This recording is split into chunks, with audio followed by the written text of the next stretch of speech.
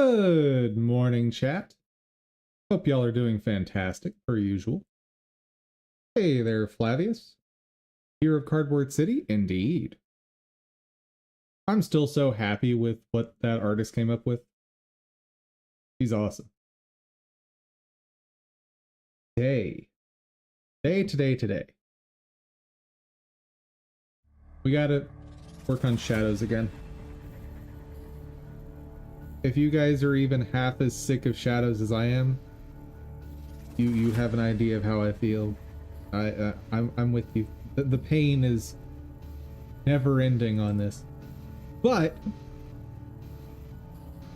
I realized something over the weekend, or my weekend. There's a problem. Problem is, the way I'm doing this right now, I'm creating a viewport per entity. Well, viewport per entity would mean that at scale, the full game running, we'd have hundreds of viewports, which is the equivalent, roughly, of rendering hundreds of screens. So unless I want my only users to be people that work at NASA, current approach doesn't work. But I have a solution. I don't like the solution, but I know it'll work. It's simple. It's just uglier than I would have liked. Anywho, before we jump into that, do our dailies.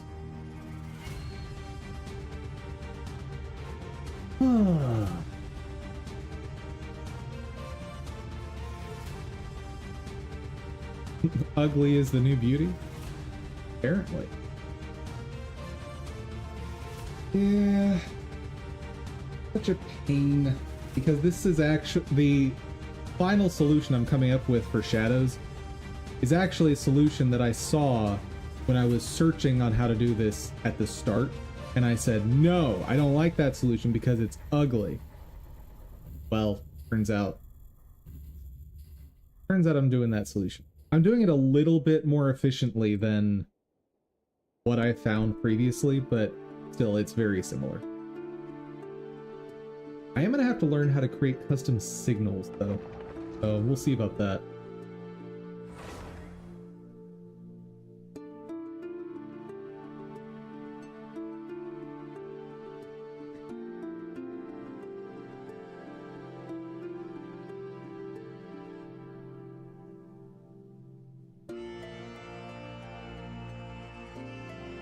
So what have you been up to, Flavius?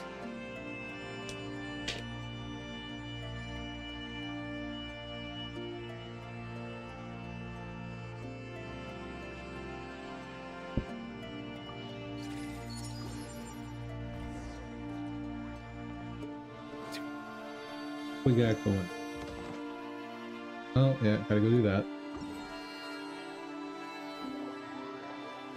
Pixel art, Warframe, and daily job. Nice.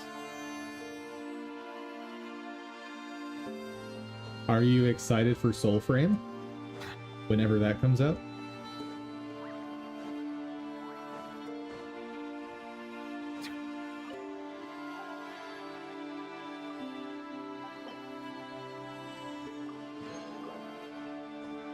I know I am.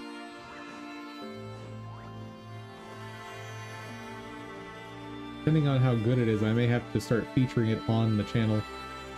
What's Soulframe? It's a new game being made by the same devs as Warframe. And it's medieval fantasy. So I'm very, very happy.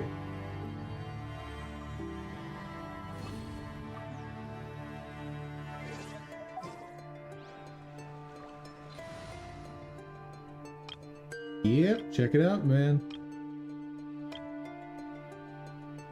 Because I adore the gameplay in Warframe. I'm just not too big on like sci-fi techno stuff. But to take that gameplay and apply it or theoretically that gameplay, and apply it to medieval fantasy, oh, that is my jam. Someone needs assistance. Ad Astra. Thank you for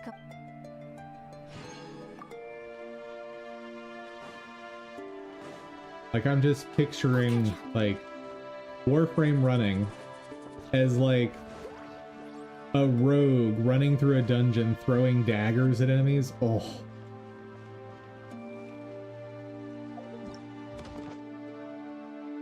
Oh. Guess we're done. I still have 2 more days to claim on this, but... Ooh. Let's see... Like 5 minutes. What other Genshin-y things can I do before we get into...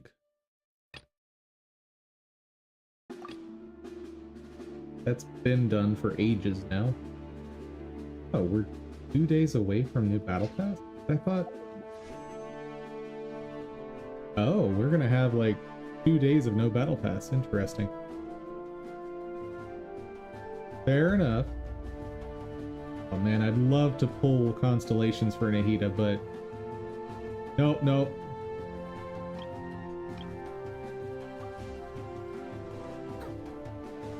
Gotta save for new characters. Because we've got at least 1 new 5-star coming every single version now. So, ooh. I guess I can run some domains real quick. Oh wait, how are we on this stuff? 15 days away. 15 hours away. Okay.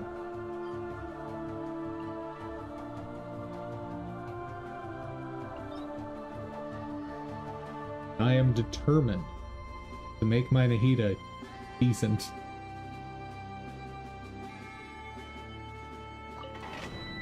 We will find new artifacts.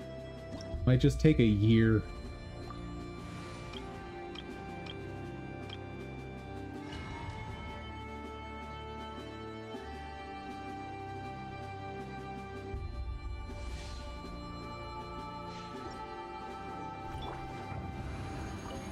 Water, Whirl, Salonin, and Laser. Easy peasy.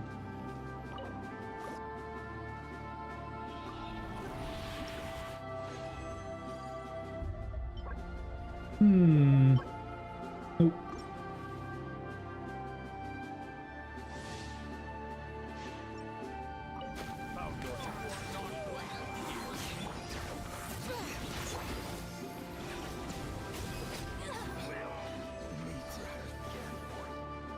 Gotta love that damage.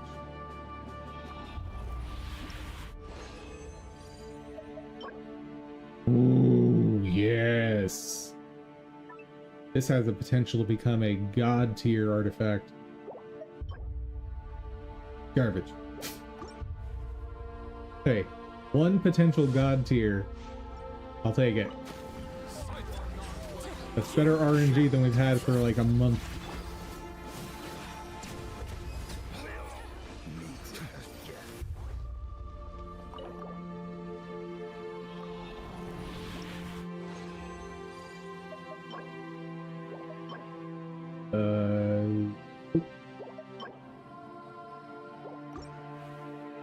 Two more chances, game.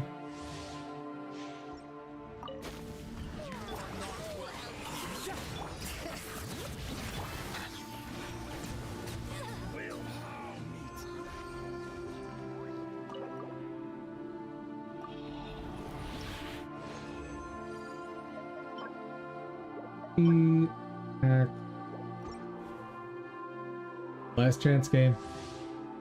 Be something else good.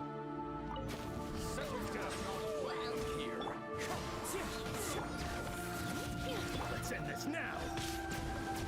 We'll meet again.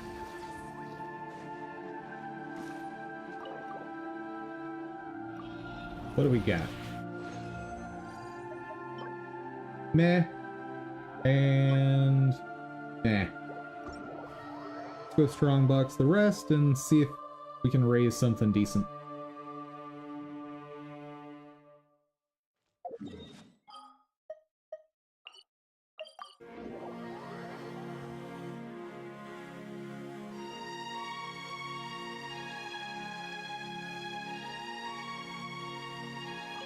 asterisk. That's not what I want.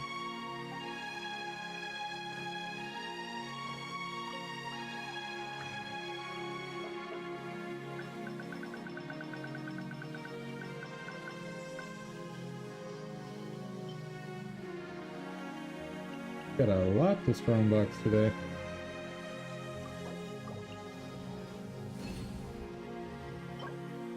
Hydro, energy recharge, flat HP. Eh. Cryo, no crits. One crit. Crit. Attack. HP. HP. Crits. One crit, but 4 stat. Okay. Here's a maybe.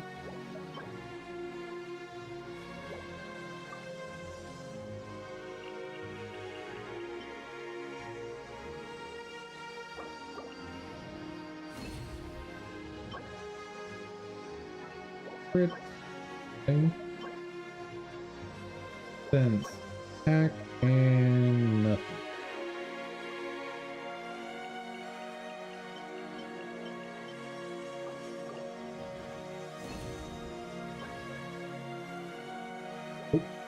And last go.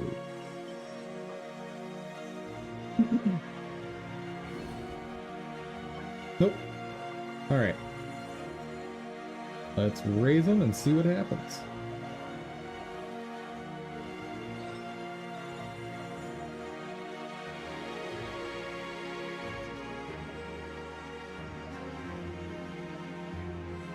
Was it holding anything?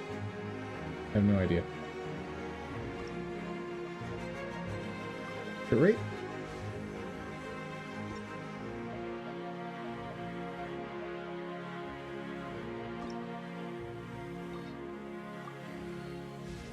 No! Don't you dare.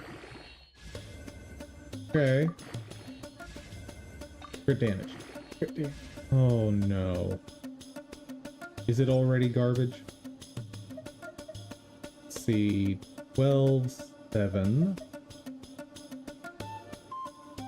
Already garbage. Poop! That's a... Next up. Got another one that could be amazing.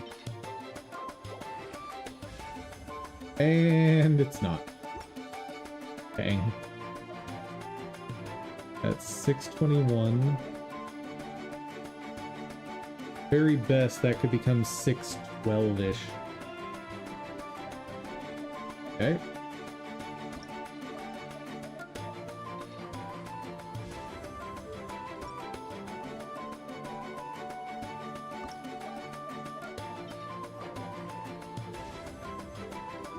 Give me those double crit lines.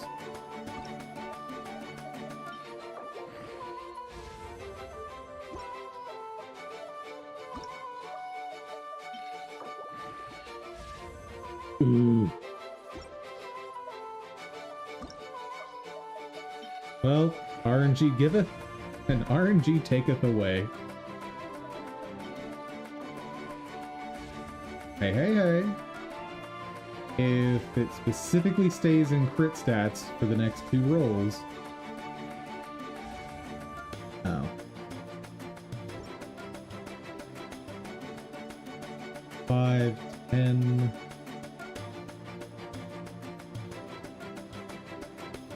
Yeah, not worth it.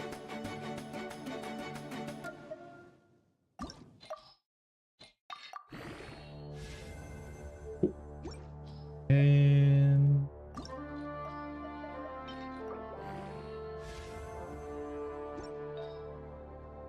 I don't think we're getting anything today, chat.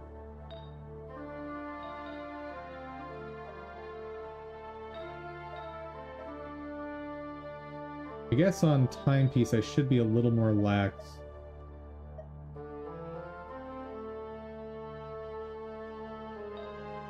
Because I do need to replace that set. For that piece, for the set bonus.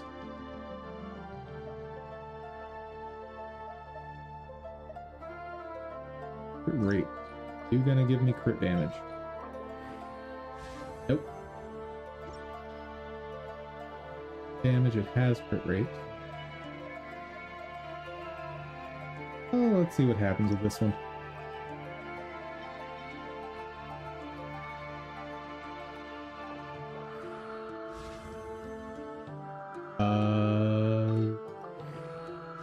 Garbage. Much.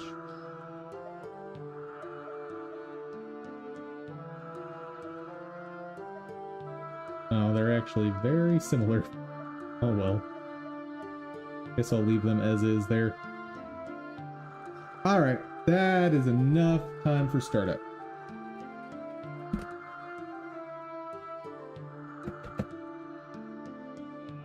Alright. One, I don't know what all the errors are about. At some point I'm going to have to try and fix all that. But...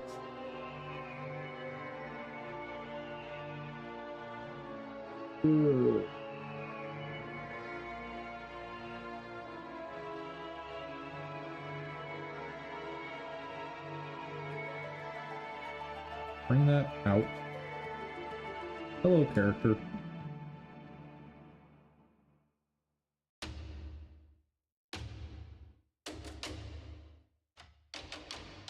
So weird. Oh well. Okay, so that camera goes. This Sprite 2D goes.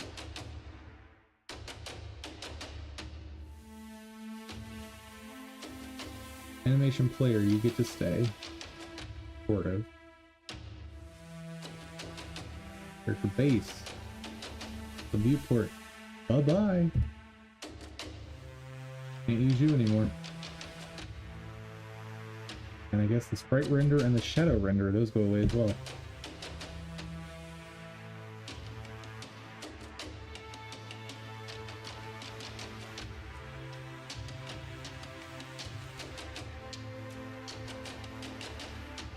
Let's see.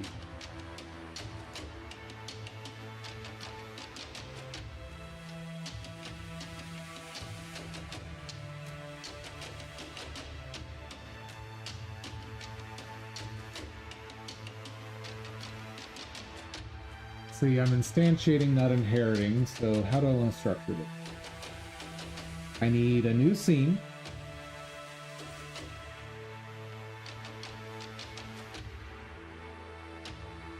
And I think I need a whole new type.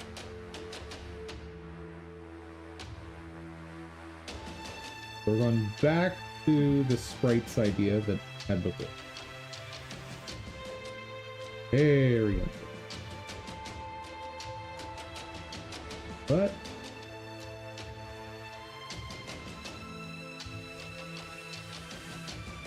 do what you gotta do.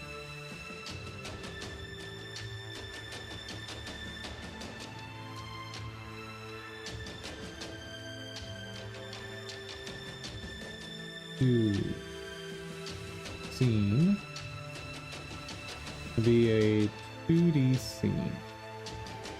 We're gonna call it Sprite Face.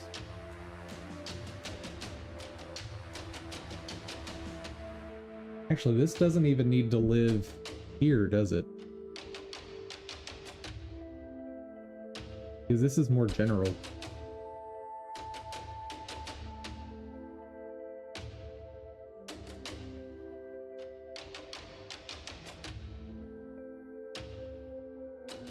Put global back.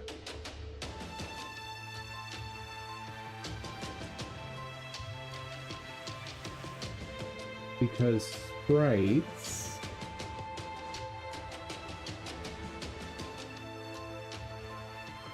this folder should stay here, but sprite base is gonna go probably in like common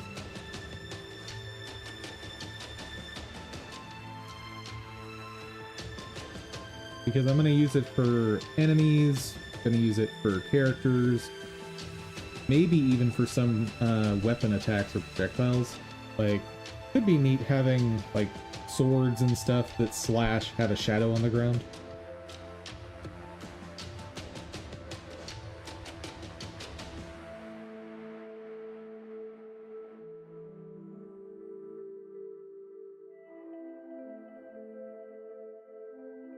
Yeah, I'll have to think about how that would get implemented.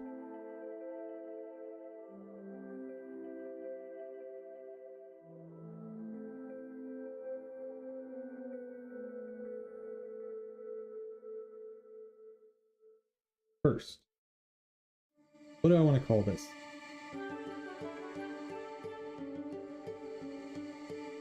Sprite with shadow is basic.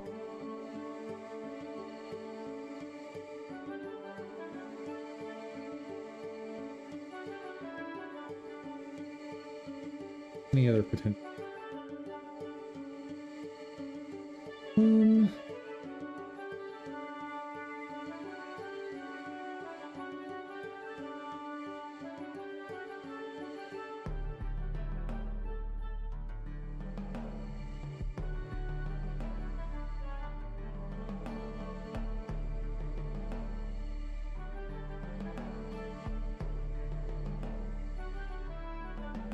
Maybe call it...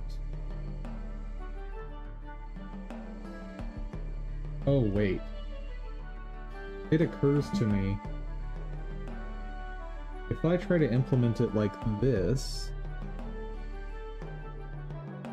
I'm not going to be able to easily edit sprite positions because they're going to be nested inside of this custom type.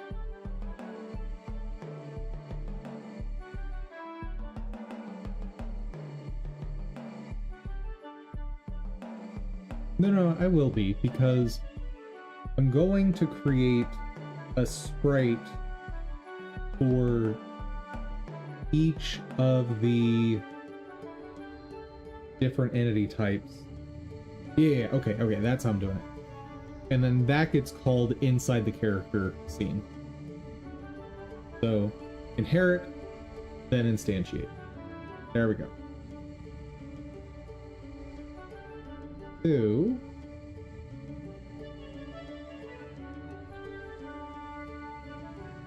Shadowed sprite.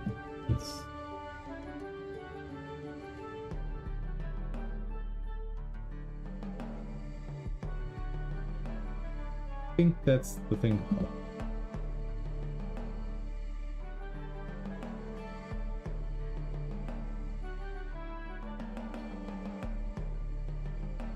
Node sprite 2D.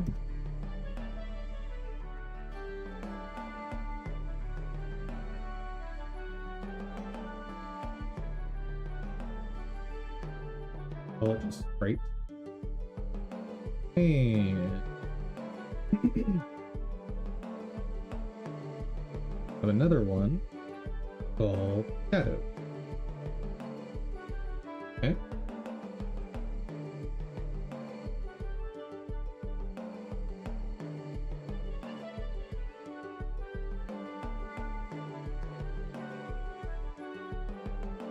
We will use... Oh, where are you? We'll use this guy to do the initial mix.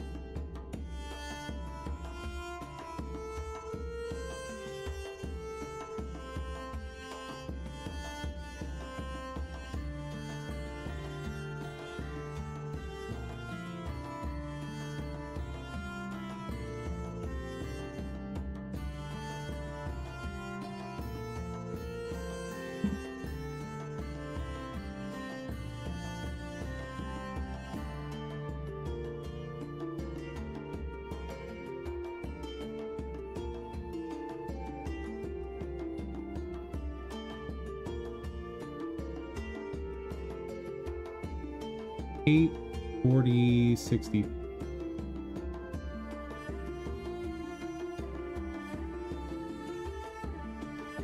That's fine.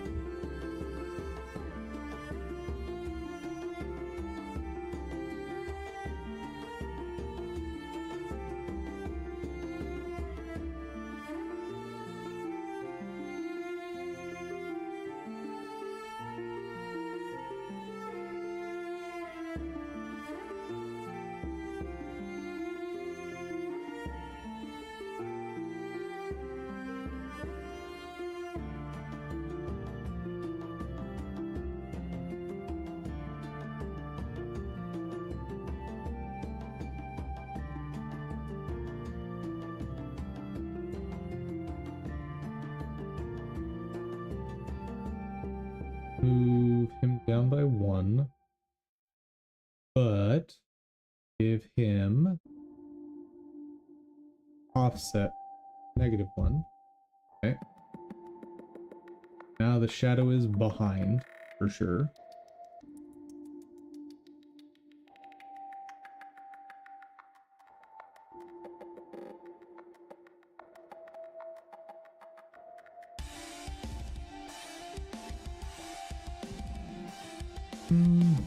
Could even more squish.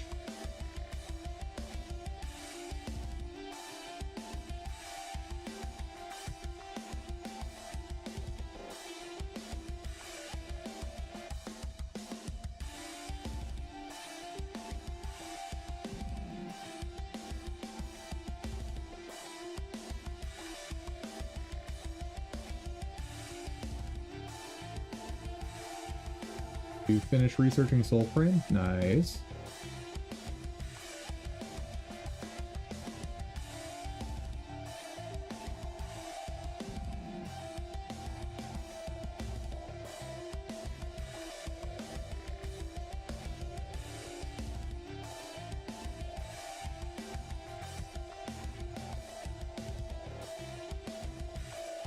Oh wait, I don't want to move him around like that.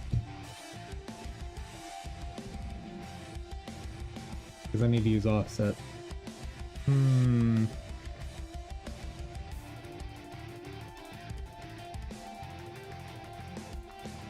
Oh, also, before I forget.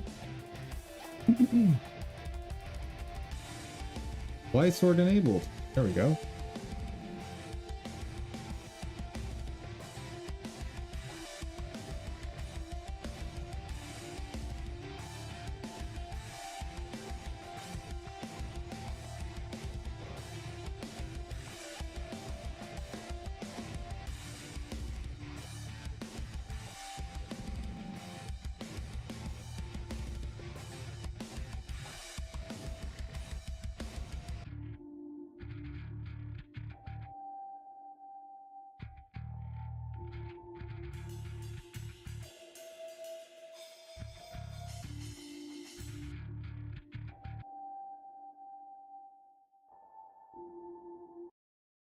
I need to move the animation player over here as well.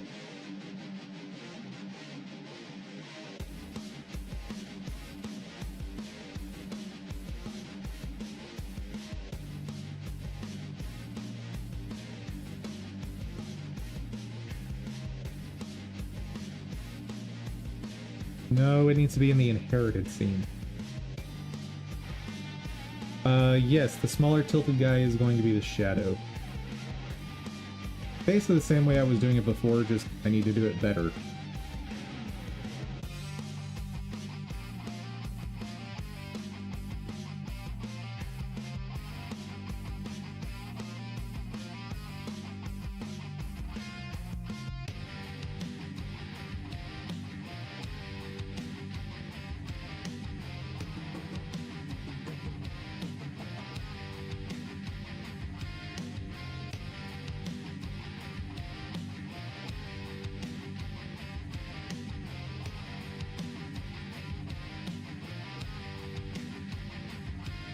Wish there were a way to like anchor by the center bottom, but sprites don't have anchoring like painters do for controls.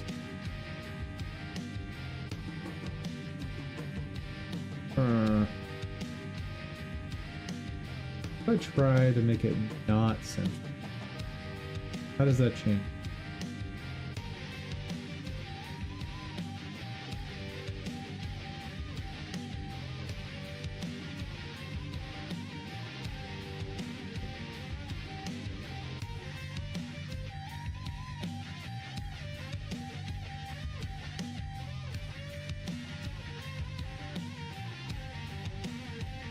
Oh, that is so much worse.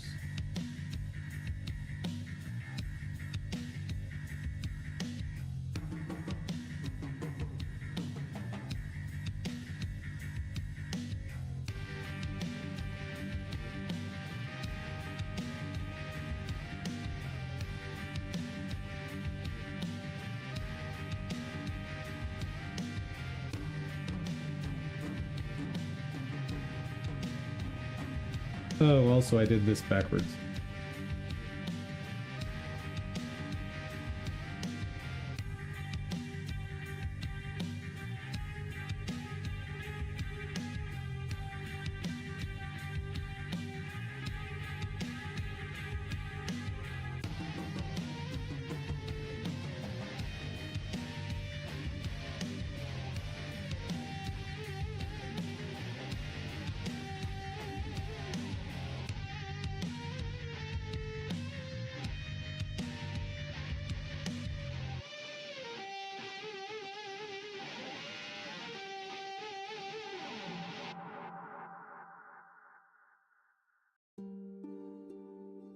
There we go. About as clean as that's gonna get.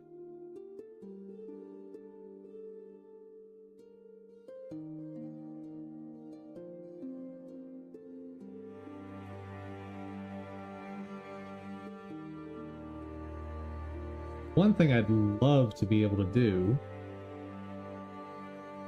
is tilt this while picking a specific point for the skew to rotate around.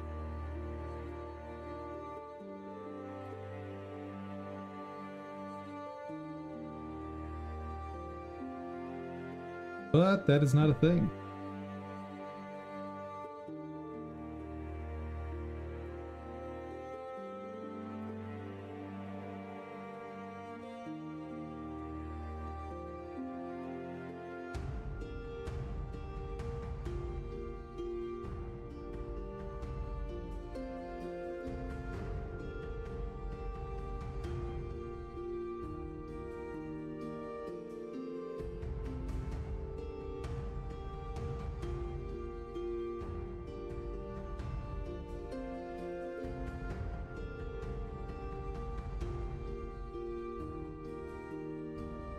If true, texture is cut from a larger atlas.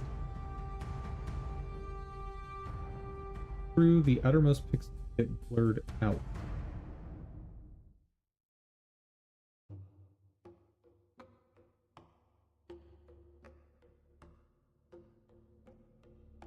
Think.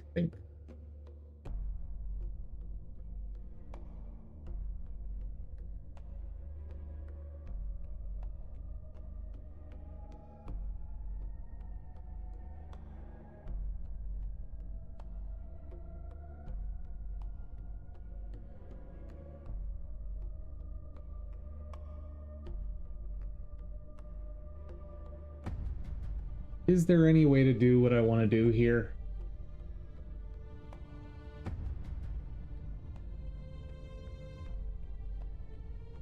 Like, is there some type of math I could use to get the result I want? Go ahead and save where we are. In case I do something stupid, I can just close and reopen.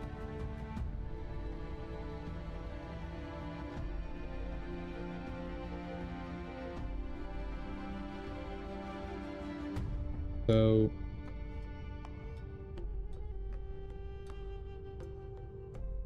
skew is being applied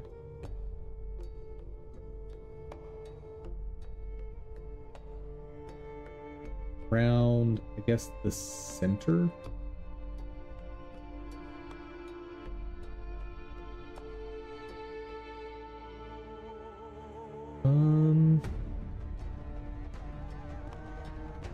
Wait a second.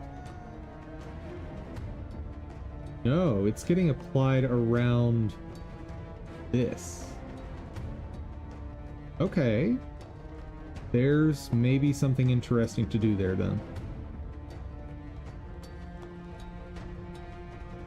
Hold on.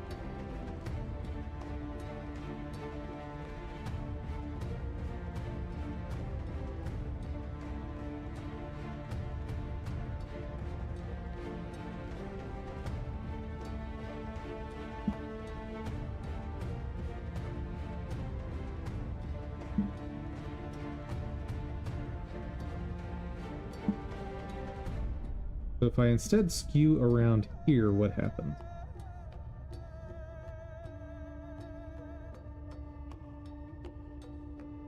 Oh, if I can get the position just right, there's something here.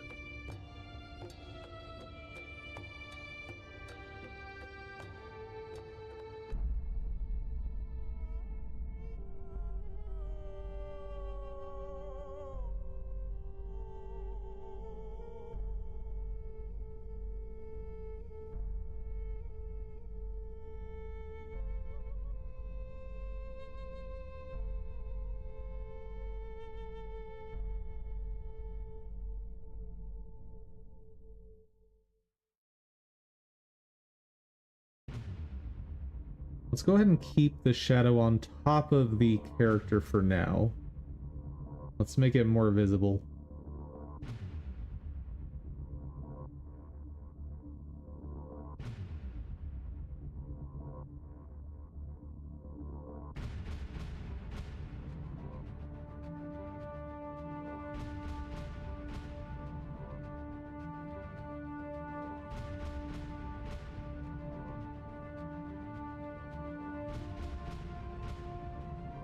So in order to get the position right, what do I need to do?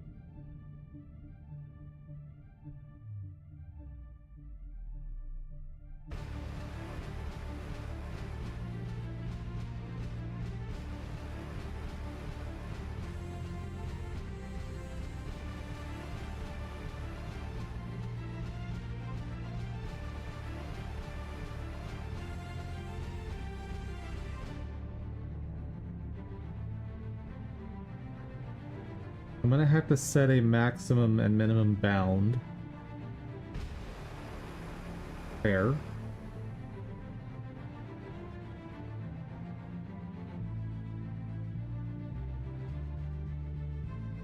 Did not try affecting the scale.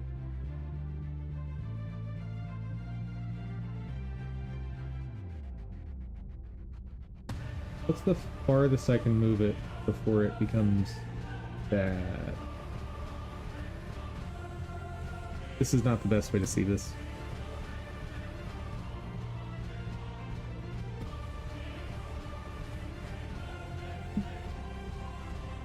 I'm trying. Ah!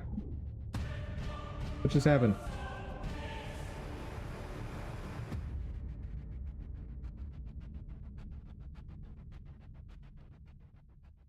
Feel transparent.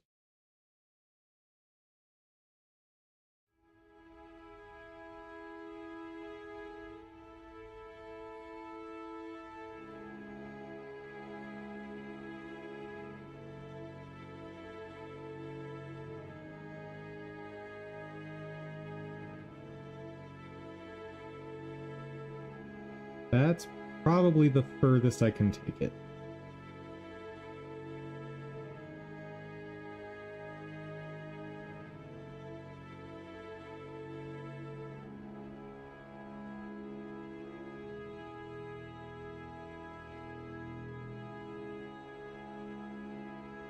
$21, call it minus 22.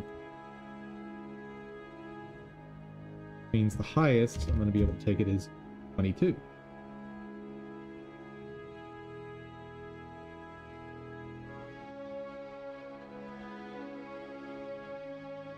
That looks awful. And I don't think there's any way to fix that.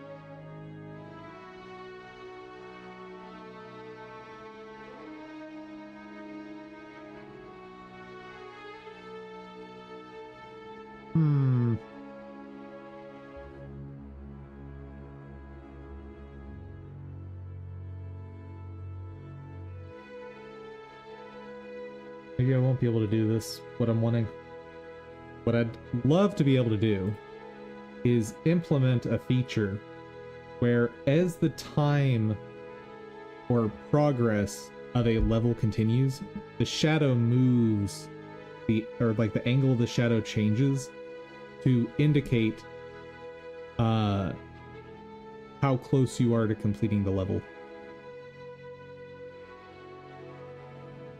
Like, level begins in morning-ish and ends in night-ish as the sun theoretically moves across the ground, forward ground. A space that the player doesn't see. Hmm.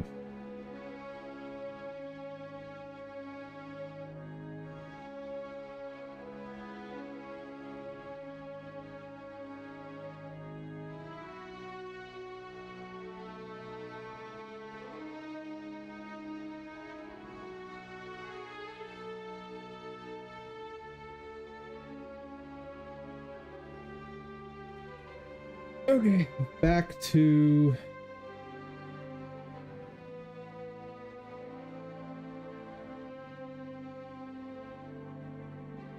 center. Maybe that was part of the issue. Hold on.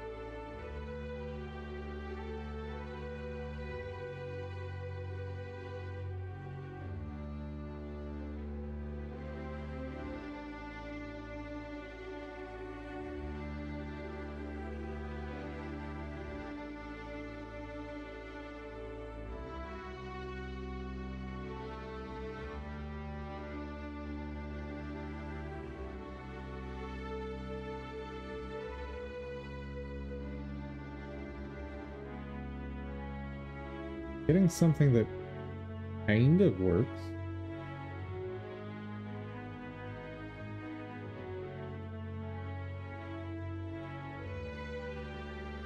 I...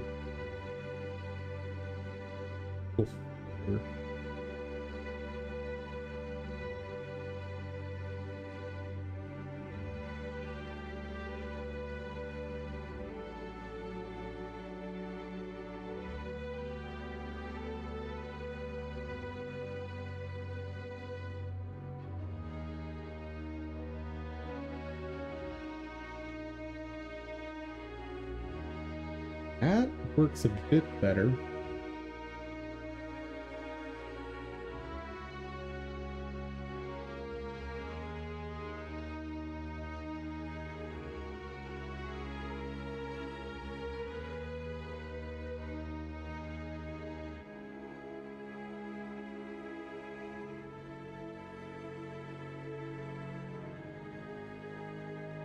I am going to have to force the ordering without Y-sort. I don't love.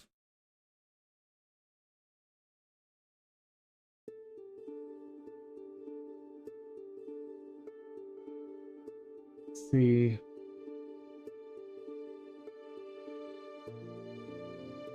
What did I put in my documentation for this?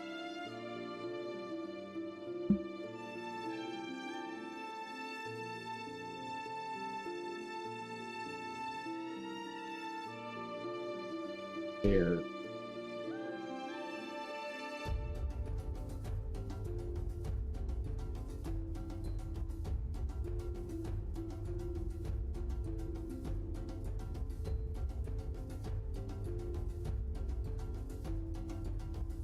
All right.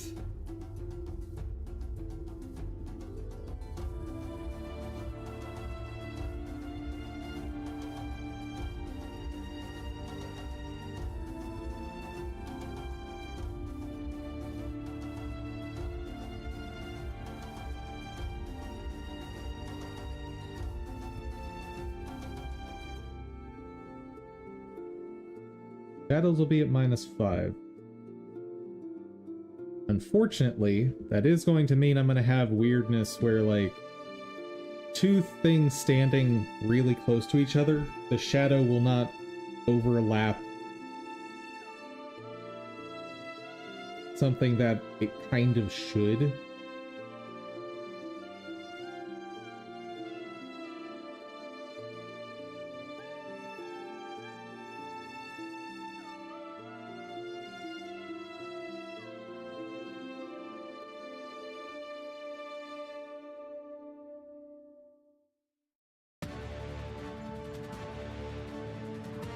Any other way to do that?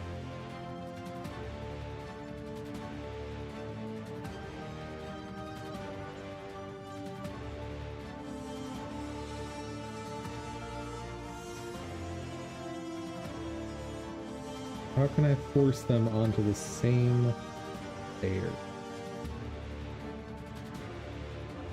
Have to adjust the sprite.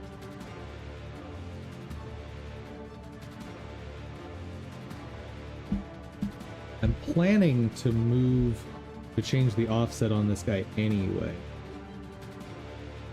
Maybe that'll magically make it work.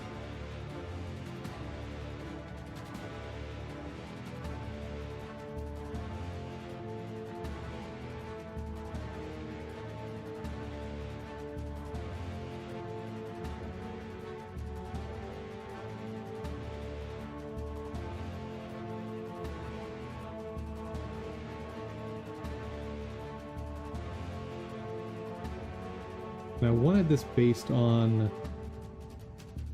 the resting.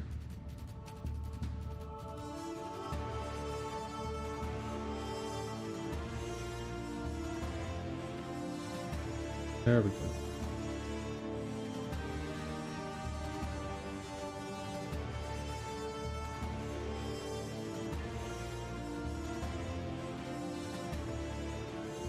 $198.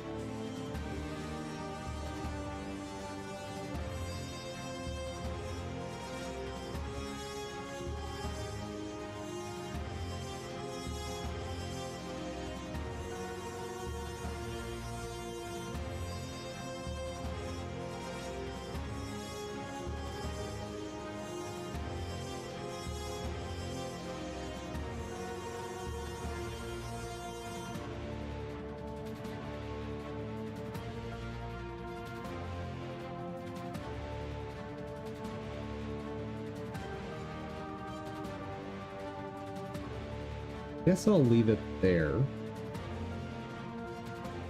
Just bring this guy up.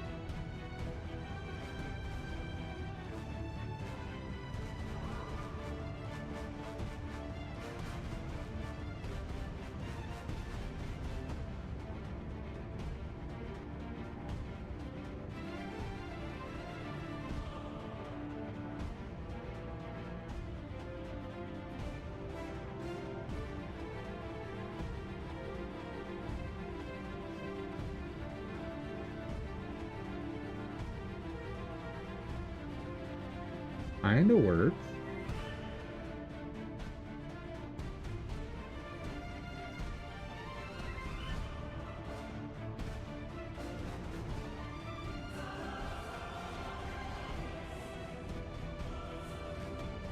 So, part of what I'm going to need to do is change the vertical scaling by some factor of this angle. Like, when he's way over here, I need that vertical scaling to be more. Oh no. Oh no.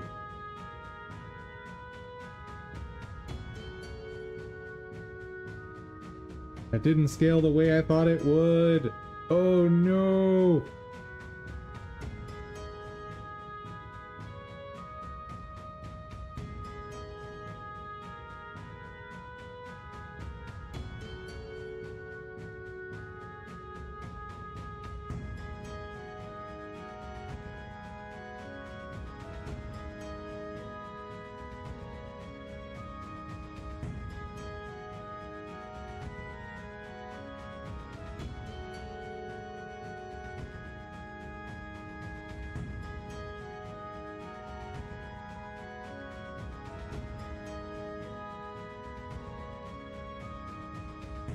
Oh, whoops.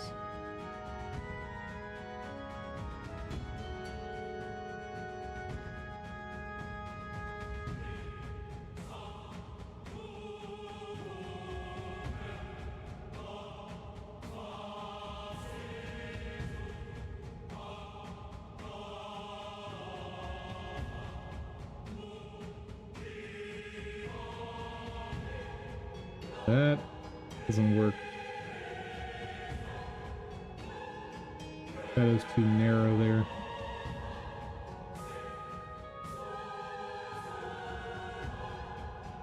I actually am curious. What happens if you skew a camera?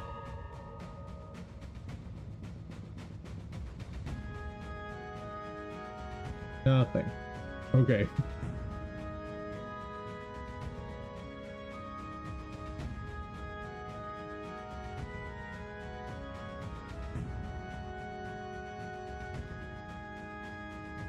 Yeah, let's try that angle.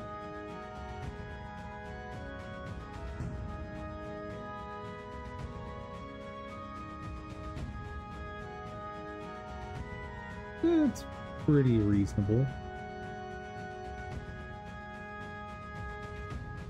I think I need to change the offset though.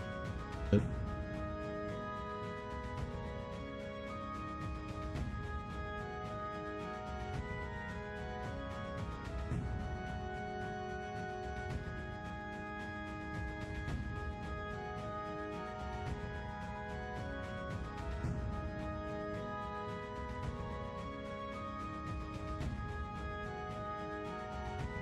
yeah, so I'm not going to touch the scaling.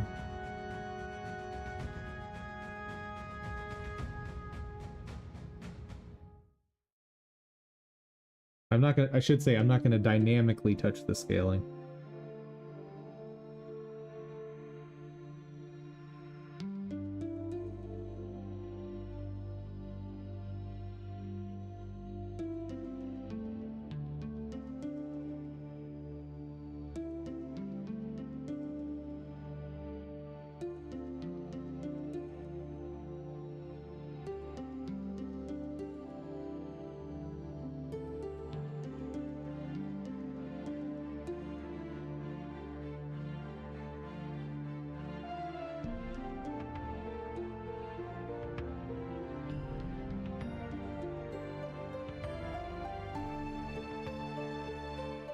That looks better.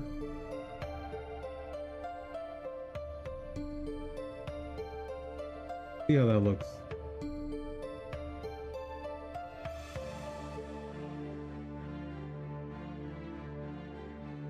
Happy with that. Okay. Minus 42. And I guess 42 are going to be our maximum. Assuming I even do that.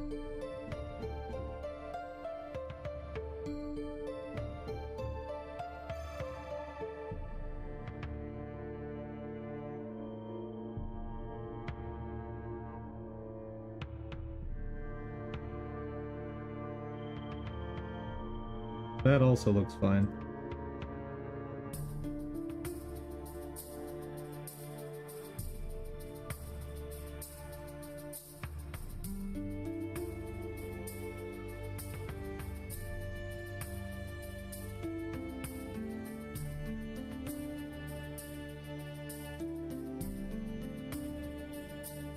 That's distorting too much.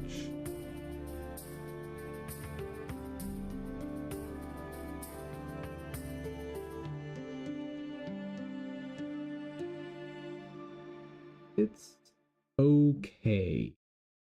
That angle. Little wonky. 48.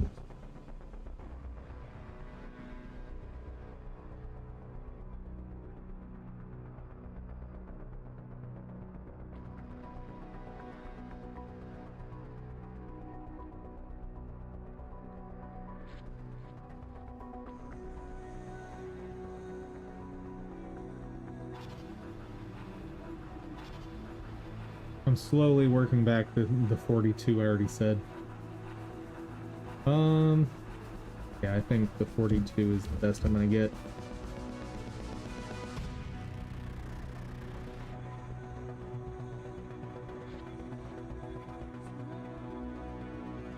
It's actually not that different from the 45 or even the 50.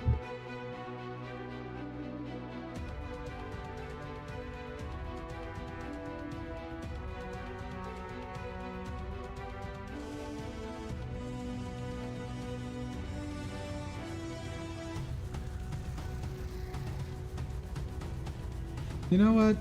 Since it's going to be animated, and I may end up applying some blur to the shadow later anyway, go with it.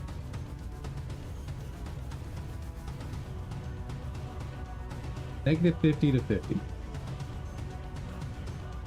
Assuming I even implement that feature. So let's make a note of it.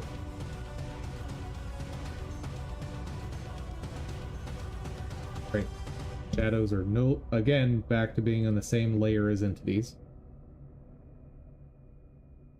If implementing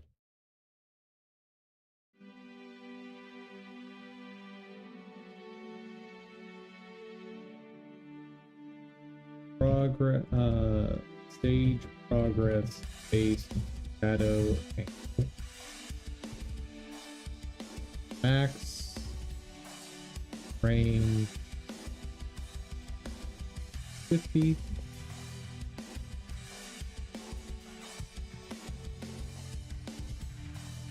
Cool.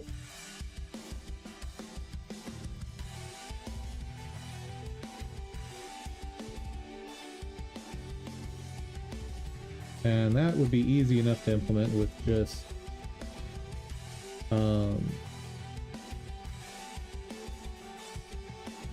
progress percent times 100 minus 50.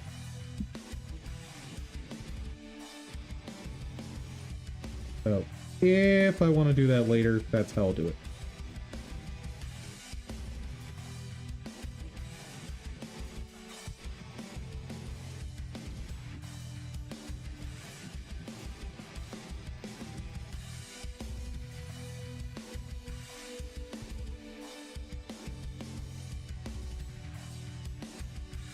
There. Anyway. All right. So, what gets to stay? The only thing that's gonna stay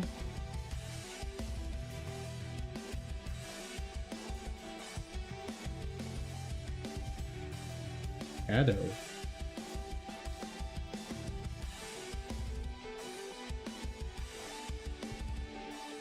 Okay. I need a script.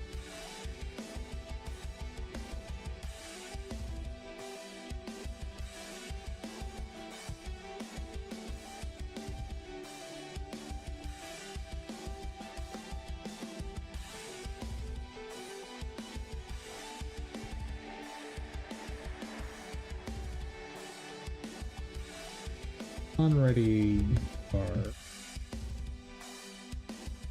great. This guy. Our shadow is this guy.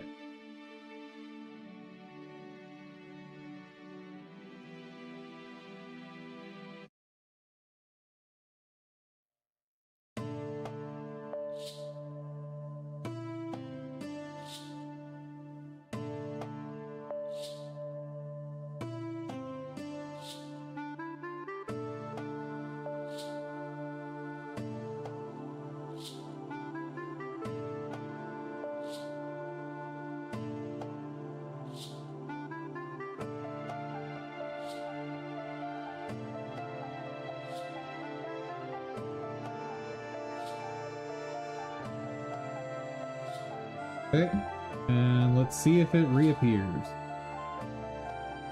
Huzzah!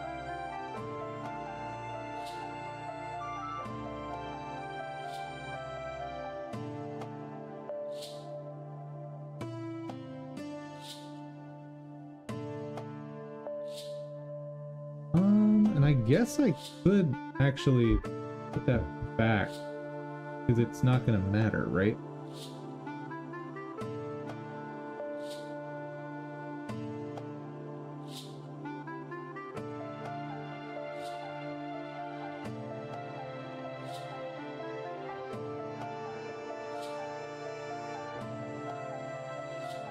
Actually, since I'm going to be creating separate scenes for each visual anyway,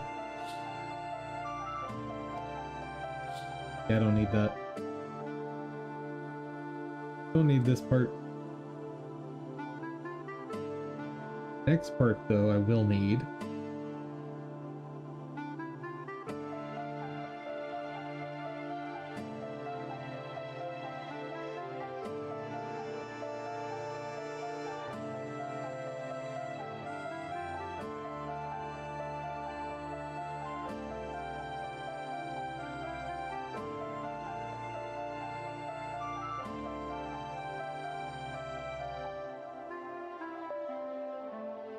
Okay, Godot, custom signal.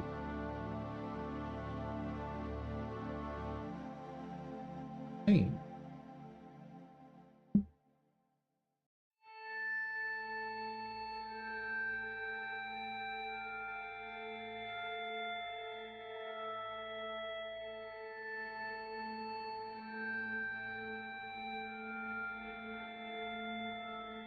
Add a setter function to the variable. There we go.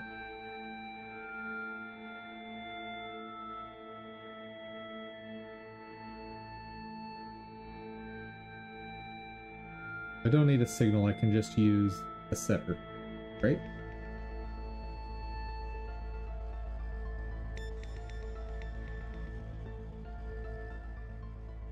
So create setter function for built-in property.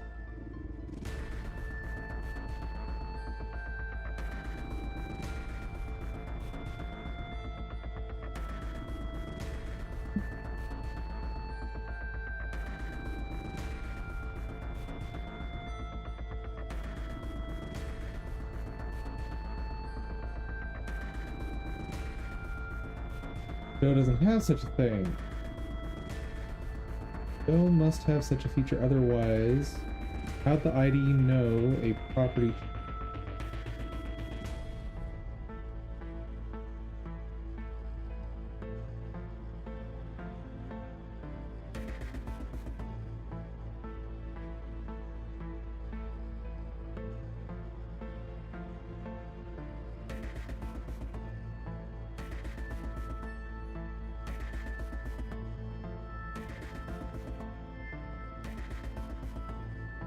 This is true. Go must have. In fact, it's what for is called set. Using this.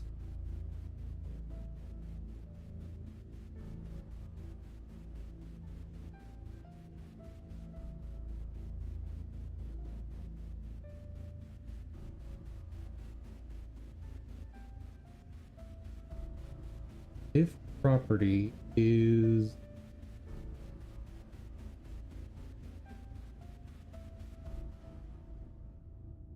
interesting.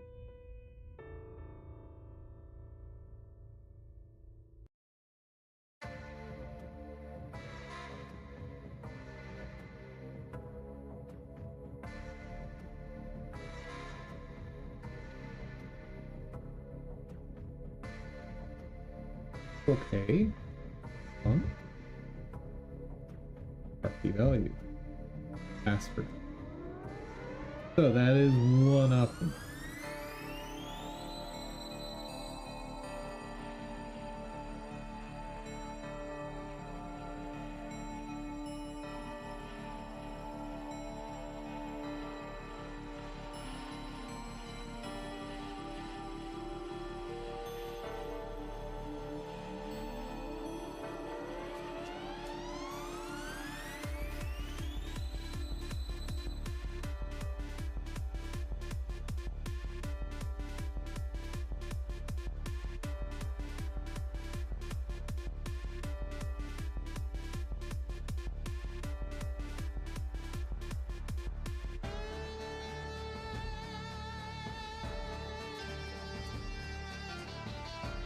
if the property is frame, then oh wait, that's not the set for this, right? That's the set for the node B.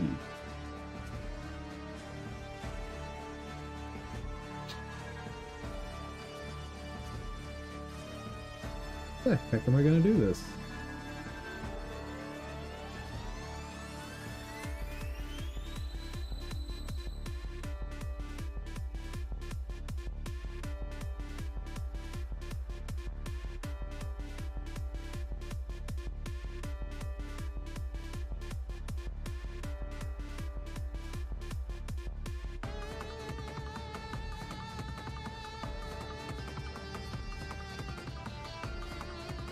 No, it's not the thing I need.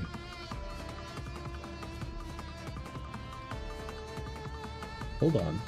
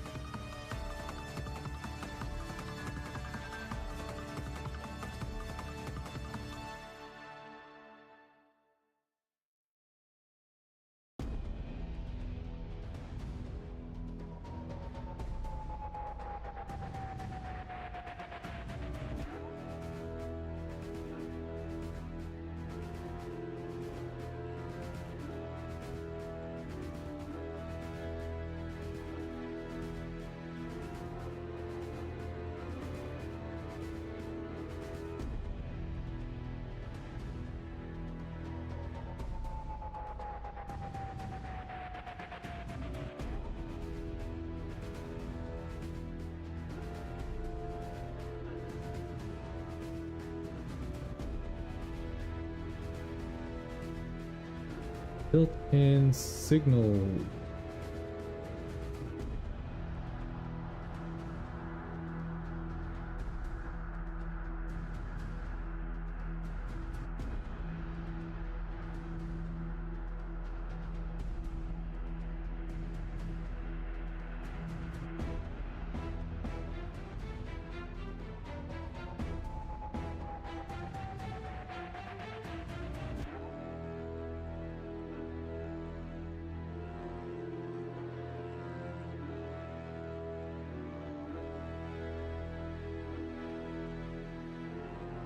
I could...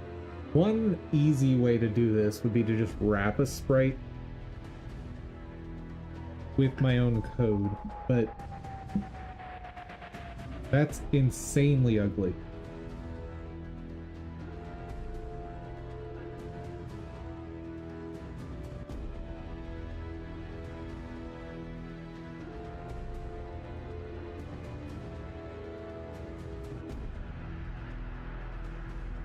Signals, fix.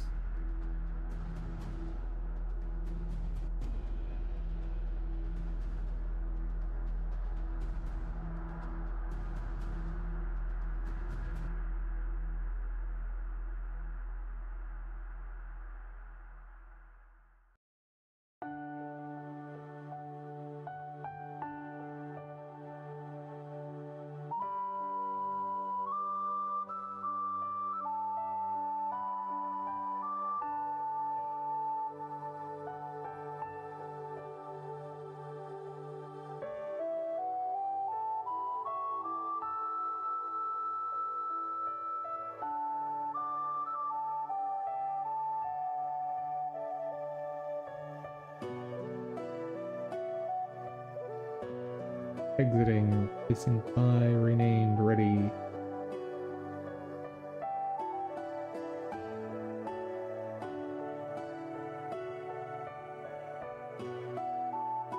Oh, frame change is a thing.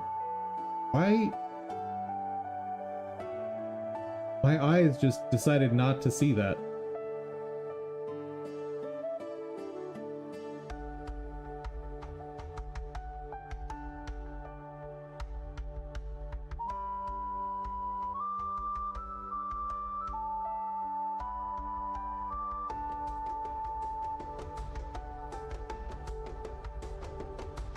Okay. Now let's test it.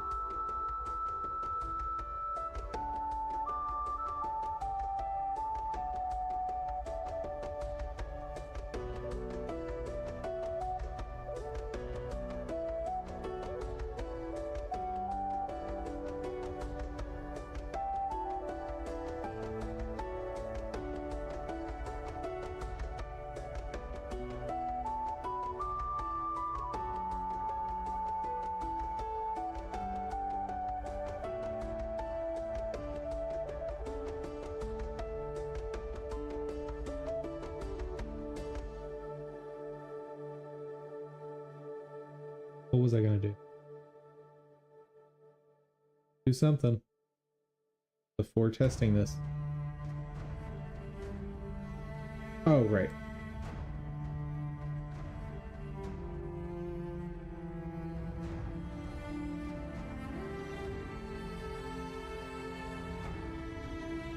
There we go. Now, how many frames a second? 8 frames a second? That should be fun. Auto start.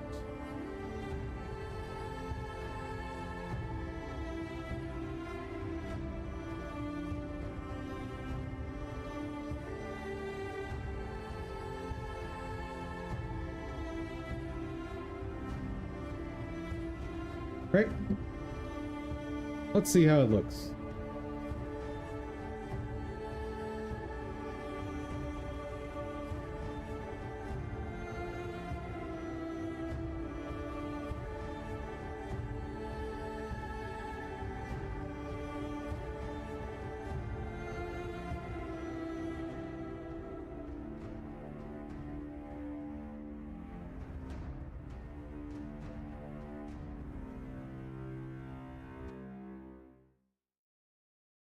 Shadows are decent.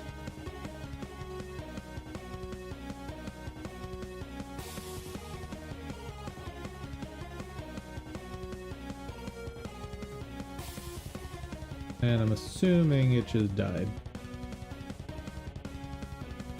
Oh yeah.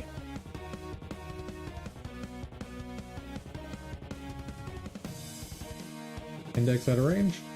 Oh yeah.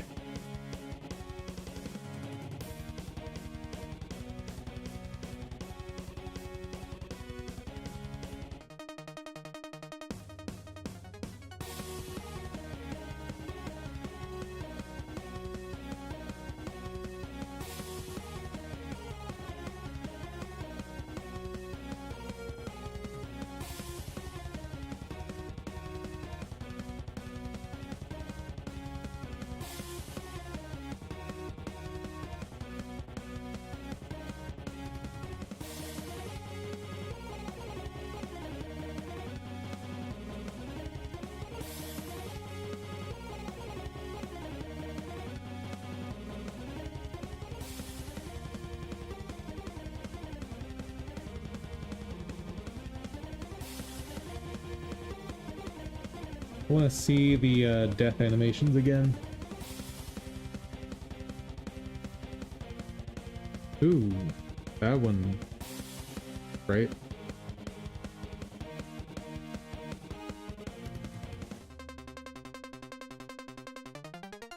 Huh.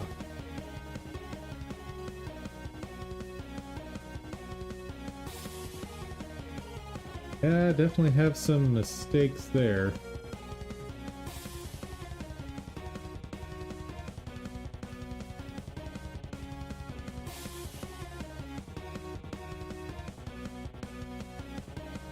Okay, so that... Oh, that's not what I wanted to do.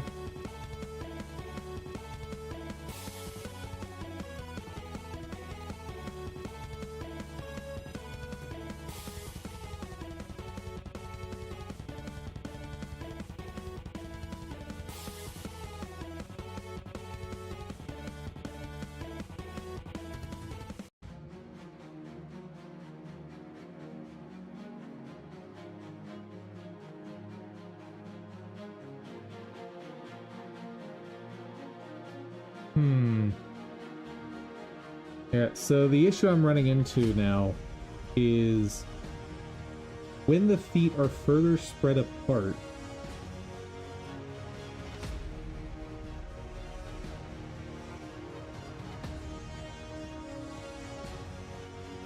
it morphs them in the wrong way. So I think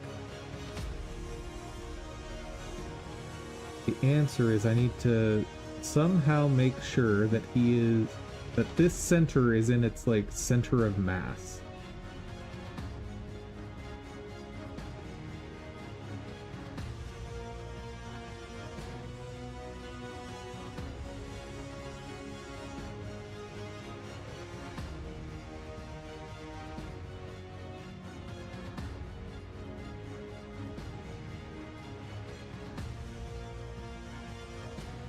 I think it would be somewhere around here.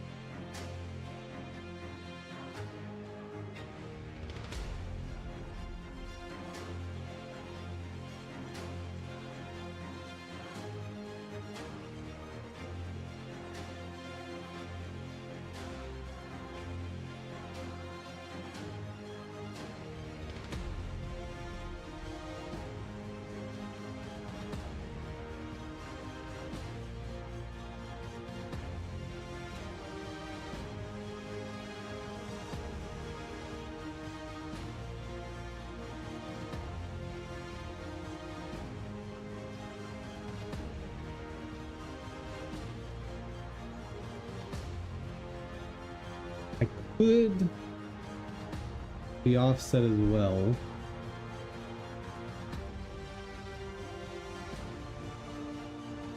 Yeah, there's something there.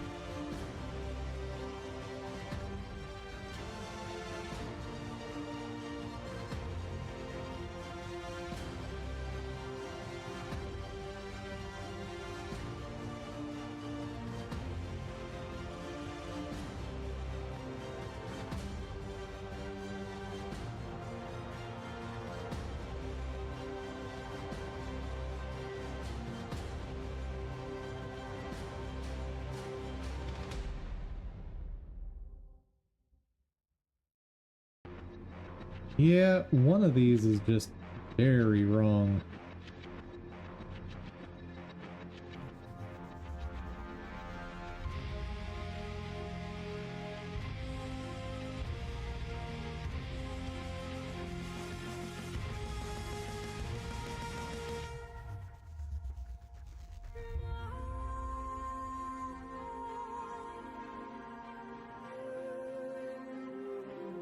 There. Huh.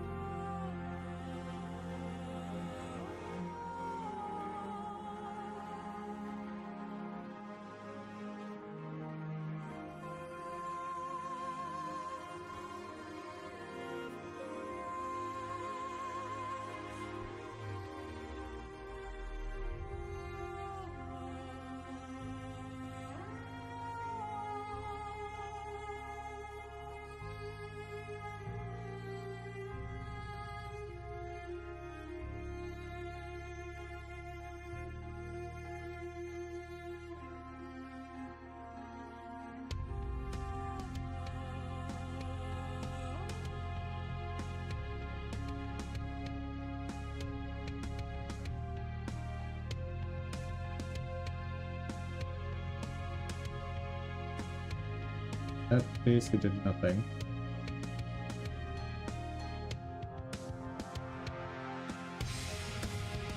Ooh.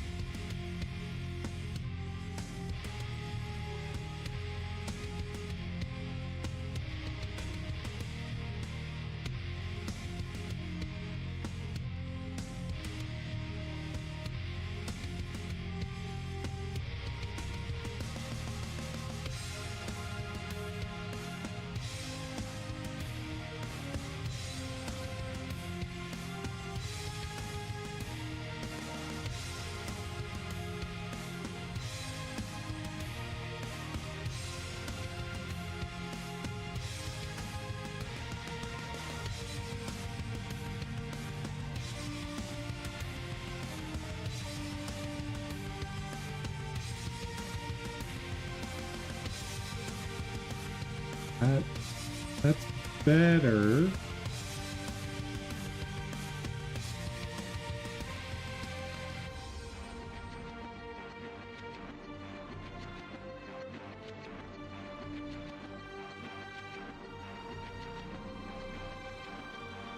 Let's see it.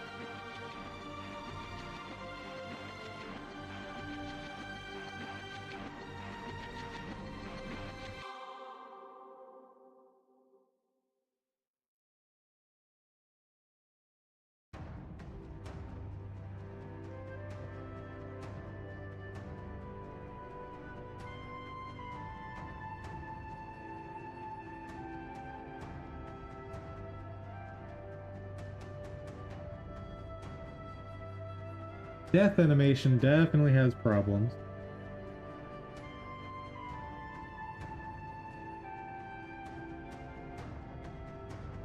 Walking, vital are perfect.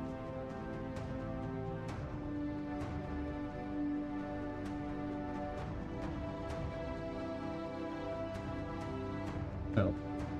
Oops.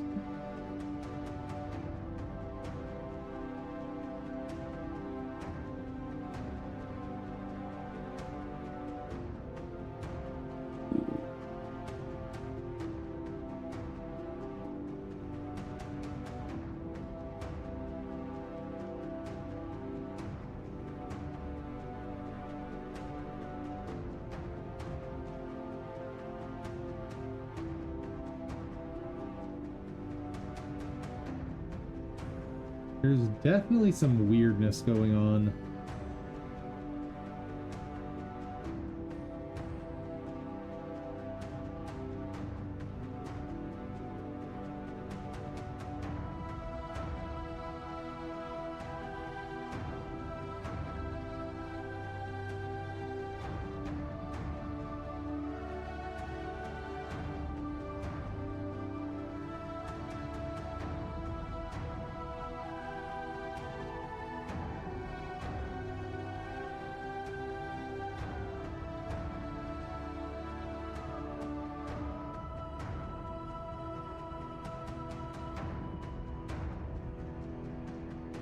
Like, that part, I don't know how to fix that.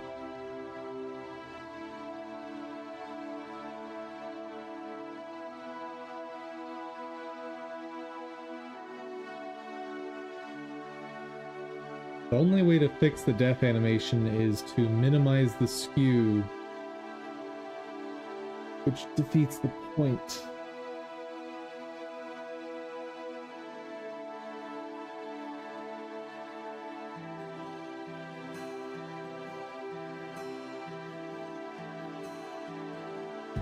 Let's save where we are. What happens if I try to base it around, like, the belt locate?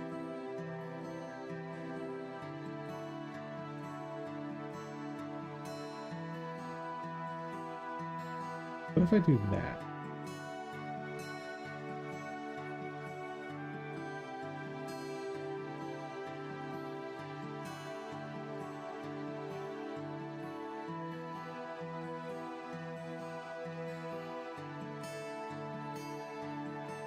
Do all kinds of fun stuff with the offset.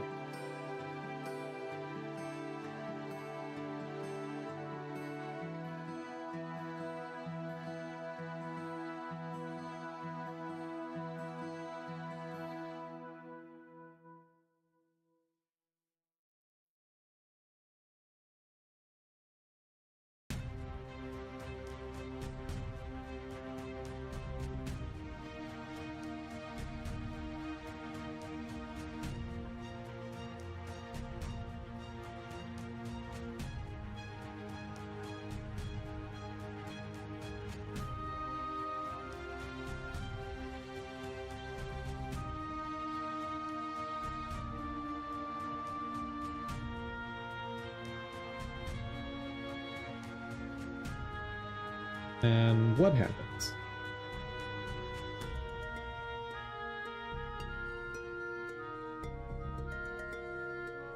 Still a little weirdness around the feet.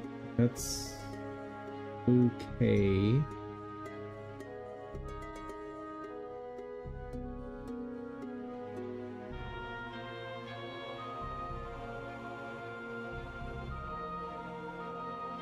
Yeah, I'm not going to be able to get the effect I want for the death animations.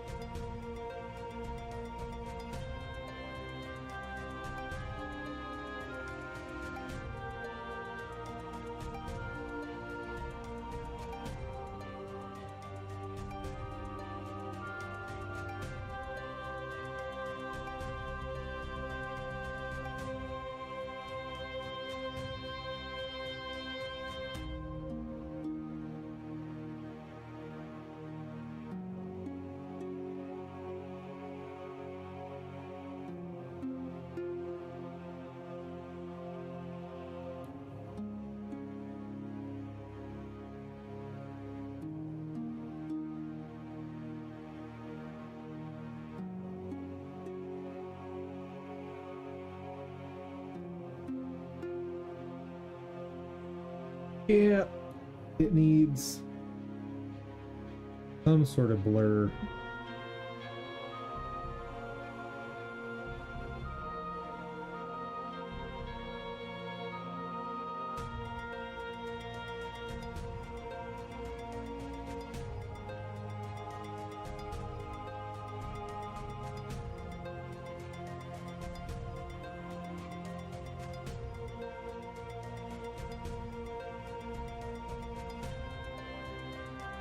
There's so much shadow on the left side for a lot of these.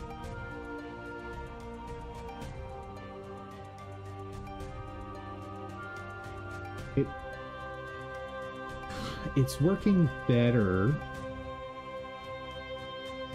sort of.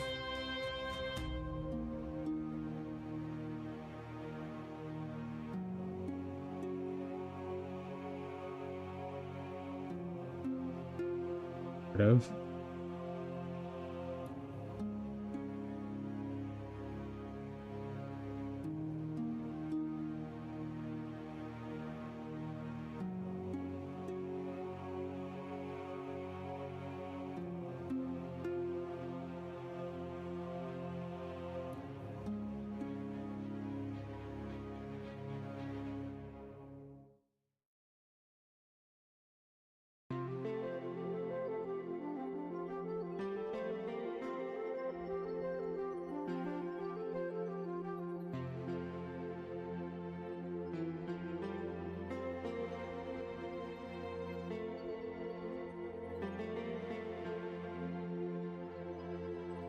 Better.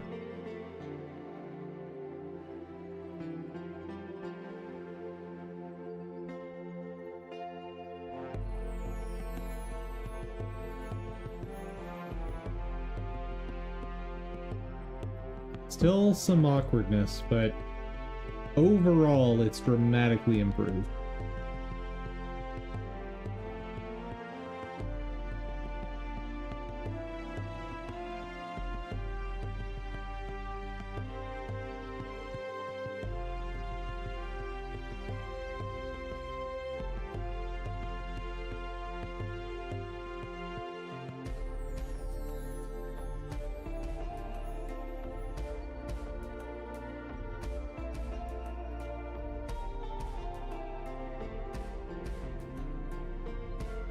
Hey there, Bam Bam. Animation is going. It's not what I'd like it to be, but it's going. How are things with you?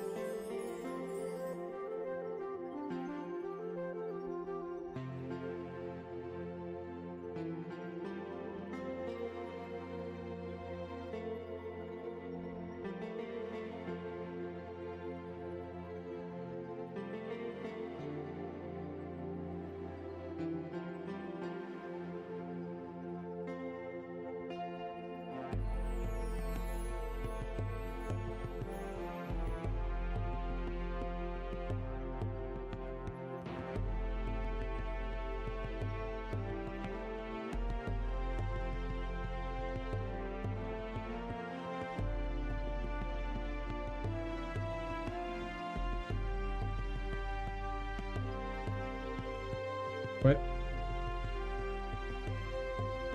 What happened to my modulate?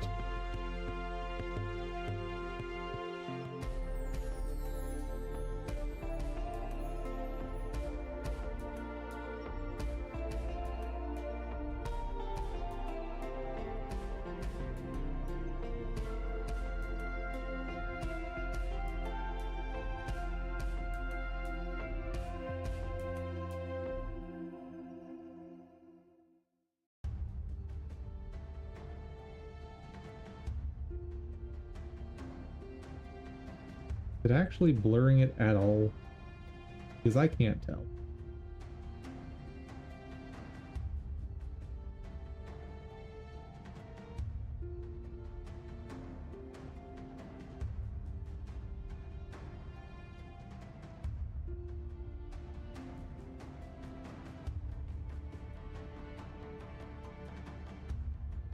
I see no blur happening. Like, I see blur inside the texture, but I don't see it bleeding outside of the texture, which is specifically what I want. Mapping the shadow using coordinates? Yes.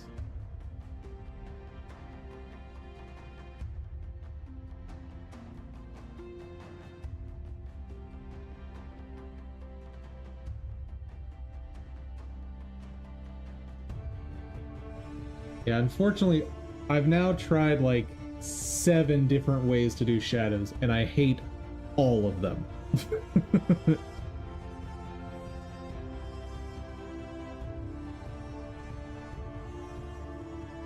This is, I think, the best one I've come up with, but I really want to be able to blur that.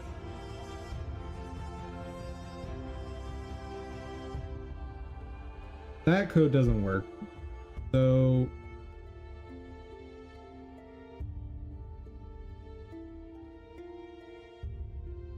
let's see.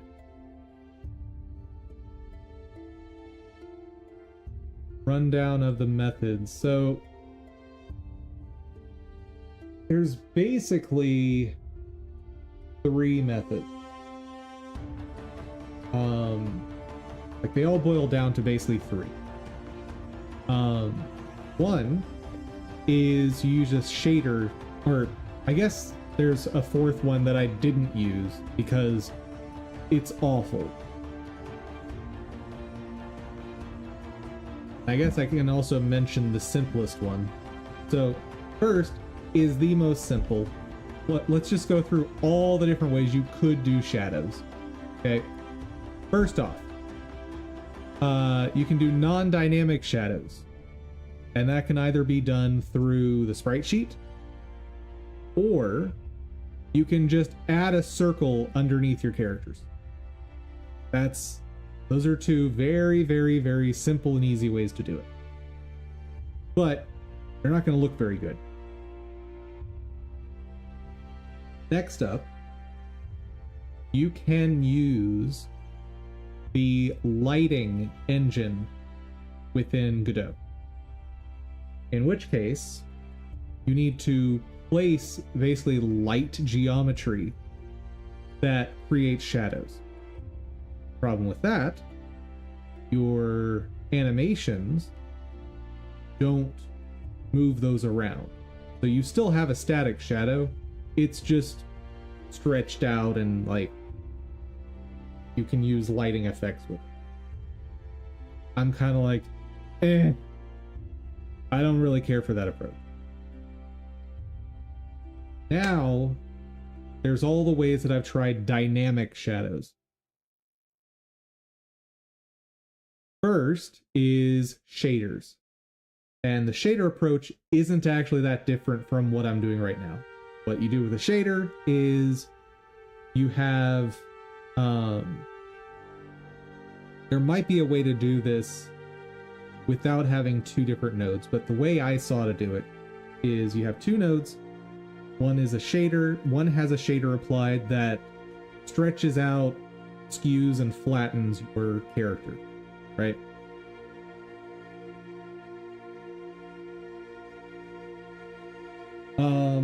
The next approach I found, and so for that one you just like layer them on top of each other, done, right? you end up with, and you still have to synchronize the movement between sprite and the shadow using code.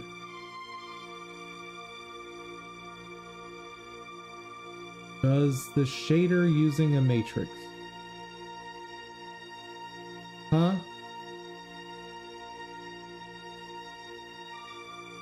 I don't understand.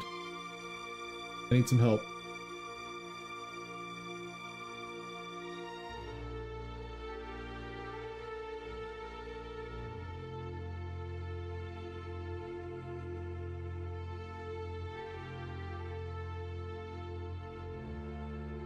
Sorry, do you need to implement a matrix while using shader, or just shader? I don't know what you would do with a matrix in a shader. So no. So next approach is the one I was the most proud of, but also destroys your performance. What I was able to do is create a sub viewport and then place the sprite inside the sub viewport. Right? And then the sprite that's in the sub viewport, you animate that thing. Meanwhile, outside of that, you create two sprite 2Ds. And each one of those, you make a what's called a viewport texture. And all that does is show what's inside the sub viewport. You make two of them, you arrange them right, and now all you're doing is animating the one sprite, and these just inherit it, right? You still have the positioning problems, but now if you try to apply this to a game, this creates a new viewport per entity. So like, I want to have hundreds of enemies on screen. That's going to mean hundreds of viewports, and you need a supercomputer in order to play the game. So that one's out. Finally, the approach I'm doing right now, where I have two sprites, layer them, and then just have, when one has a frame change, propagate that change to the other one. So like, whenever the sprite has a change, the shadow is going to have it propagated through this code here.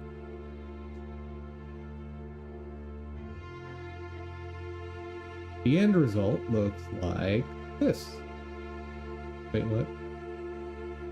No, don't worry about it.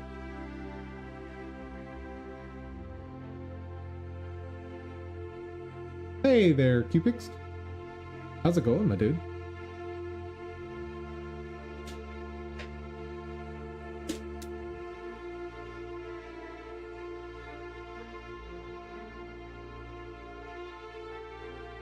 Now, obviously,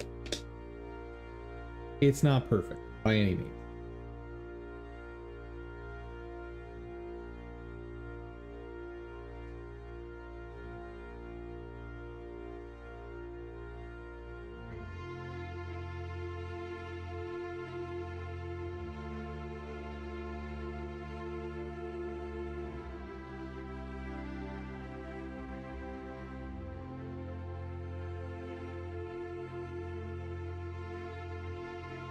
Hold on, I might be able to make a shader for what I want to do on my own.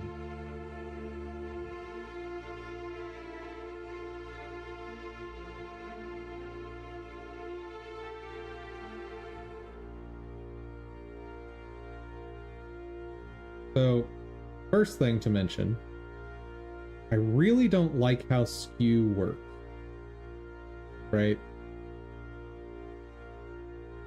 Like, this whole distortion just bleh, right?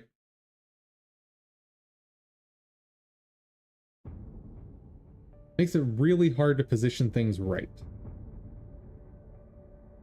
Well, the skew origin being off, the problem is I need a different skew origin per frame, right? Which means reposition everything every single frame, at which point I might as well just bake it into the sprite sheet, right?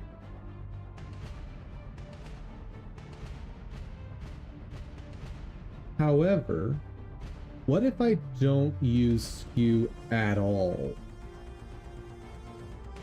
What if instead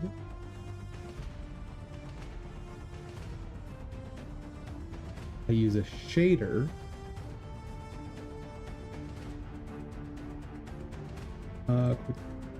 what shader do I want to destroy and repurpose?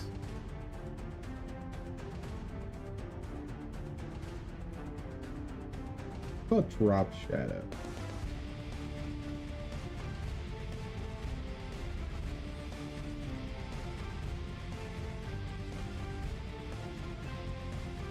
Oh yeah, this one had all kinds of weirdness going on.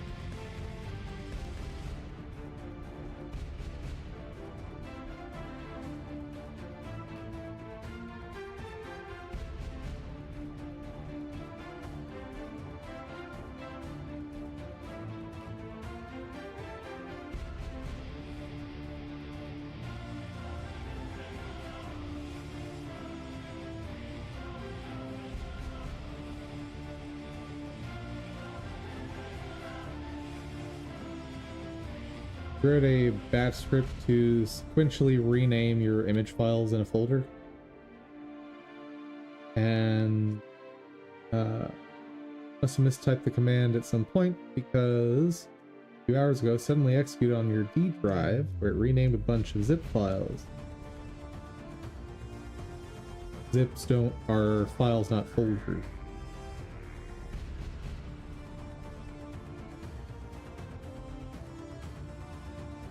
Yikes. That's rough.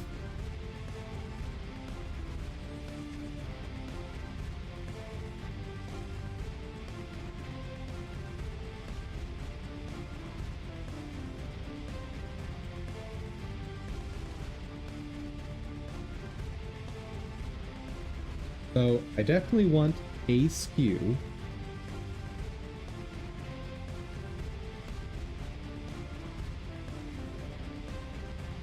And what I want to do here,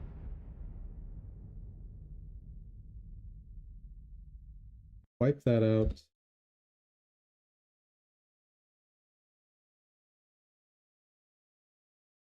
Don't want any of that.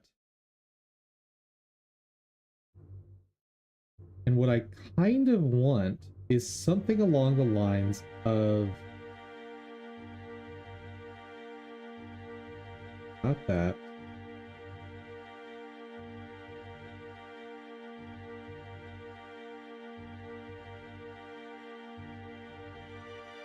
I don't want that.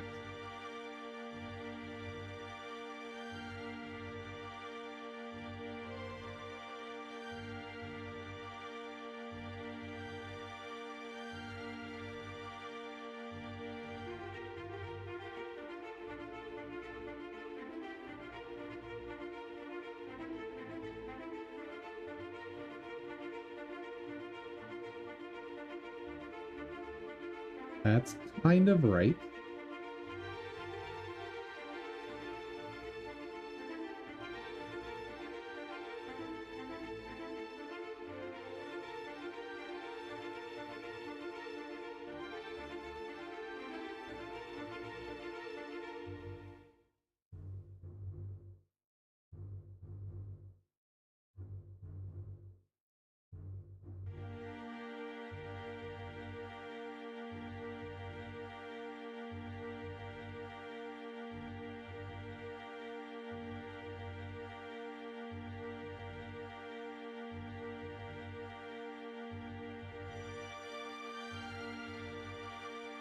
Now I need a way to set where the origin point is.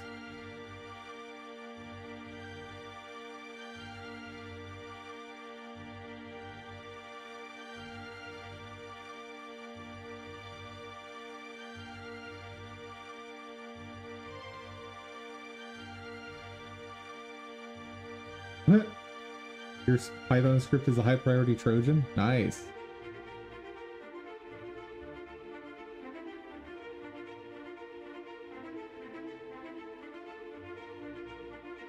I mean, you wrote it, right? So you should know if it's a virus or not, right?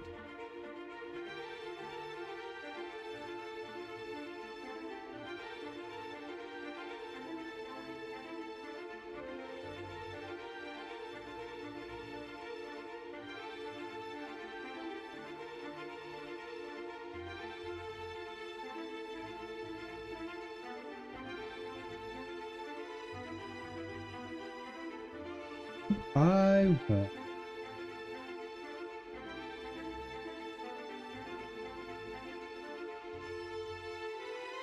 Why offset that?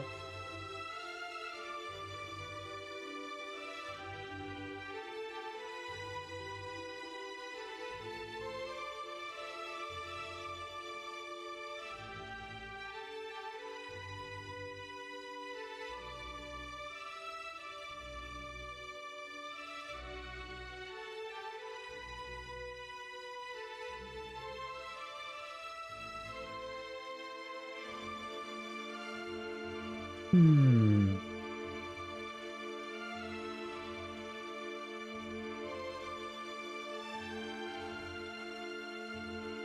Just call it X offset.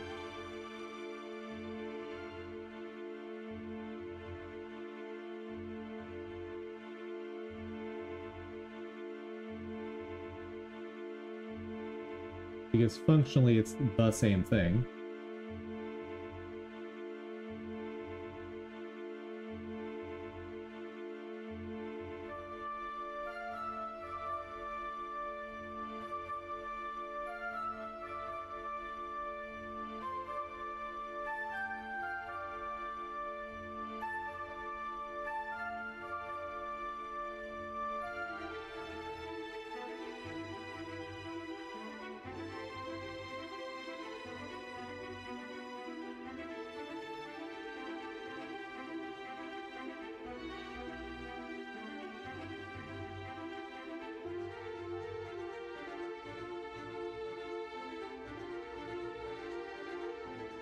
Come to think of it, I guess it doesn't actually matter where this does it.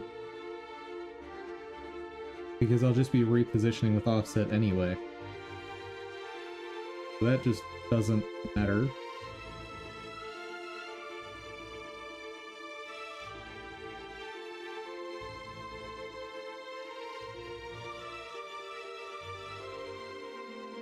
Okay.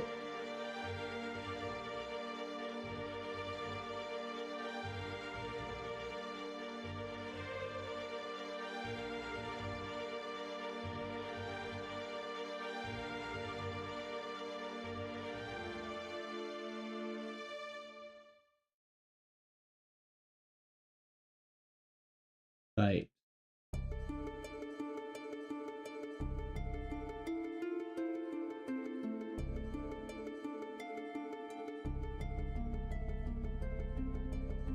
Wait a second.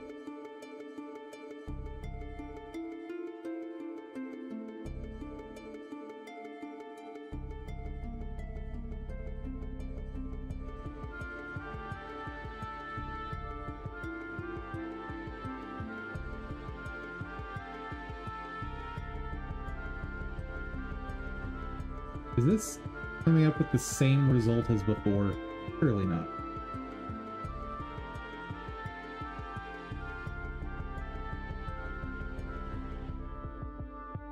Looks like it's having the same problems as before.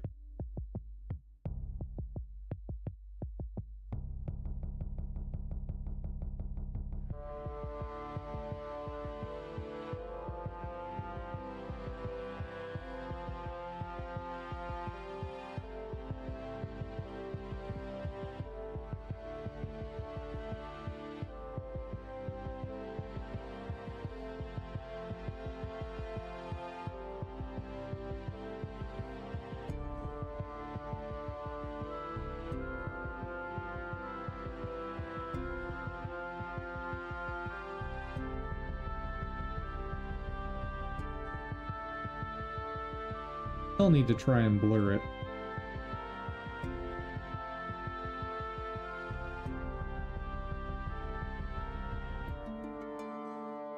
Or float, level of detail, int, range.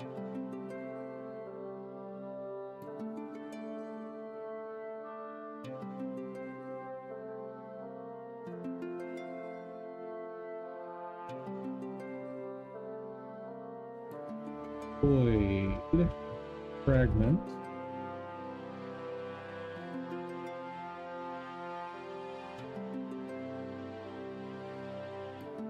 Color. Text.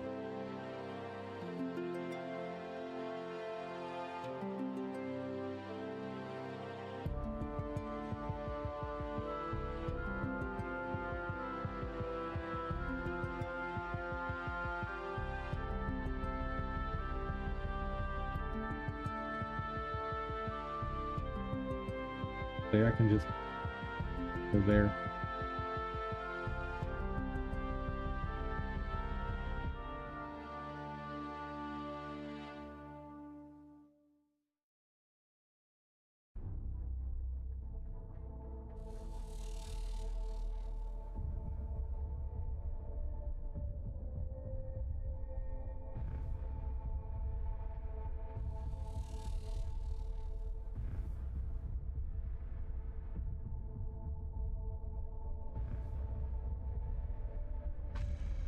It does nothing.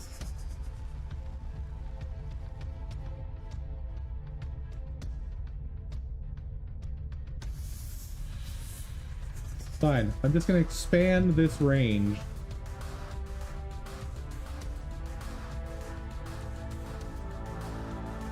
It does literally nothing.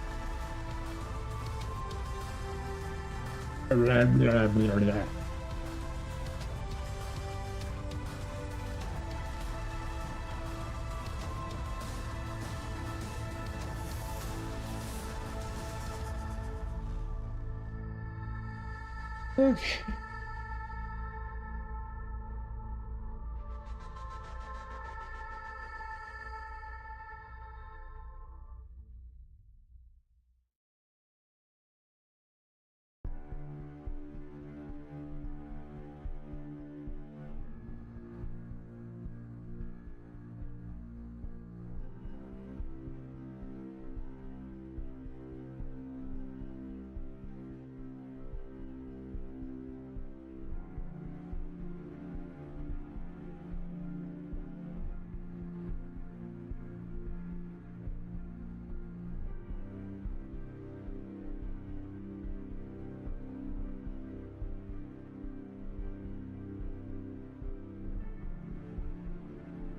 First off,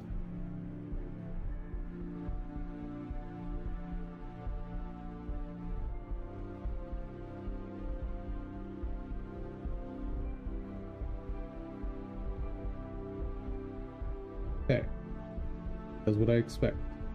Now, what if I do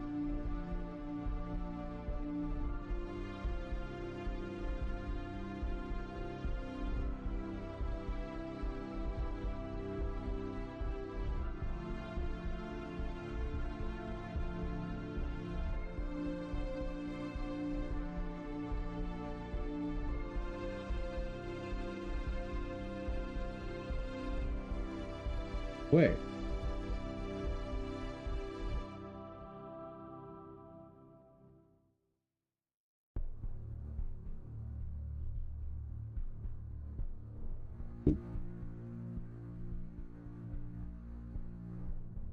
What on earth is happening?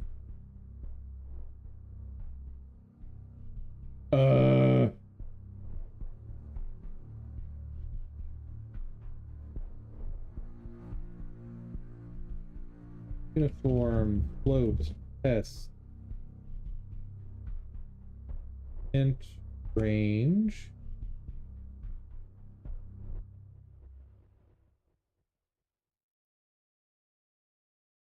I think I want -1 to 1.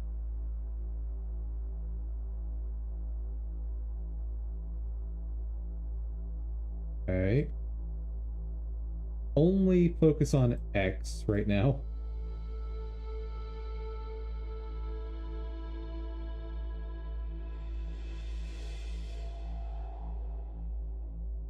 See what happens.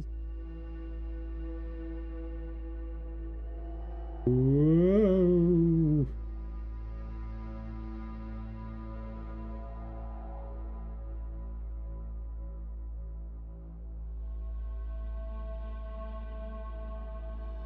Oh, it's picking up the other frames. That's what's happening.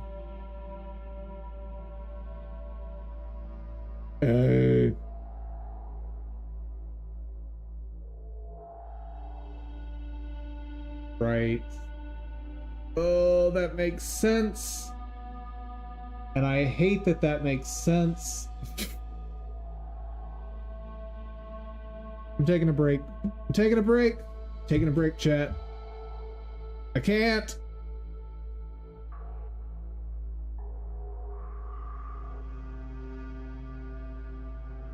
And y'all voted, and I will deliver. We are going to play the Spider's Thread DLC. It is a roguelike version, or roguelike mode for this game.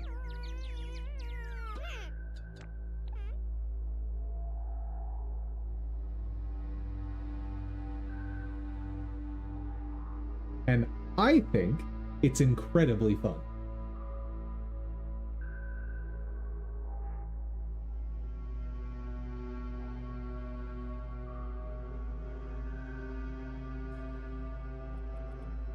Spider's Thread, let's go. I guess I'll make a new game. Your outfits, emotes, camera frames, camera filters, blah blah blah. Carried over from previous playthroughs. I've been at it. Woo! I got so much stuff. Oh, hello.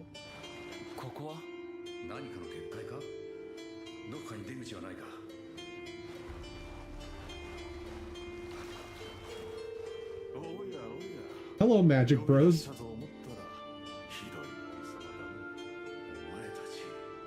You're the Tatari, whatever that is. Pleasure to finally meet you, Purifier. Yeah, they want me to purify this whole place. I got it. Let's go.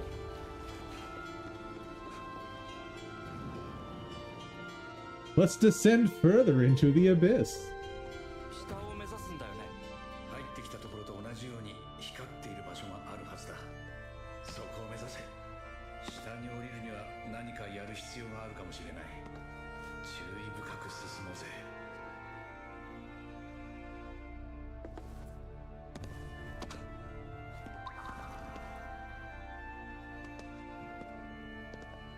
Sick. Oh, do I not have my insta-kill grapple ability? Oh no! Oh, that's the worst.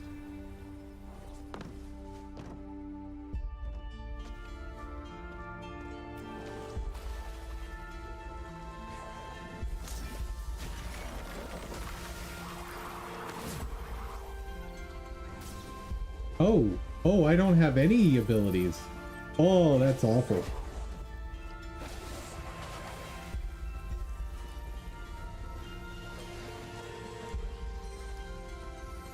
Oh, I forgot I don't have any of my abilities.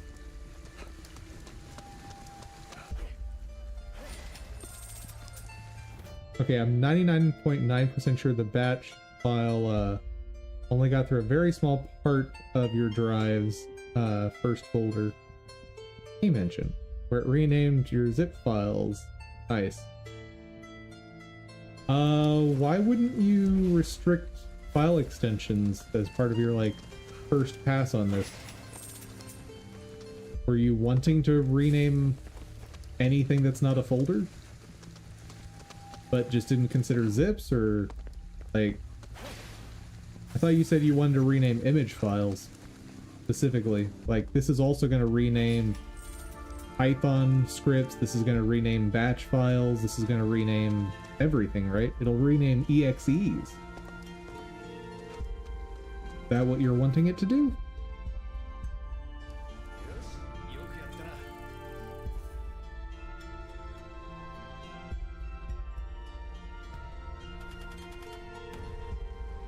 Rank S! Nice! I'm not sure why I deserve that, but I'll take it. ちょっとここどういうこと？危険はなさそうだな。 Whenever you're writing any sort of script that's gonna make おい、なんだあの changes to stuff, always limit your scope first. Like, create a test case for yourself that has an extremely limited scope. Think I got lucky here? Definitely. Ooh, okay, so this is how I get beads. A lot more beads here. Ooh.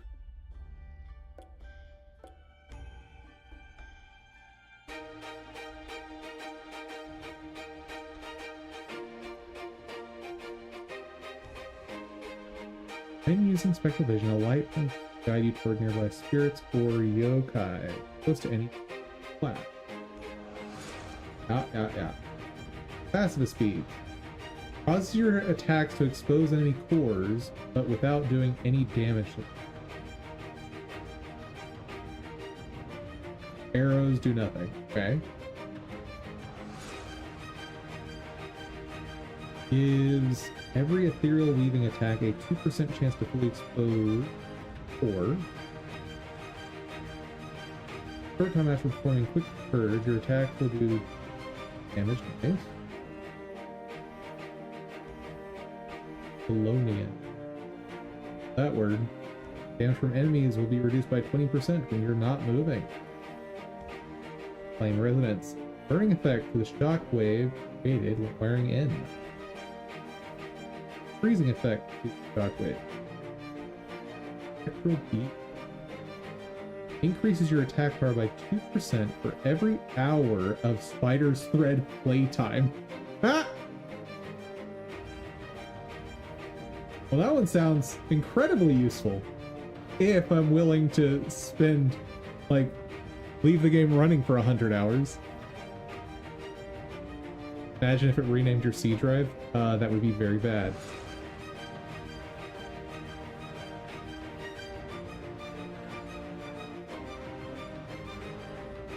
More effective closing cores.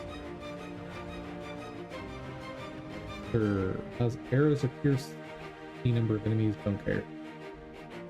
Increases damage dealt based on your current HP at rank. 100% extra. Heal when you enemies. Perfect block. Recovery. Gives every attack a 2% chance of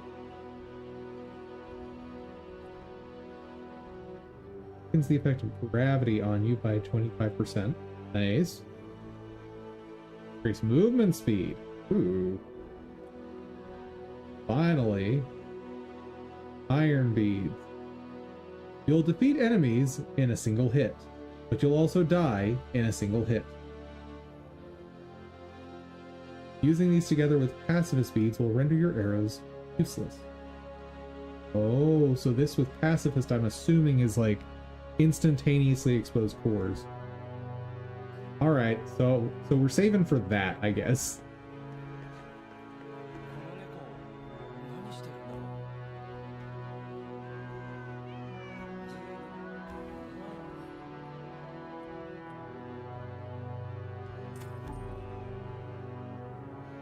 Nice.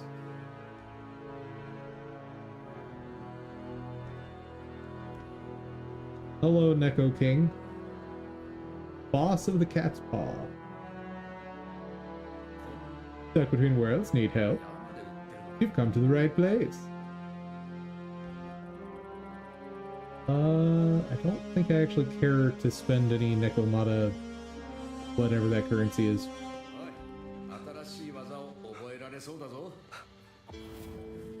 And we learn skills? Oh! Well, this is different. Fancy.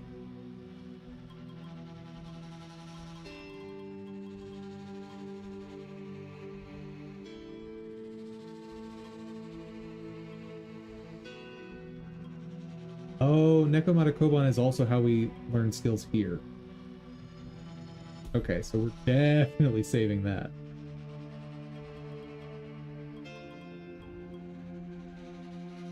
Faster speaking. Whoa, the numbers on some of this stuff is higher than what you get in the regular game. Core grab. Don't care about that right now. Ooh, dodge, definitely.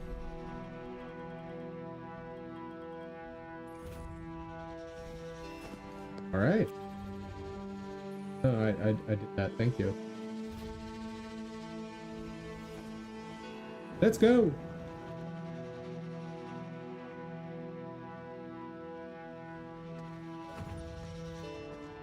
Yoshi, 行くぞ。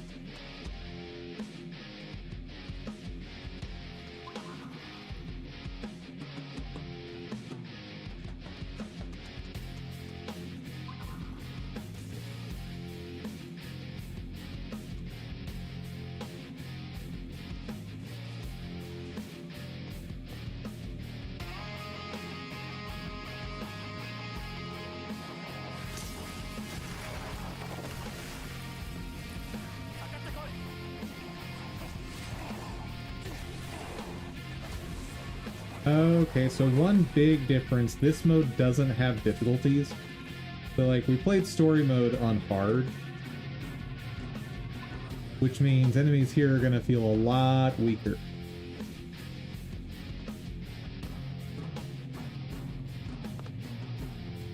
And not... No, nope, okay.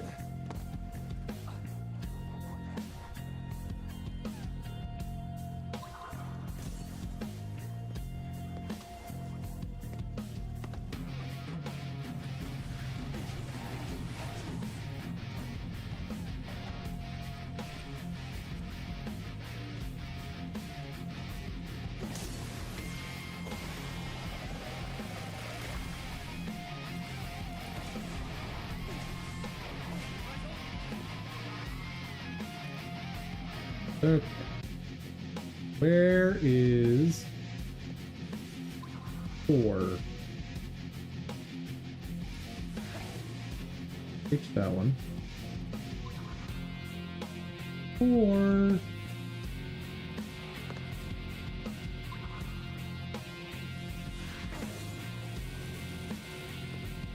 Nice. Okay.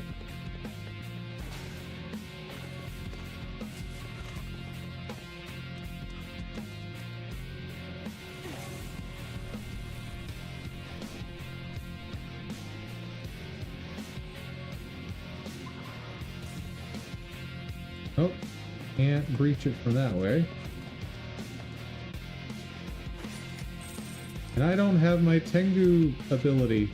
No!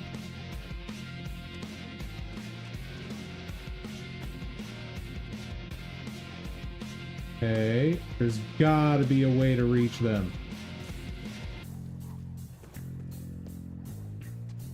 There's gotta be. Oh, oh, I see a way. See a way.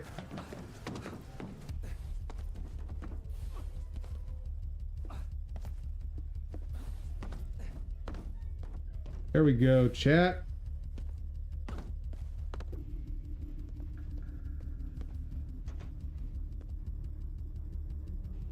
Ooh.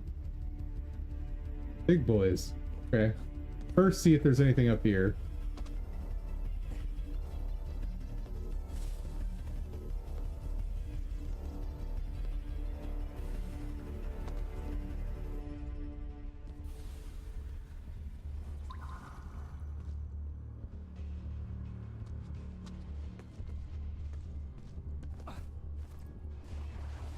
Well, guess we're fighting. Got him.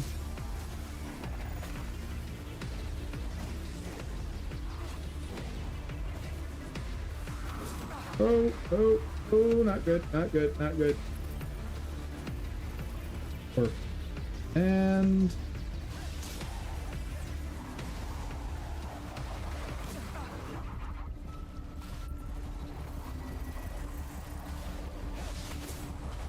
oh, I miss faster charging. Ooh. Man, being back at like basic level stuff is ooh.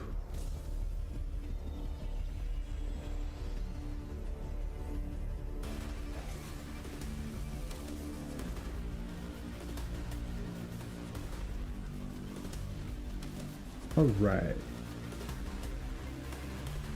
Yes, please.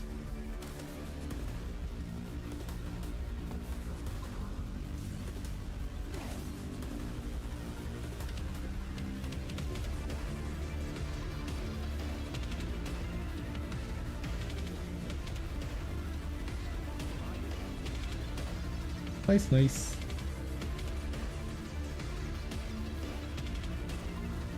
Optional, don't take damage. Well, that is, easier said than done.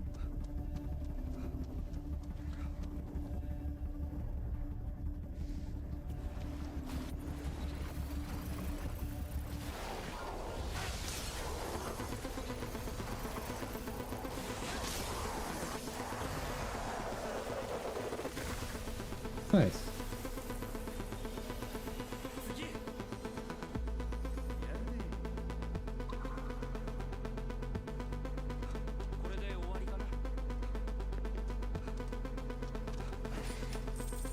Oh, I guess I should be trying to get Necromata Koban from those. Port and boop.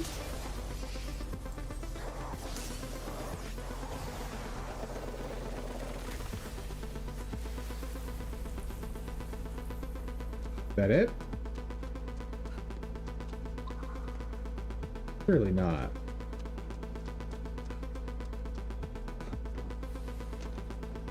Oh, there we go. 3D4.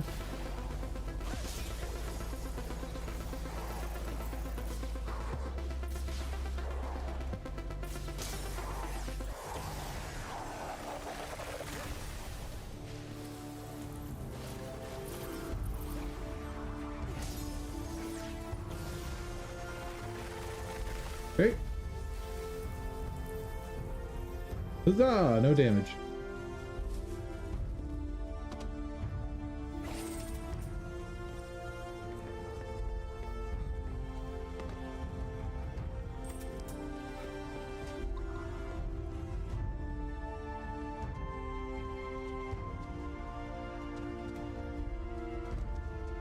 I grapple to him.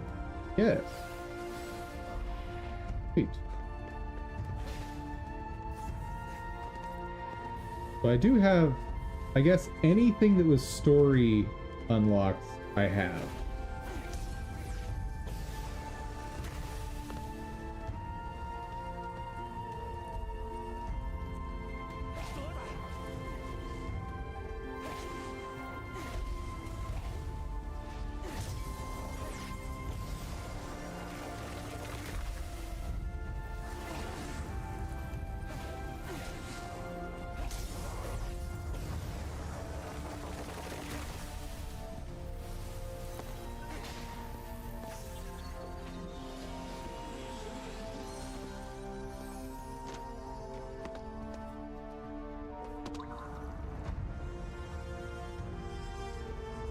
There, but lots of money over here.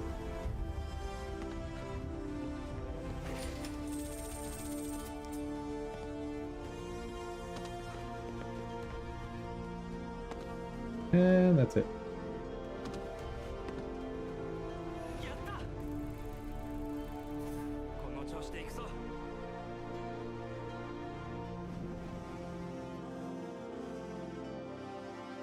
This is gonna take a minute.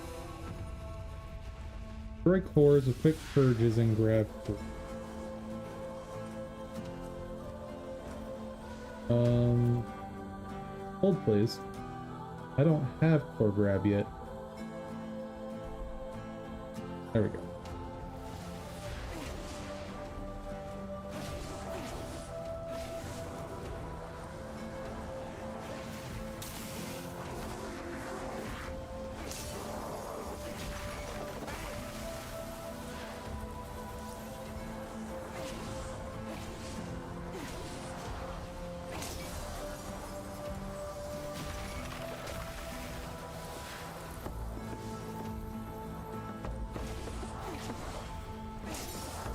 And bonus done.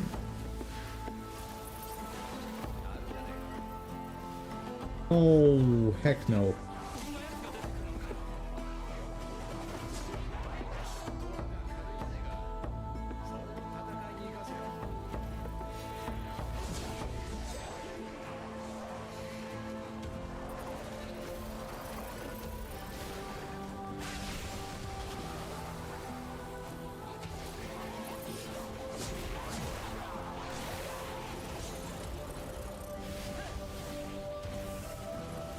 Three, four.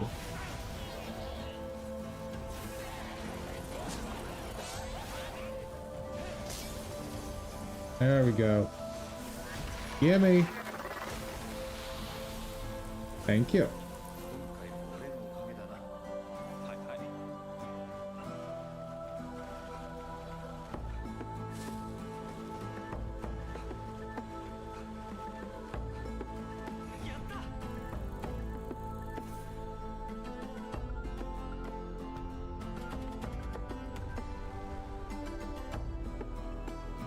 Okay, next up.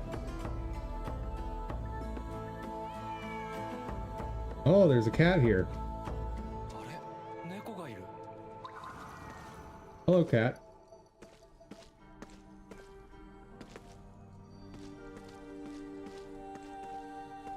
Cat.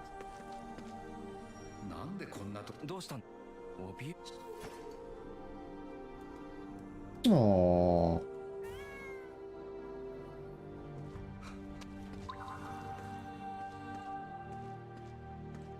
Nothing else.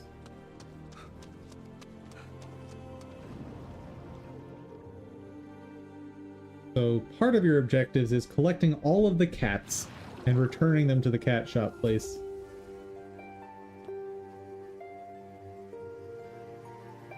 How do I... Oh, I get to just have both of them. All right.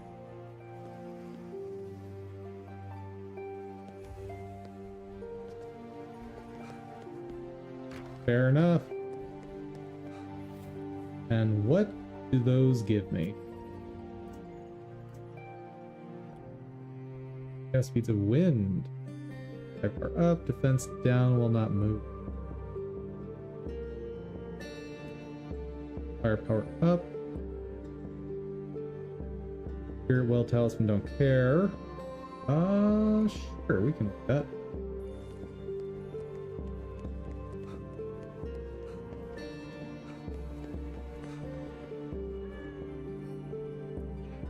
What can I buy from you? Oh yeah, never mind. Garbage is what I can buy from him. This.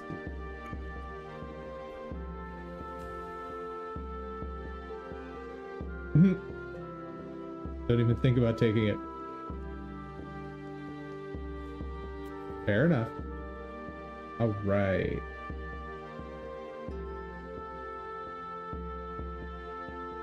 Ground attack up. Grapple. Oh, we don't get summon Tengu here. Okay. Wider spectral vision is always good. Oh, I don't detect consumables right now. Interesting.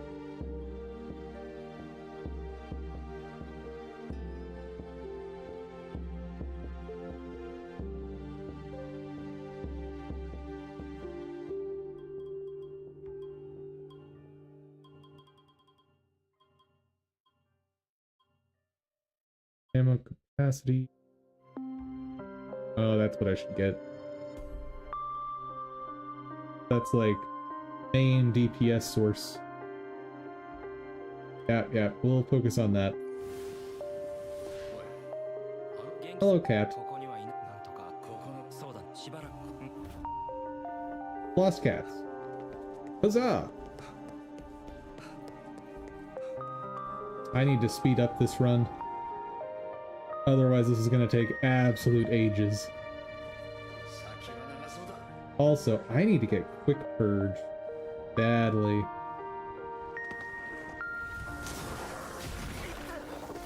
Or, Wire In. No, not Wire In. That's the ultimate. What?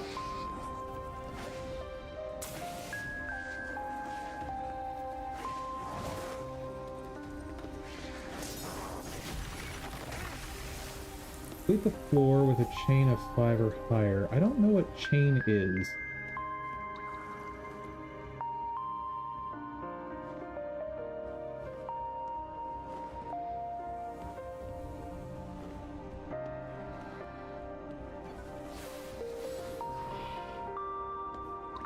Let's see, but there is a thread thing here. So I want to get that, wherever it is.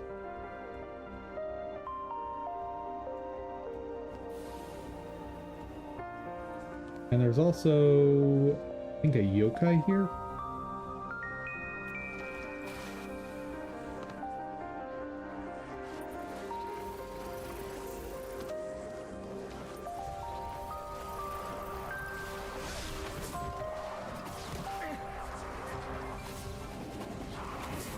Oh, getting out of there.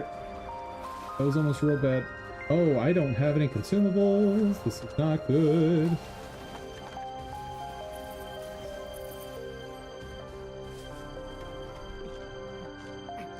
Okay.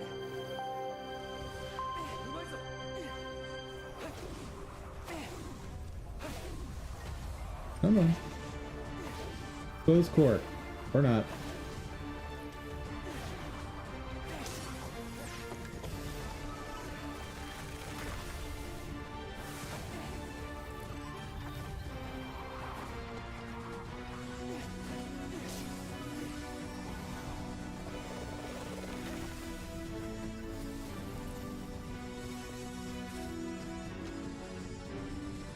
Oh, there's the thing I want.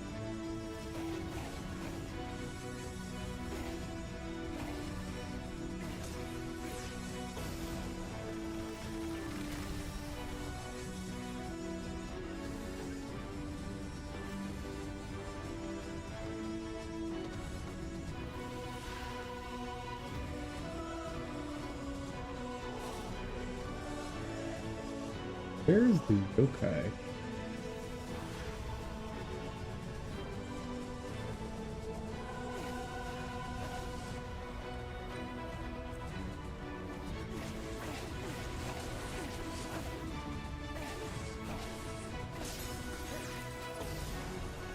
One big lady down.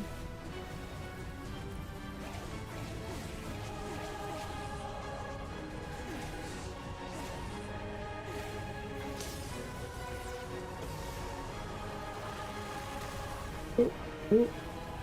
Okay.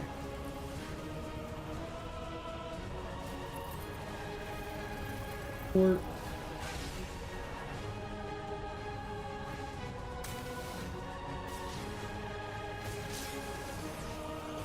No. There we go.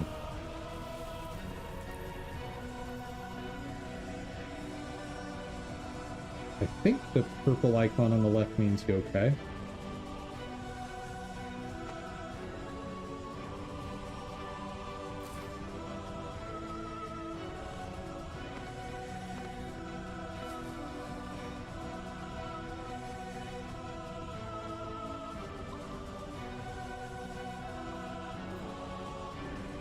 Just no clue where be hiding.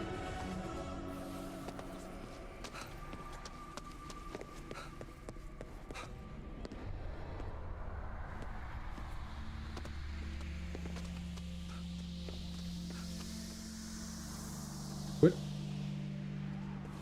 Oh, The Kodama. Okay.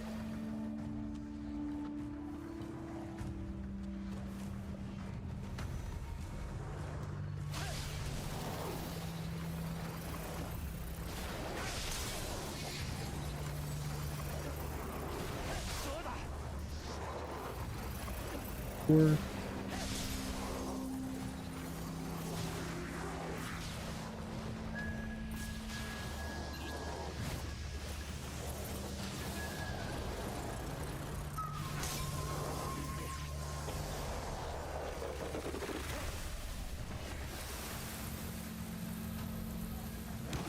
oh. Who?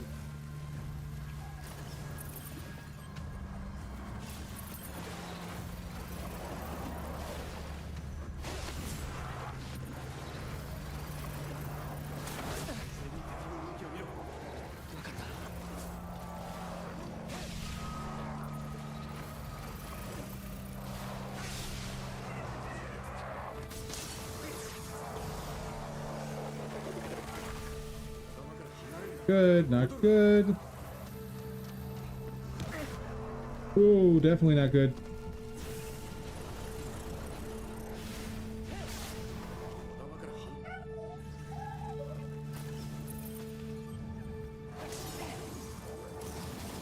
Oh, well, that's one way to end the run.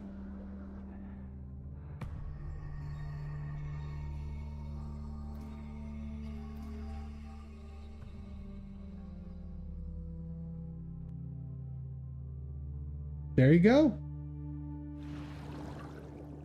あれまたここだ。 Let's see what we got. ダメだと思ったんだけど。 Some things will carry over. Learn spirit skills. Prayer beads. Excluding chaos beads. And prayer bead upgrade. Spirit thread. Shop unlocks and catalog job complete. まあ死ななかったからいいんじゃねえか。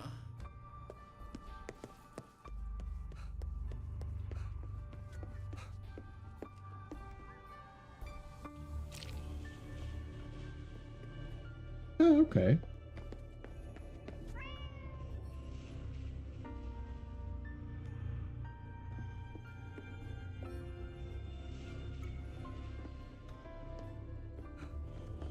Now, can I sell stuff?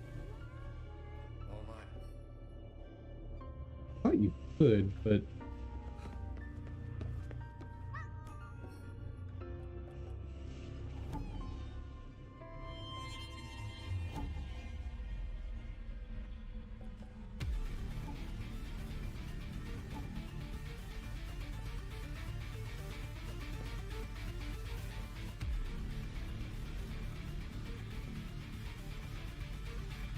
And there we go.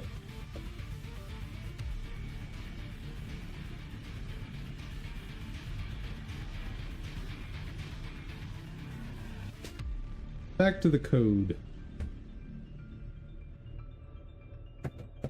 All right.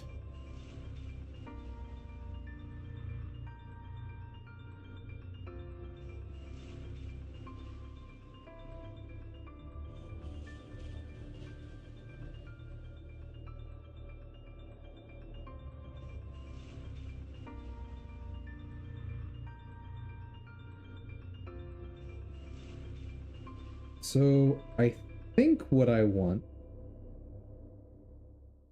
something like this.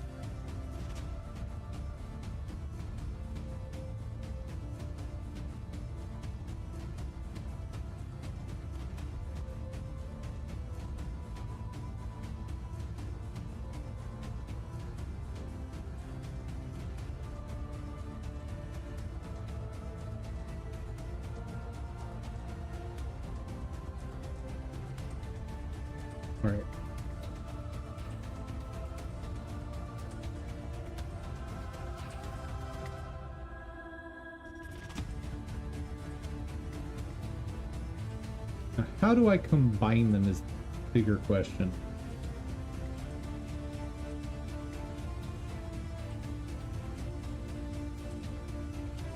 Like, is that legit? Is that a thing I can do?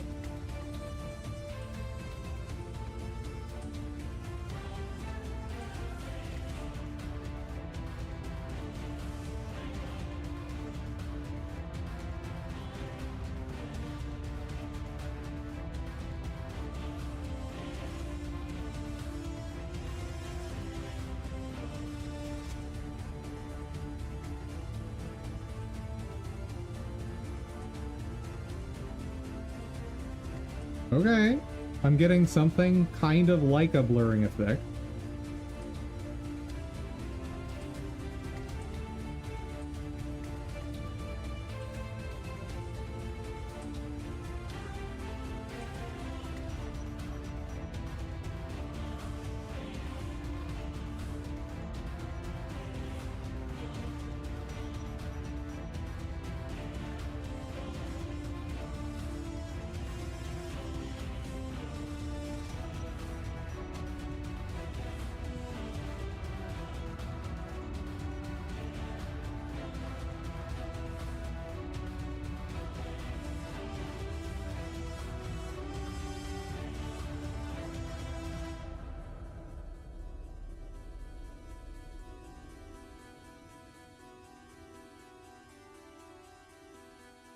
Sort of.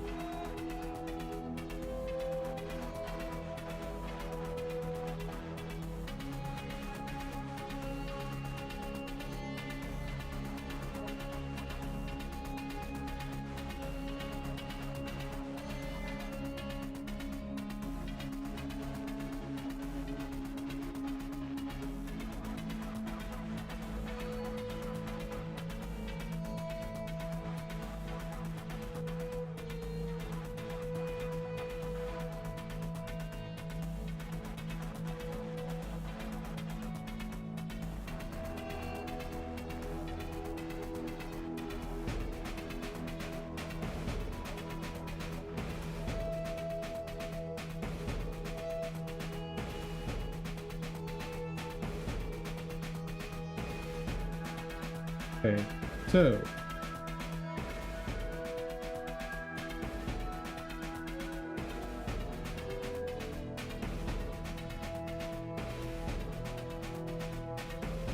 I want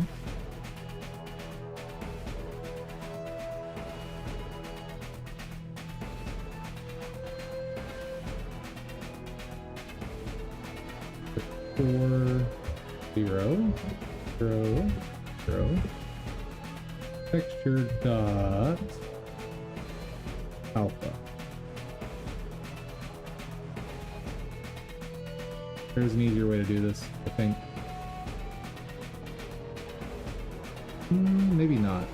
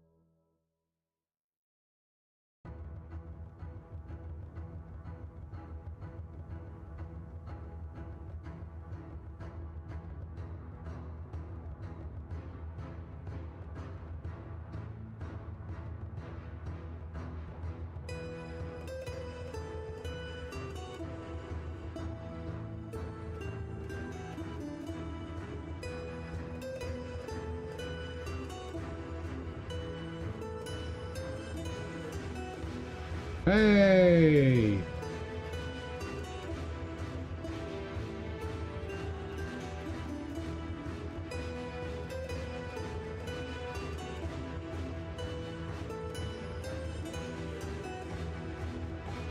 The amount is too much, but I'm getting there, right?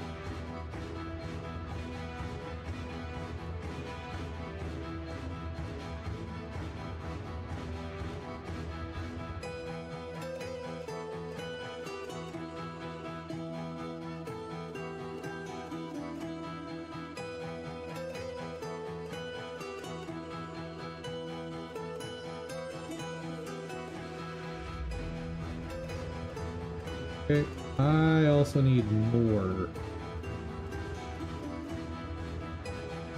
Let's see. Float. Alpha mult equal to 0.2.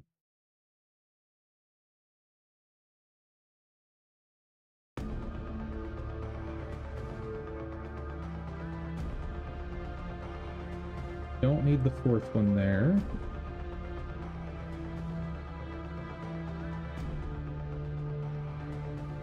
I mean, I will, but it's gonna be different.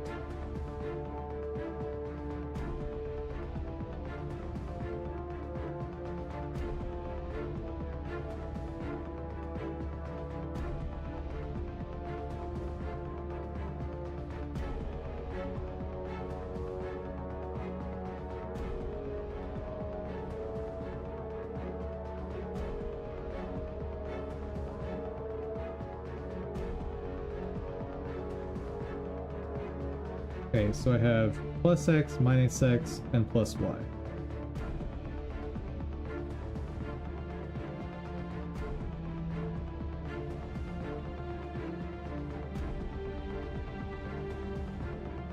So I'll call this px.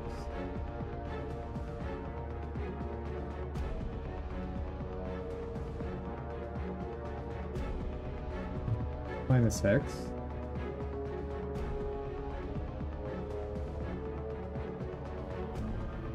Trying to draw this out in my head.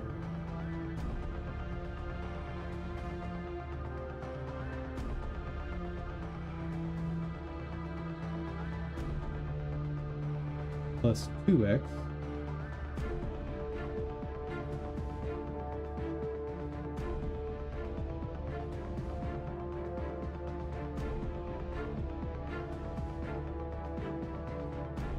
Minus 2x.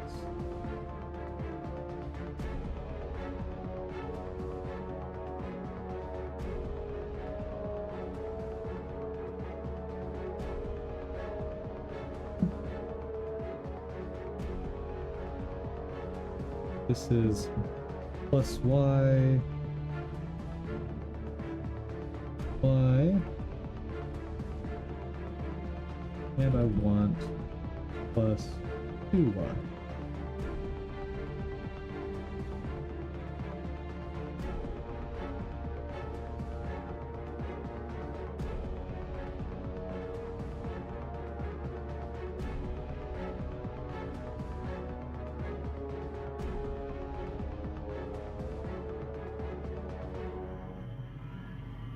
Actually, there's an easier way to do this, isn't there? Or a prettier way to do this.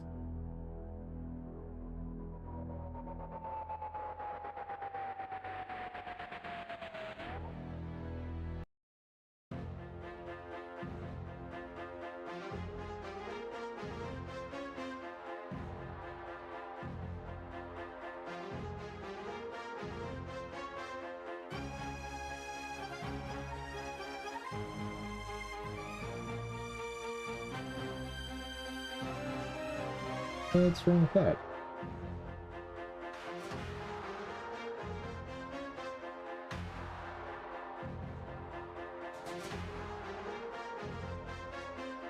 Go Vader language array.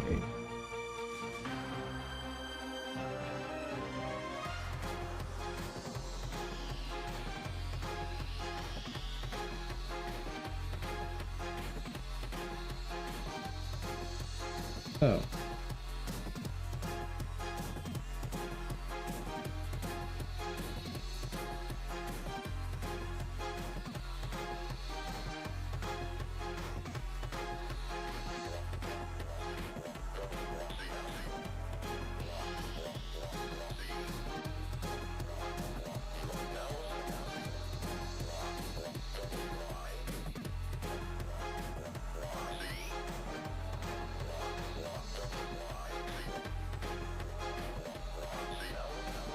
Vector.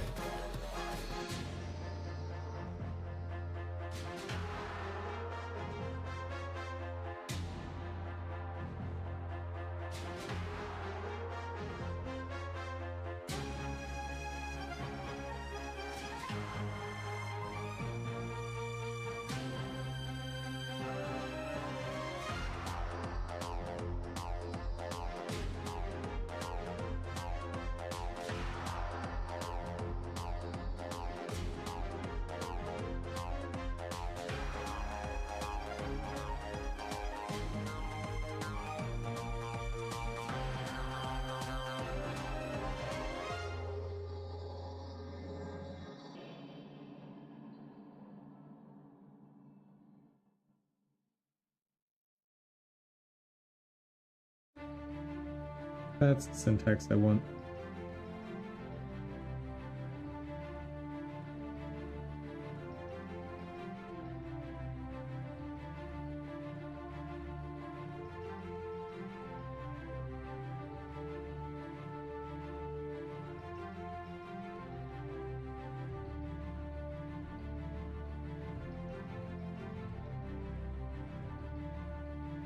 There we go.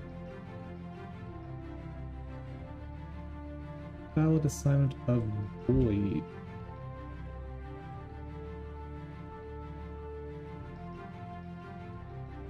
Oh.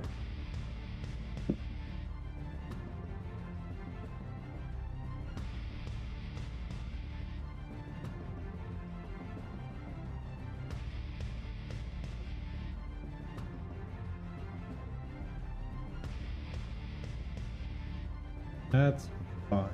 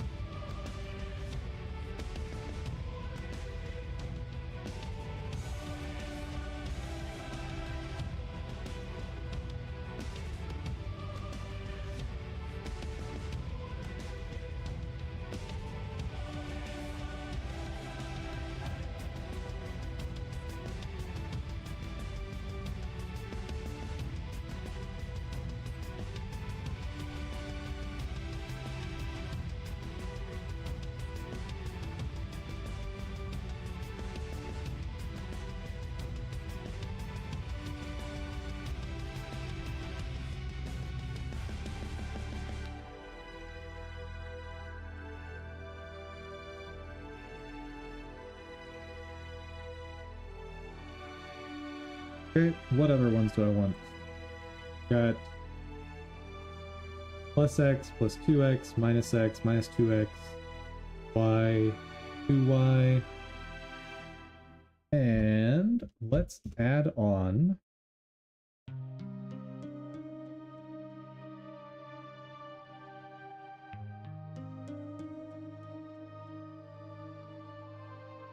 test and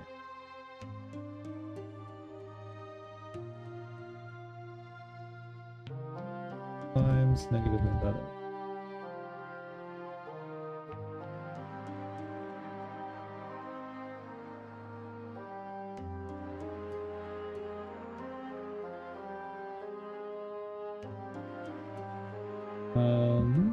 The core result equals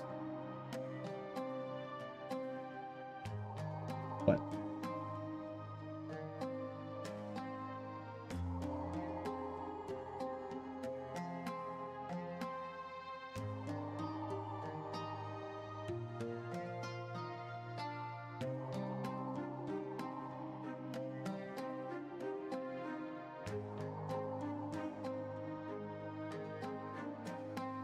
Oh, I know.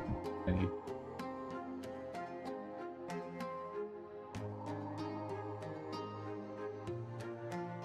Okay. For color and color result plus color times vector 0, alpha 1. Probably take this down to 0.1.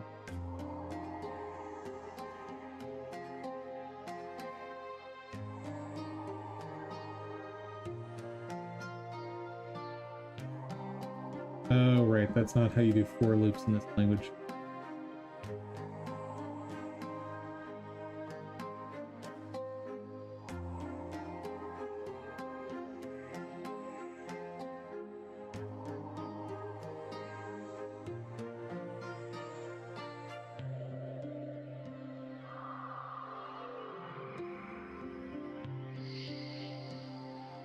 Flow control?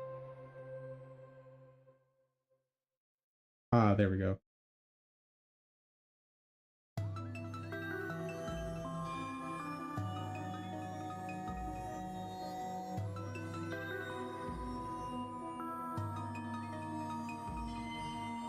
Oh, right, first of all, 1, 2, 3, 4, 1, 2, 3, 4, 5, 6, 7, 8.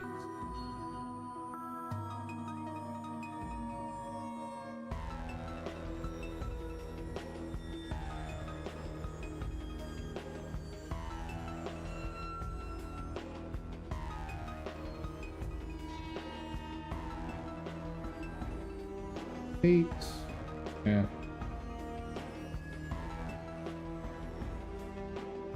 Colors dot length.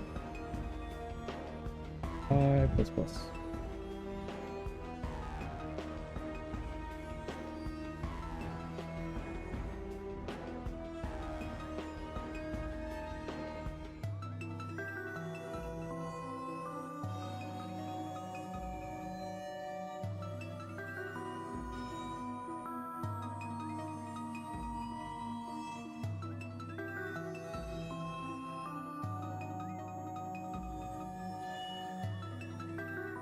Ah.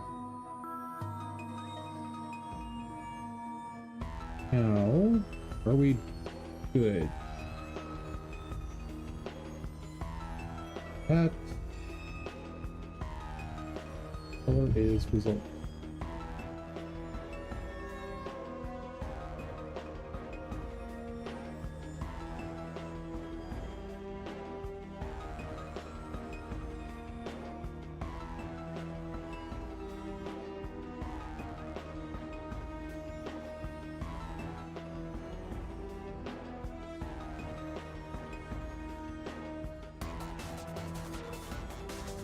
Okay, I need even smaller adjustments.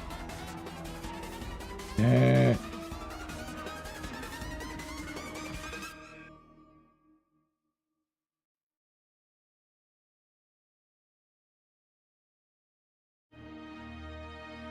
It can't do smaller adjustments.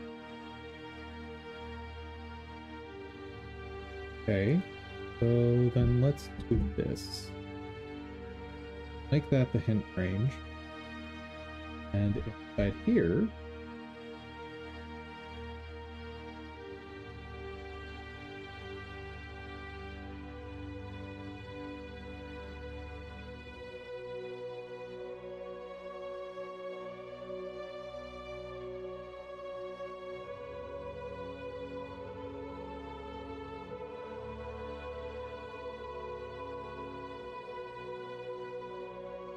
Oh, you're not allowed to assign a uniform. Okay.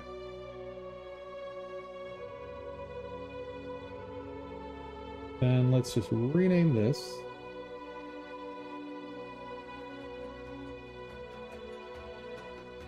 To bread.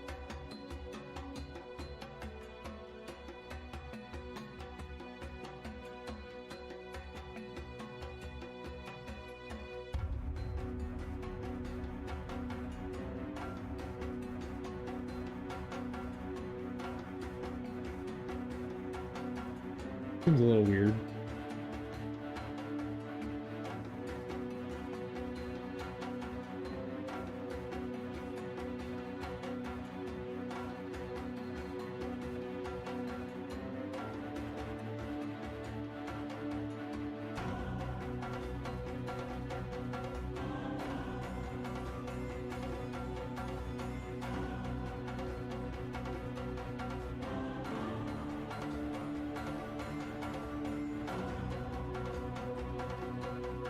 Not really helping that much, is it?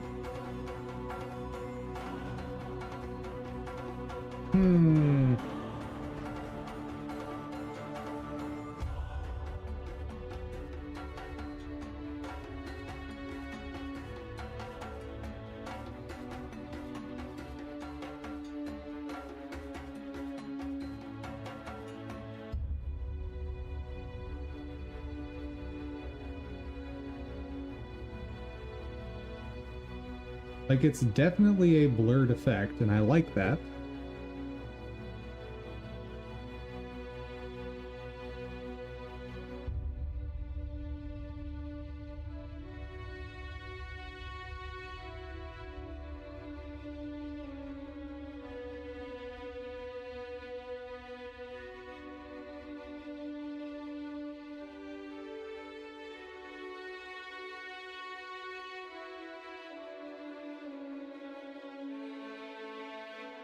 Okay.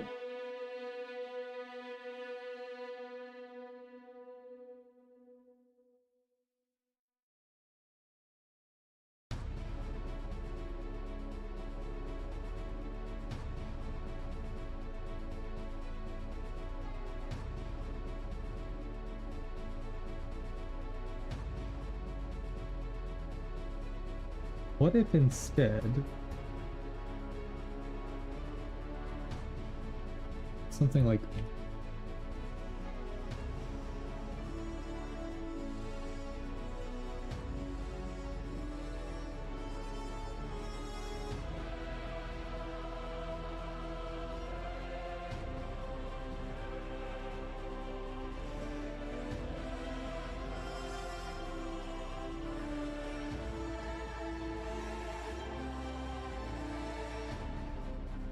that doesn't work at all.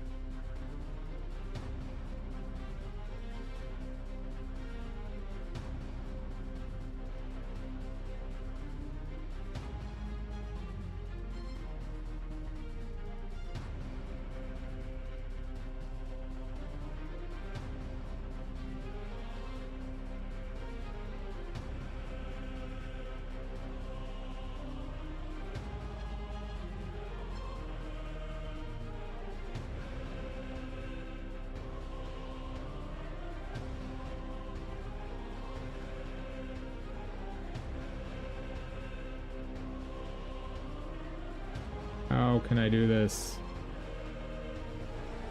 It doesn't look awful.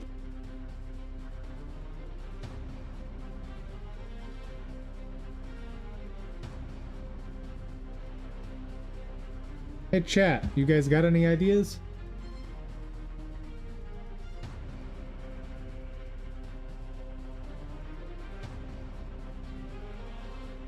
Because if I don't solve this today, we're going back to circles as our shadows. And I hate that. But I think that's where we're going to end up at this rate.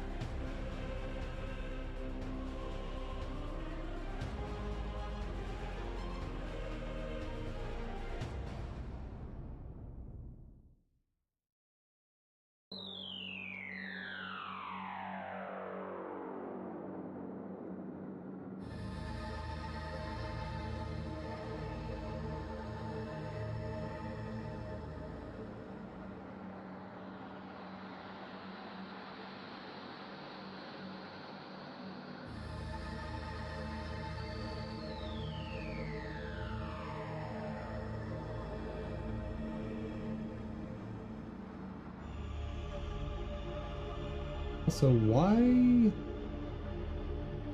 moving up north X? Oh, because texture. Right.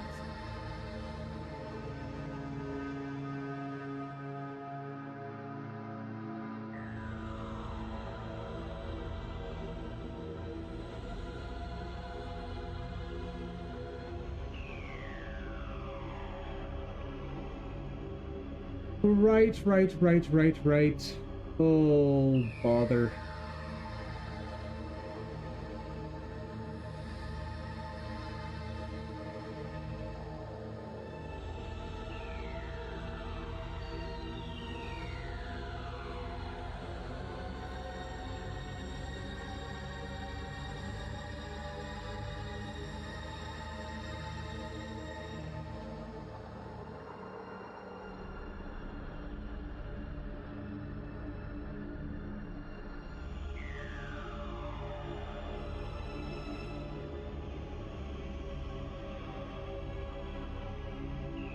I don't know, guys.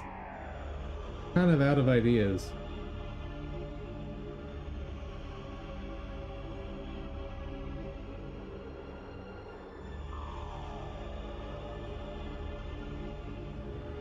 But this is absolutely the final day of Shadows. Like, I have to cut my losses at this point, so...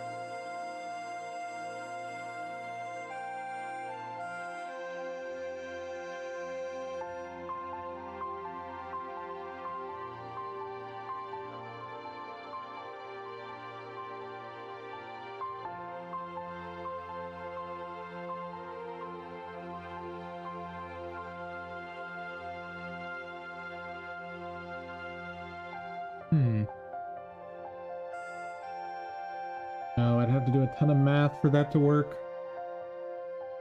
I was thinking maybe I could do like skew plus rotation and something would happen, but no.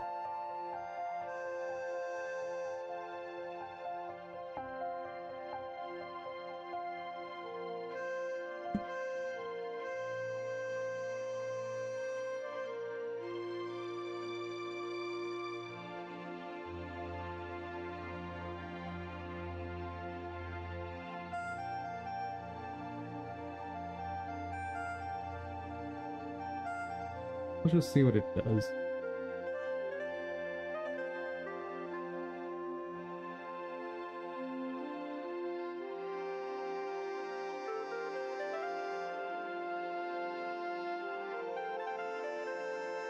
Is this it? Is this a win? No! It was so close!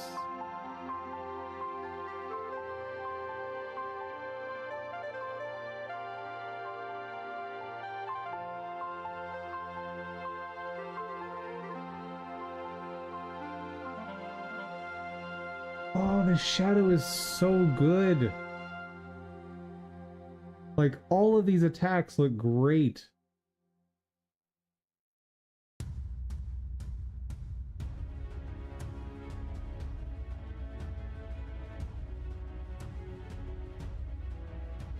But those right there look absolutely terrible.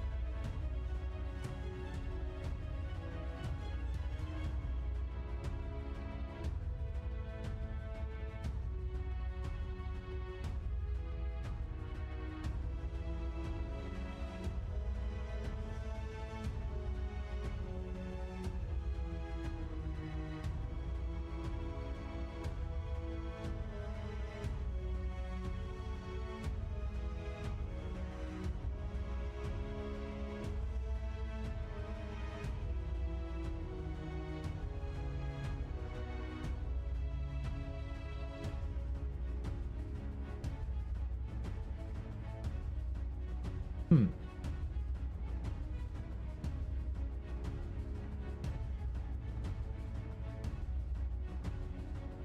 No, that won't work.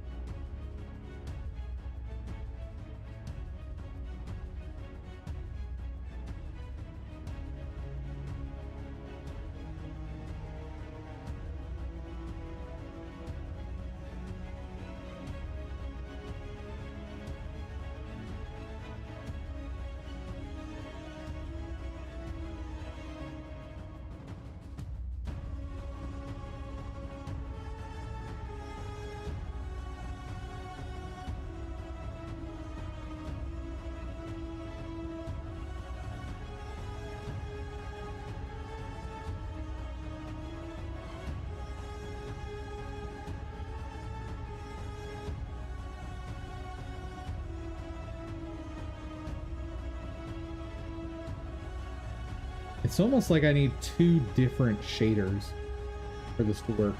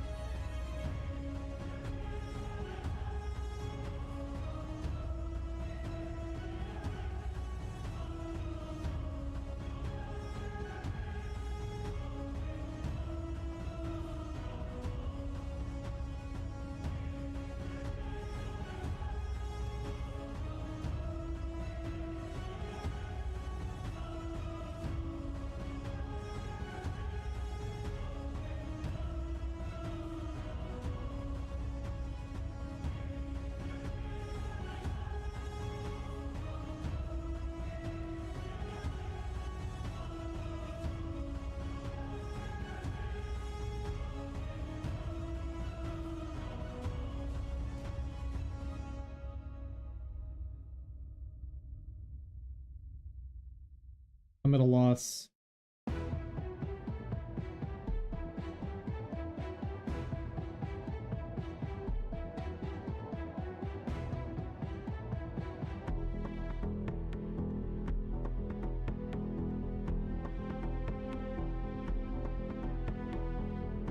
What if I just make the shadow disappear during death animation?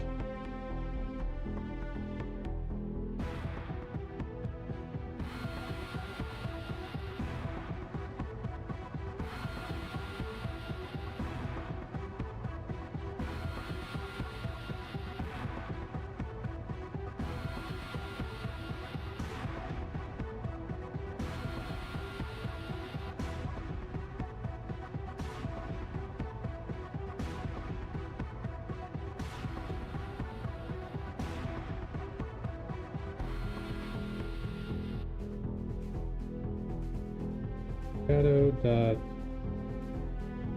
hidden equal to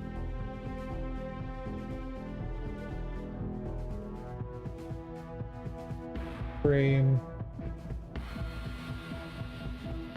greater than or equal to.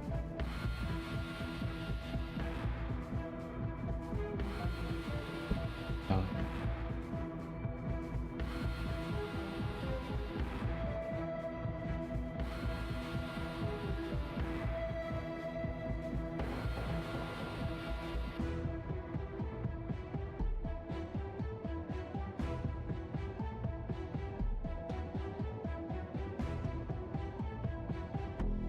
What do you mean index?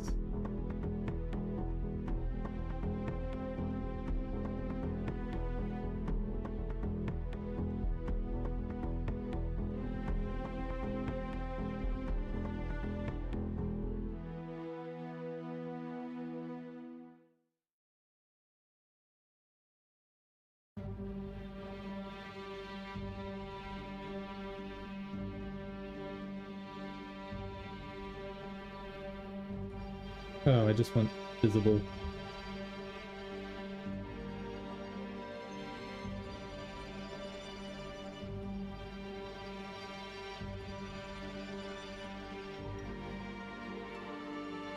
Oops.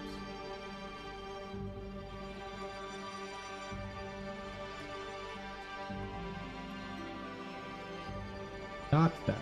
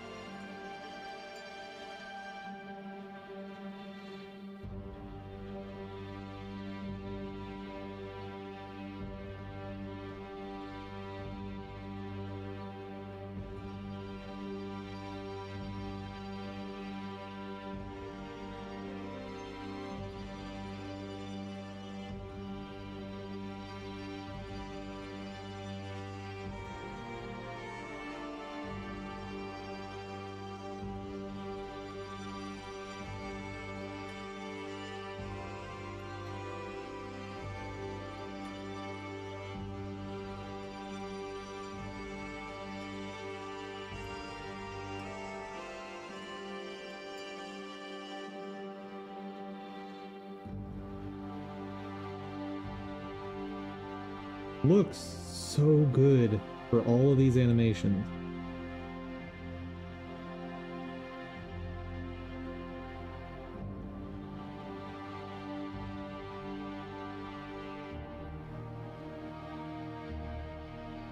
So one option, maybe this is a terrible option, because the shadow is working for like 90% of the cases.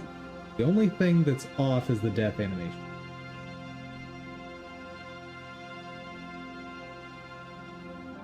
So what if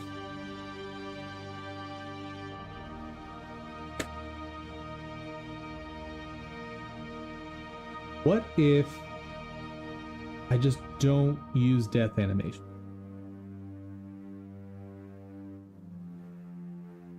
What if I have the characters like explode into particles and they die?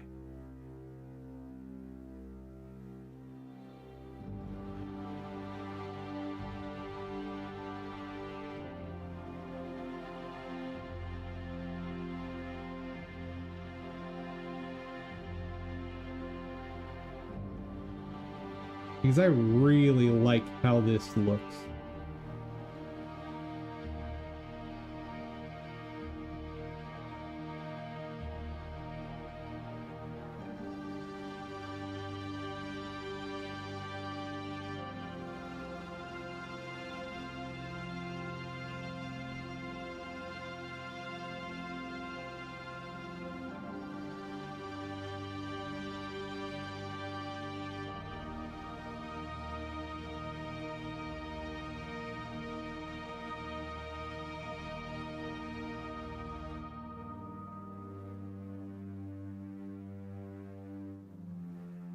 I do need to provide an offset though. Like, because right now it looks like the shadow's supposed to be underneath the character, so I need to make it very obvious that's not what's happening.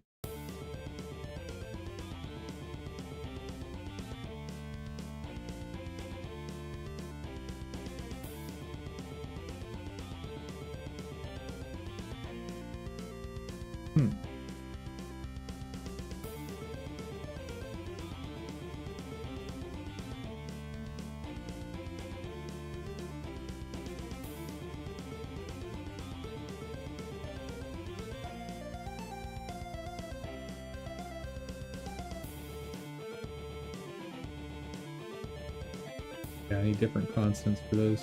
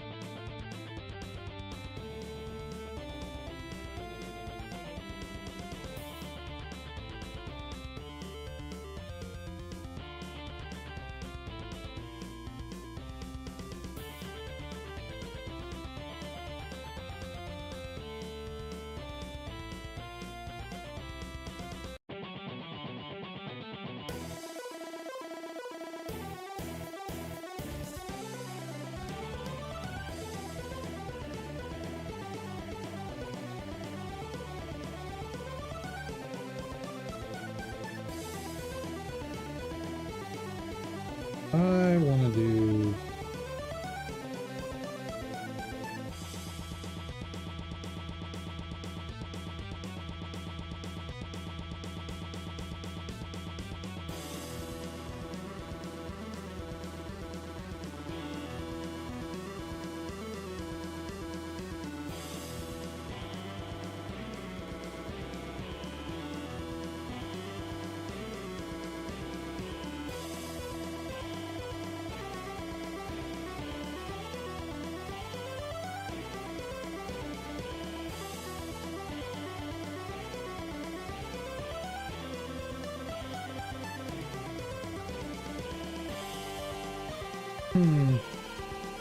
Not doing quite what I want. I want to lighten up the darkest areas.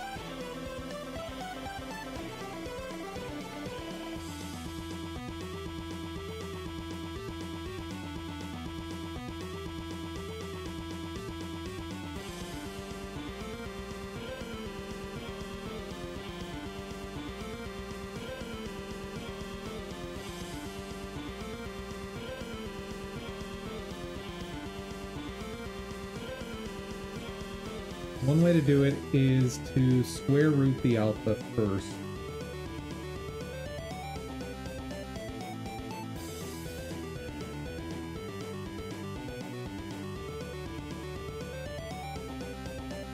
Alternatively,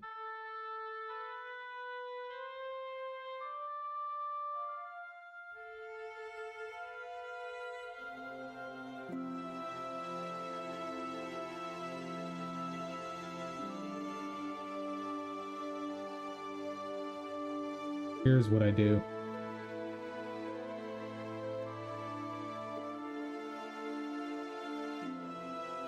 Go ahead and let it basically tap out everywhere.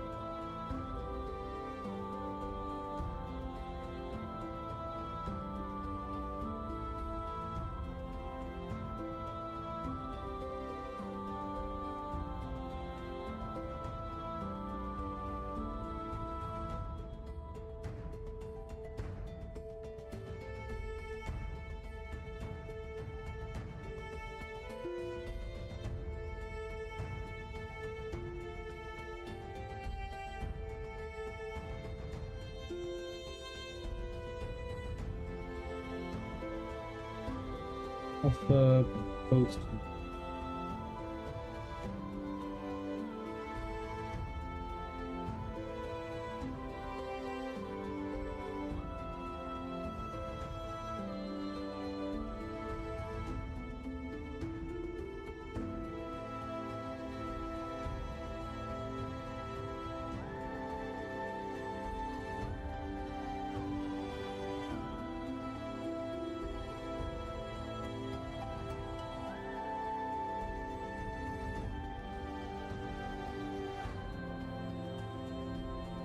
Oh, it's letting the values go higher. It's not clamping it at each step. I need it to clamp.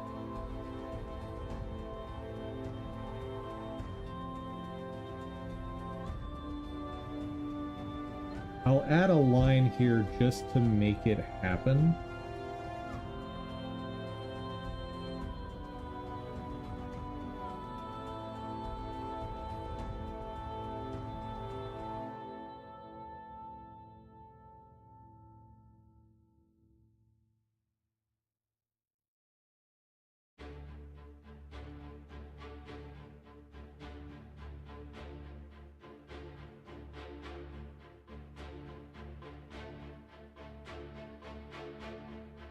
Here, no, there's a cleaner way.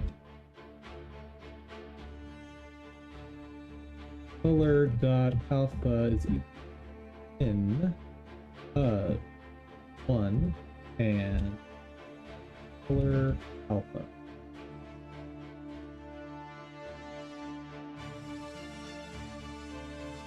That's what I want.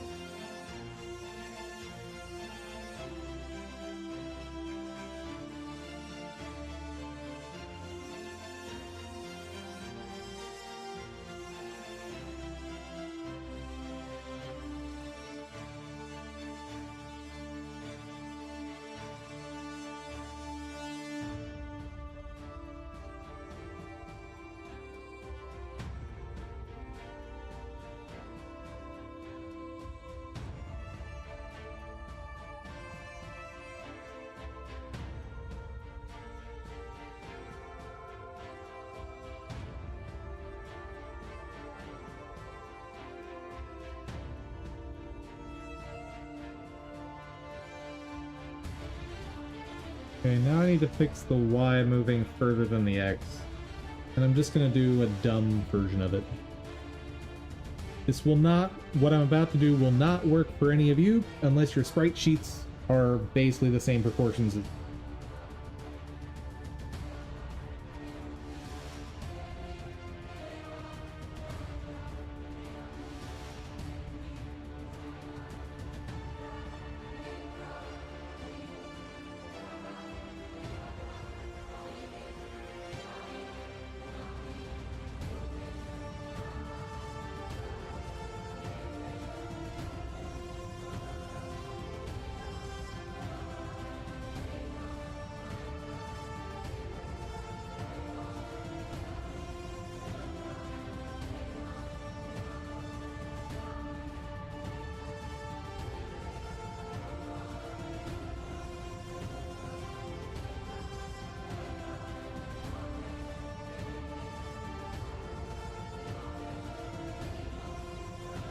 I have the number correct here. Yes, 5 is the correct ratio.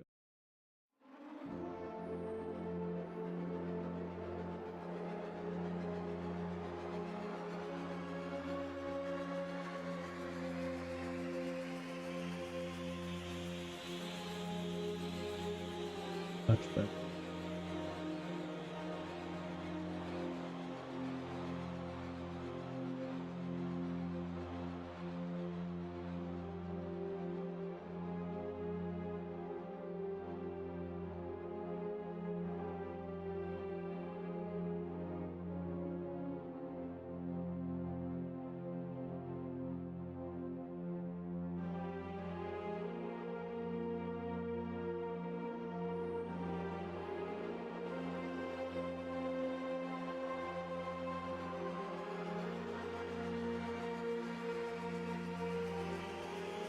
So shader language, get texture.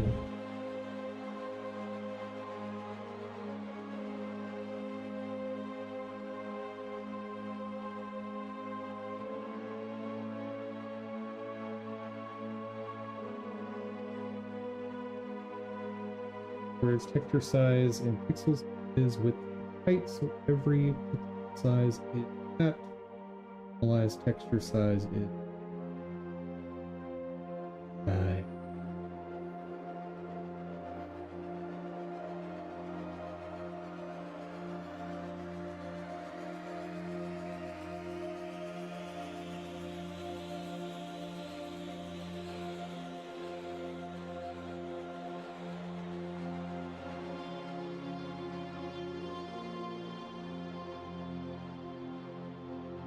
Tell me what this is.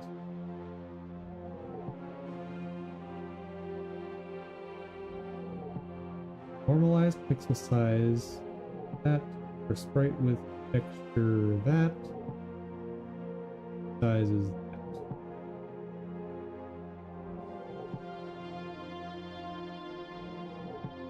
Texture pixel size is that.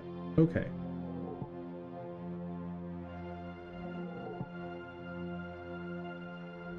So I need what?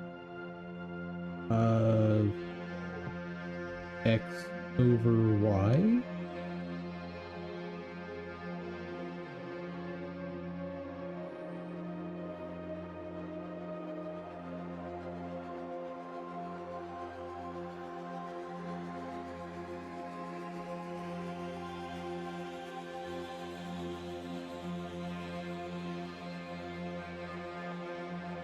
of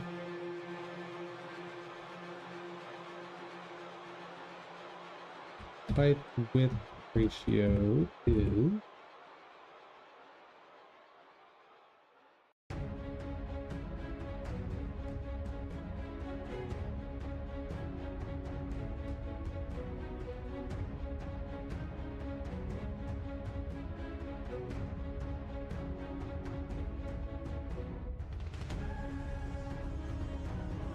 okay. Everywhere I've got that 5, need to do.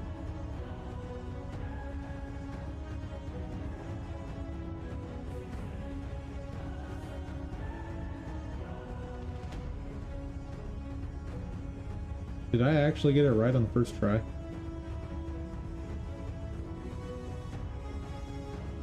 Yeah, I got it right on the first try. Nice. Okay, guys. Now, this code, if you wanted to use for yourself, should work. So that should work for any sprite sheet now.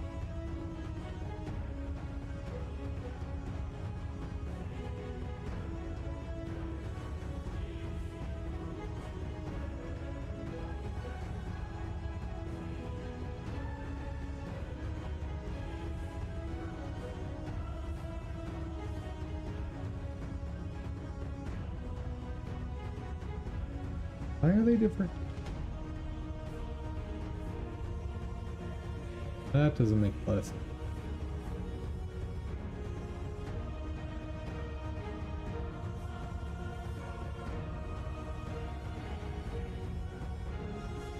Well,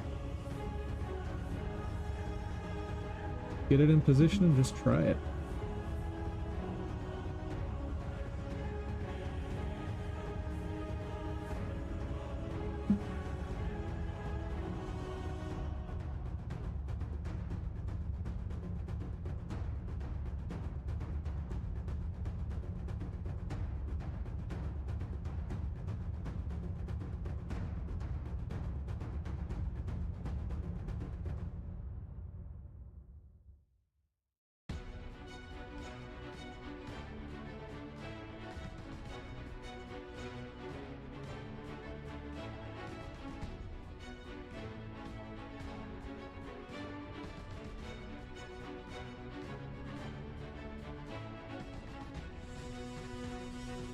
Oh.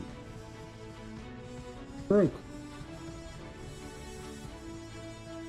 No.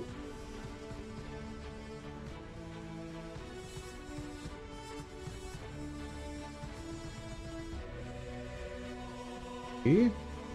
Again.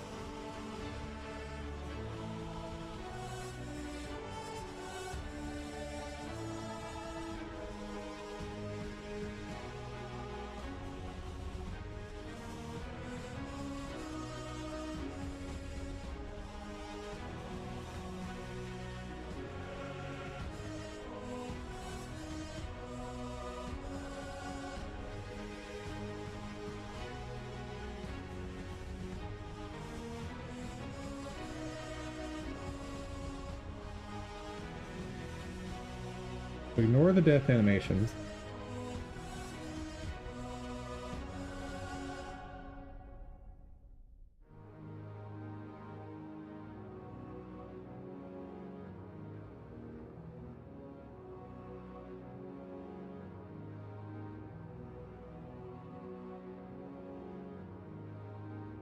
Be moved up a little bit more.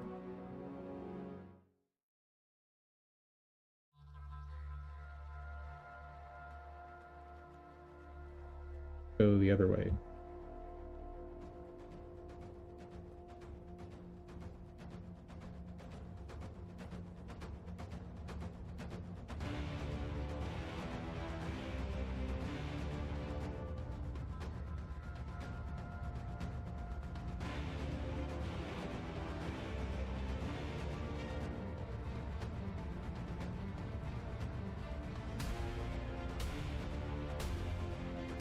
Some of them are just not working.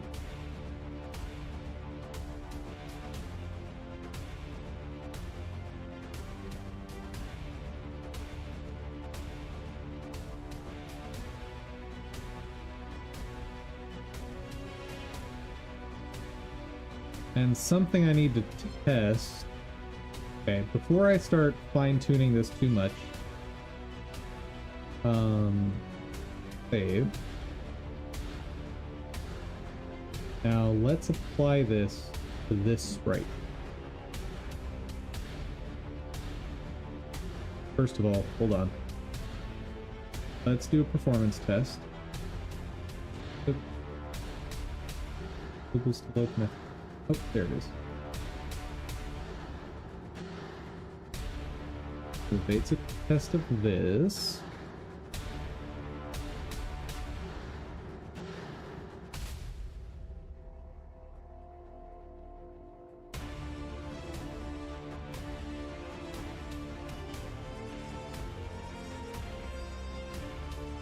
Print that.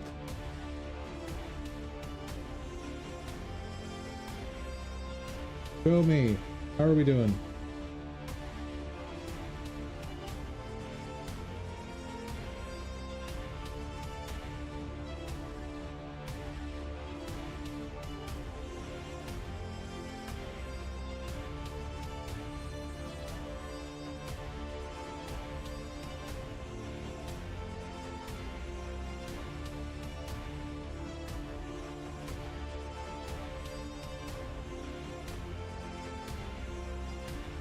Okay, we cleared 300, no problem, as expected. Ooh, call it 310. Call it 310 for now. Now, if I add that shader to this guy.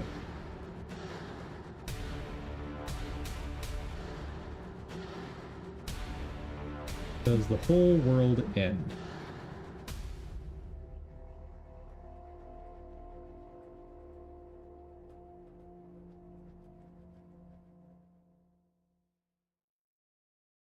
It's not being applied.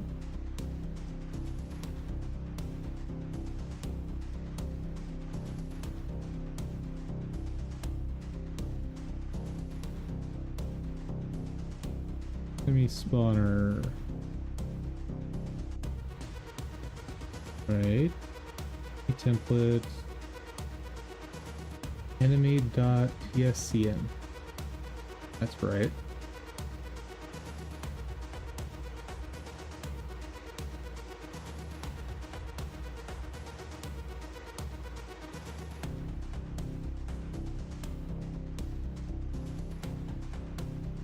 Why is that not doing anything?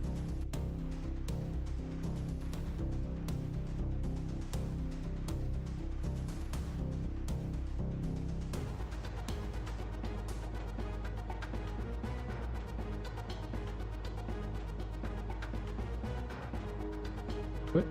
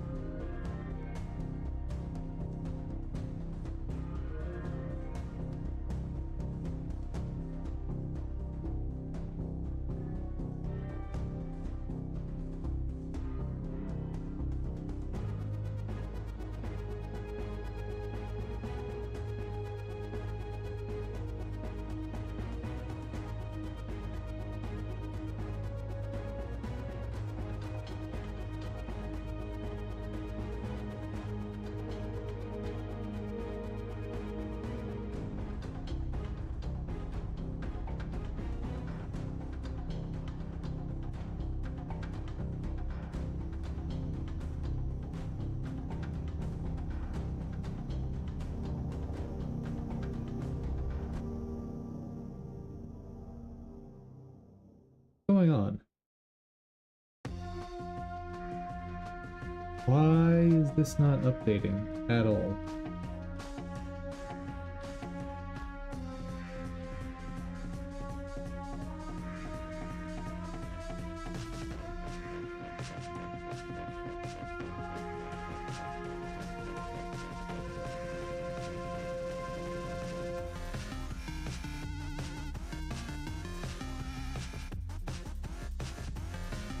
Okay, what did I do differently?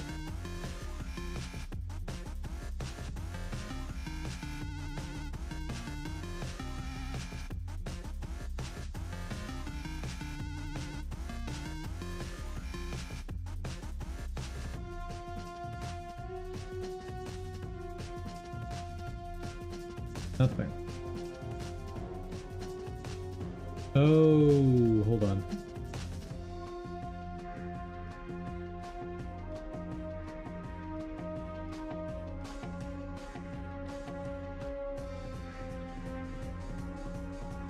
Real.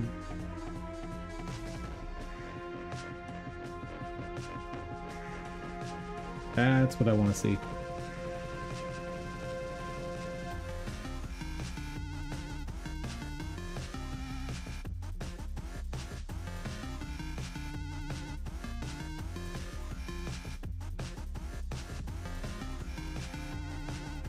Okay, so do we at least get to 310?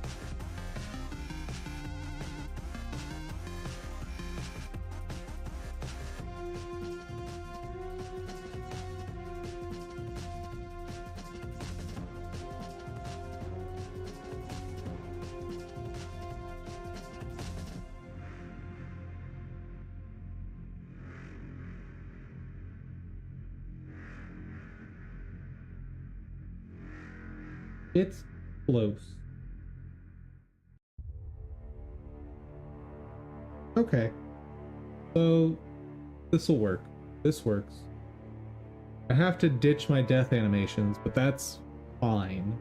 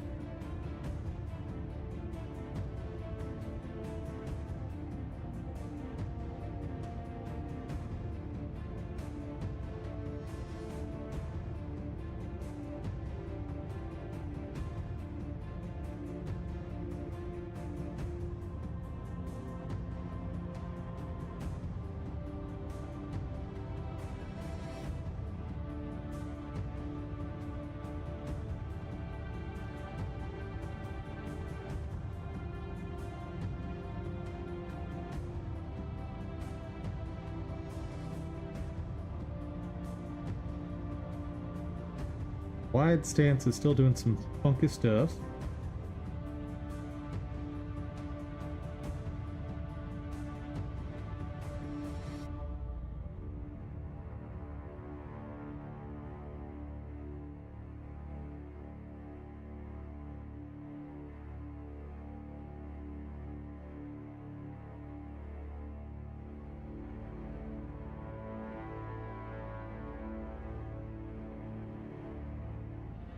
Ooh, here's a thought. What if the amount that I'm skewing things is dependent on the y-axis?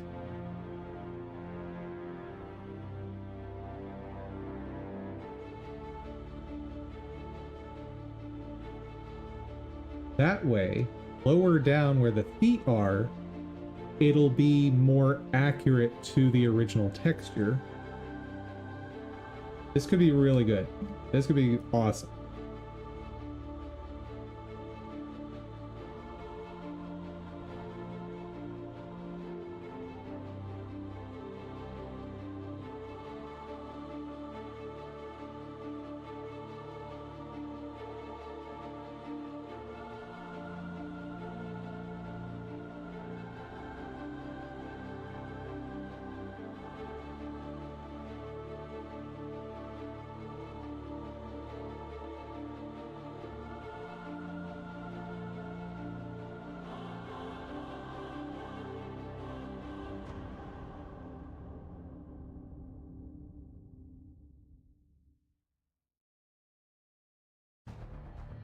I've definitely done the math wrong here. So at lower y, I want this to approach 1. So right now, 0.55.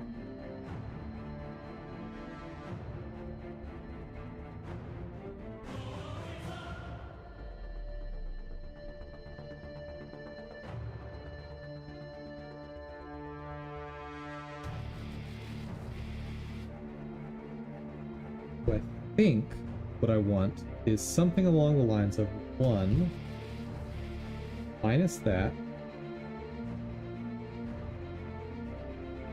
times y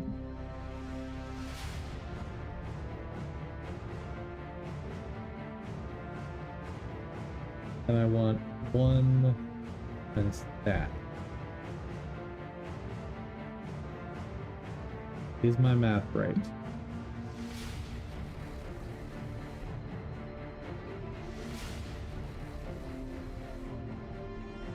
Apparently not.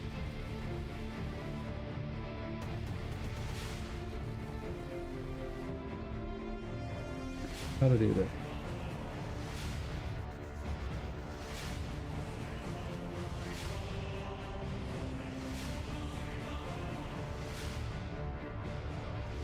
Oh. That's what I had before.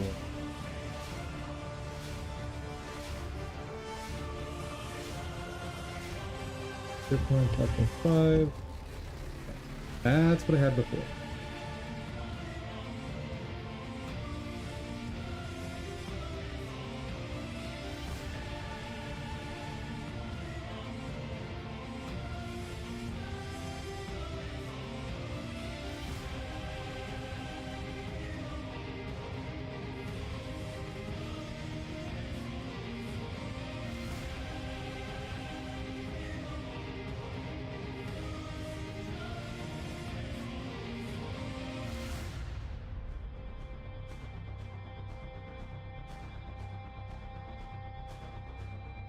You do.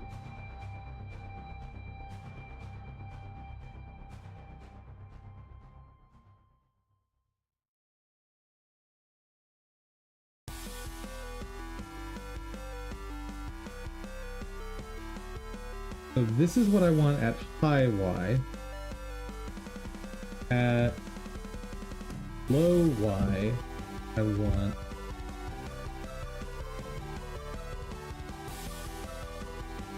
that.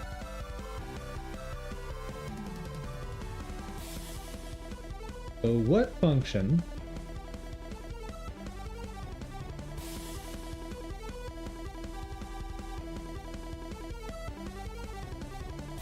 approaches this value at when y equals 1? Oh, wait. Is y down? That's one thing I need to answer.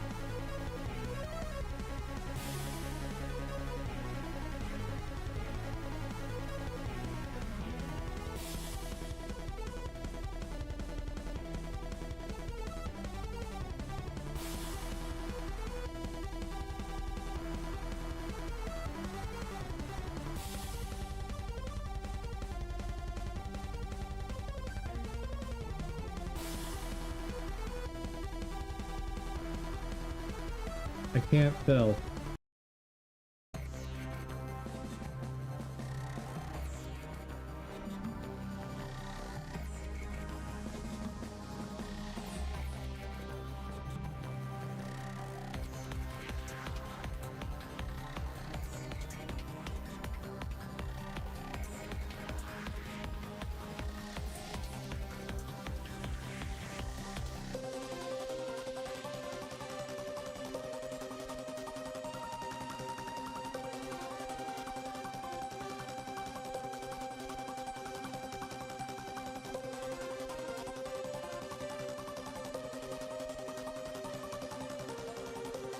Okay, so vertex is that. Oh, it probably won't matter, will it?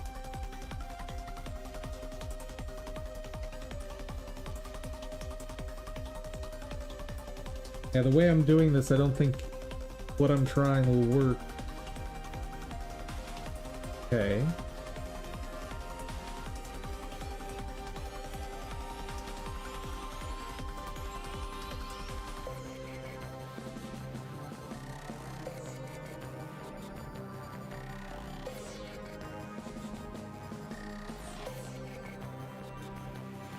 I could try to translate the vertex code over into fragment.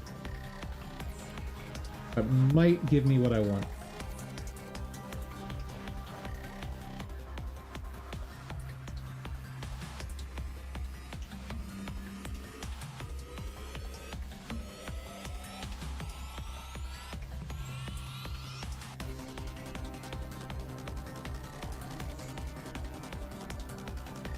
See if I can just find this Godot shader to stretch outside the inside. Or to not center of texture.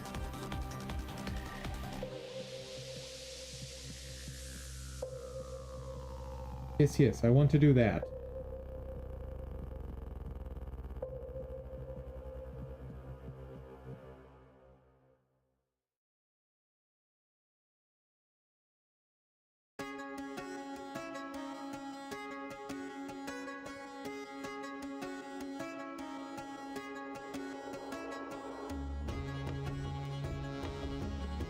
Well, sort of that. Ah.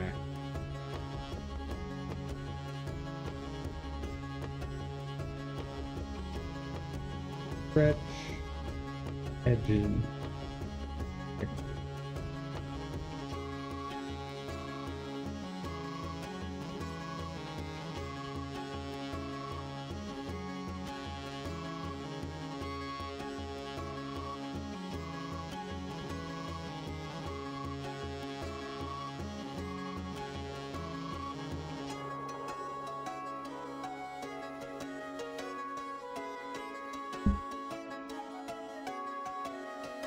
So my fear here is that the vertex is literally just 4 points. Vertices, like there's literally only 4. I think that's what might be happening.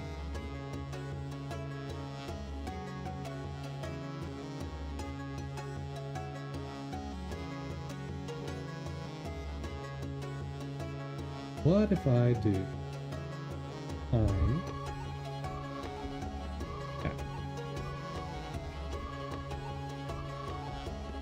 It disappears.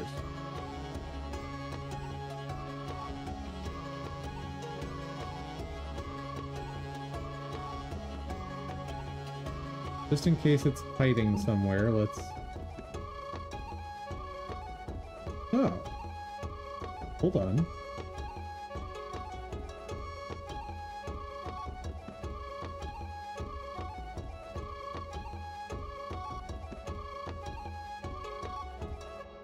It's maybe there?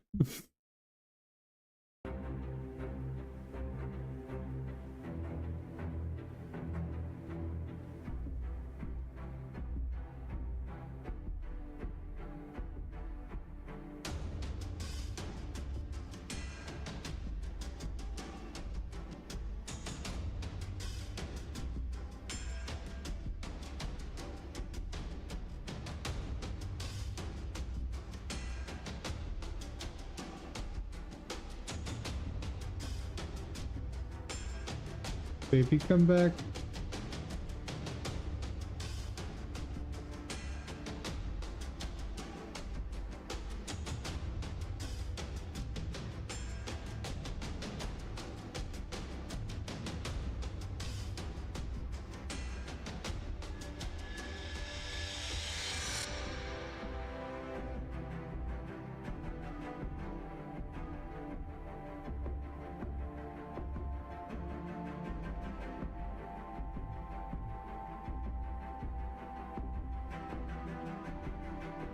Yeah, I think I need to be doing this all in fragment.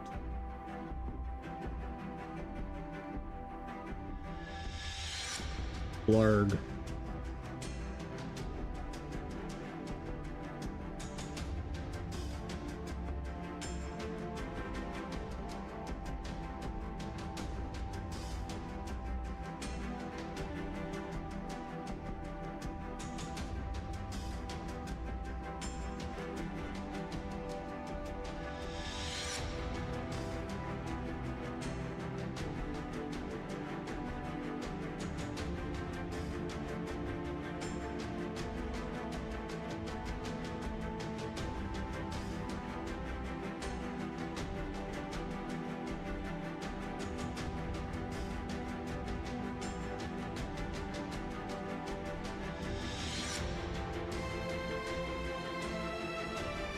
Hey, how would I go about that?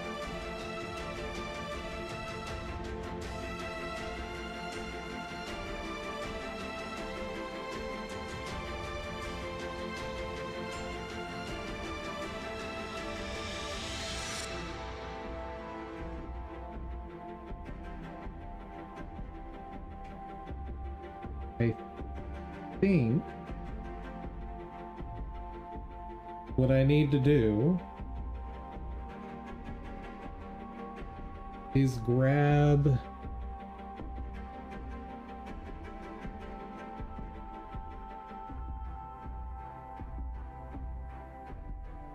oh man, hey, oof.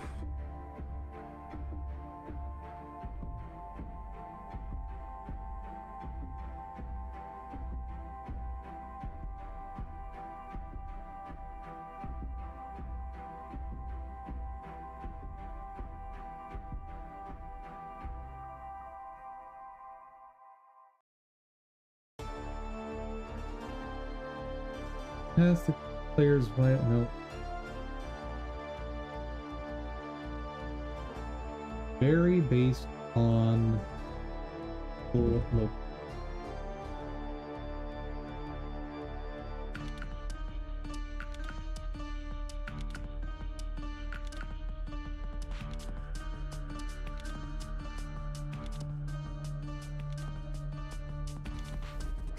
Use a varying to get low pixel coordinates for text feeder.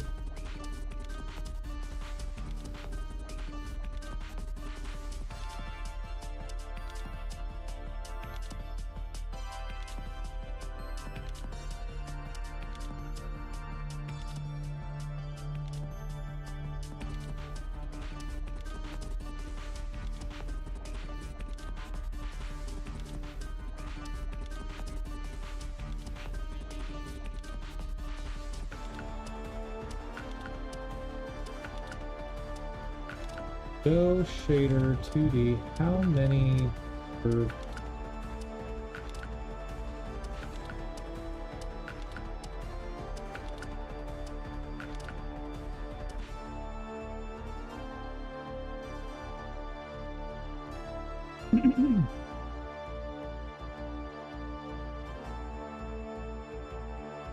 I basically need to do something with UV.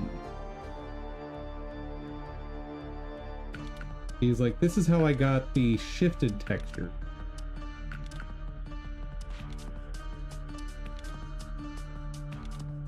Now, how would I shift it? By a factor of the...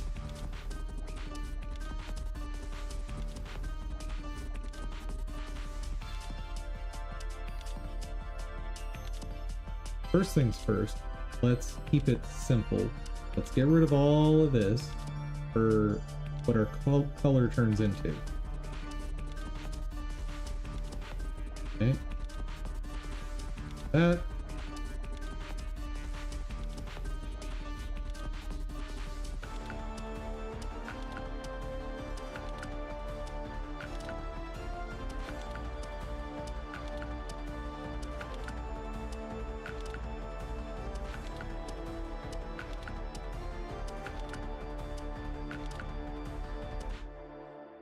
Cool.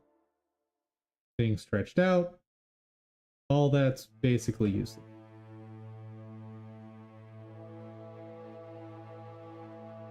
And depending on what I end up doing next, maybe more than just basically useless, it may be entirely useless.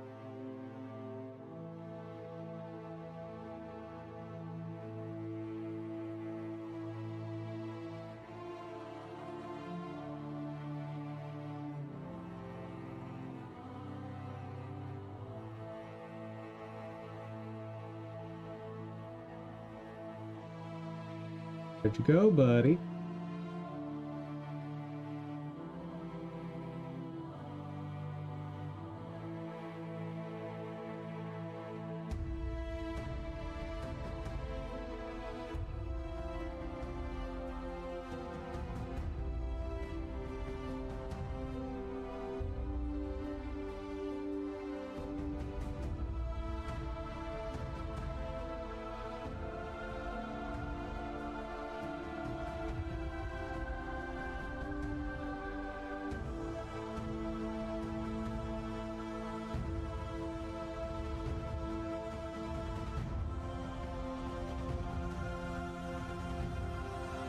Right, this is operating on the texture, not the sprite.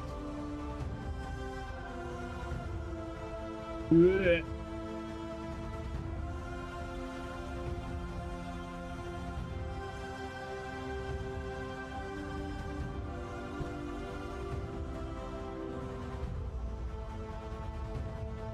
I don't know that I can do what I'm trying to do.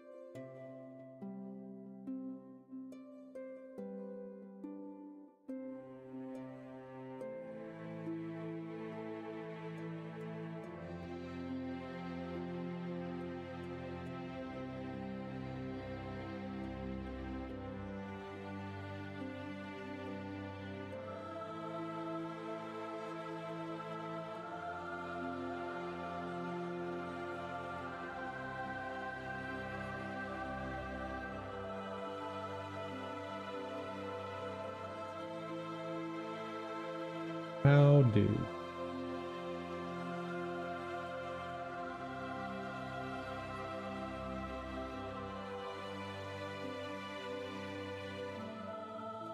Shader. What's a similar visual effect?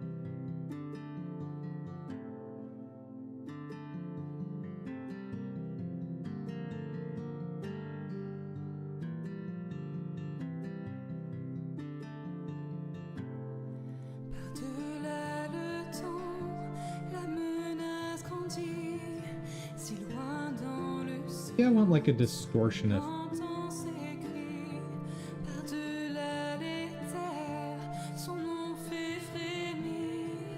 Préparez-vous, le néant arrive.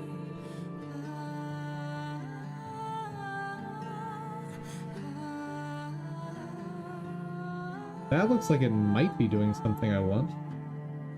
Hard to tell.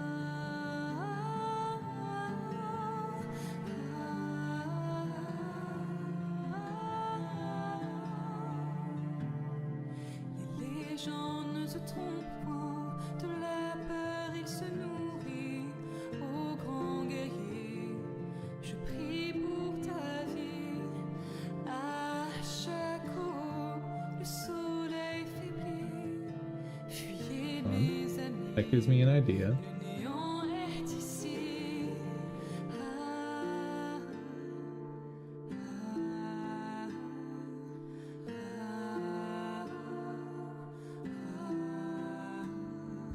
Ah, That unfortunately makes a lot of sense.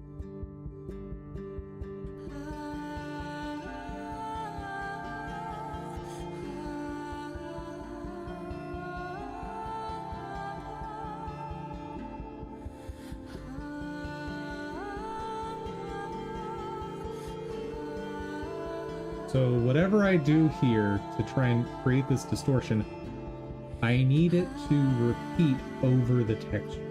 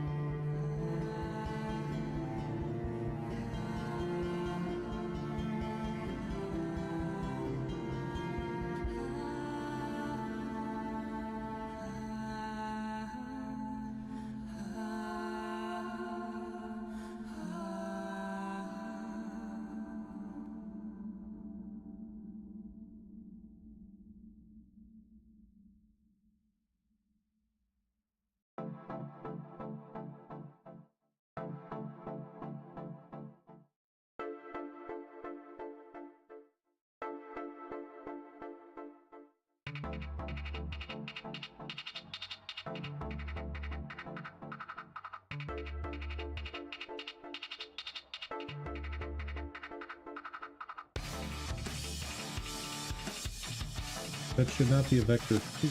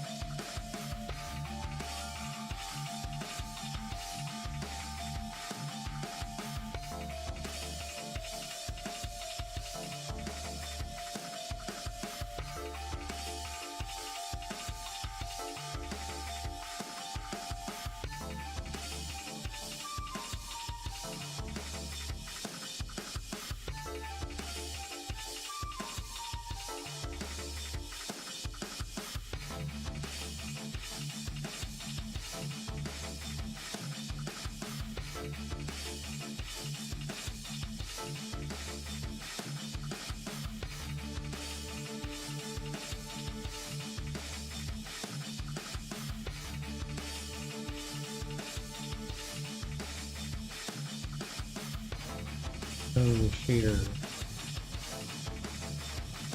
Repeat over text.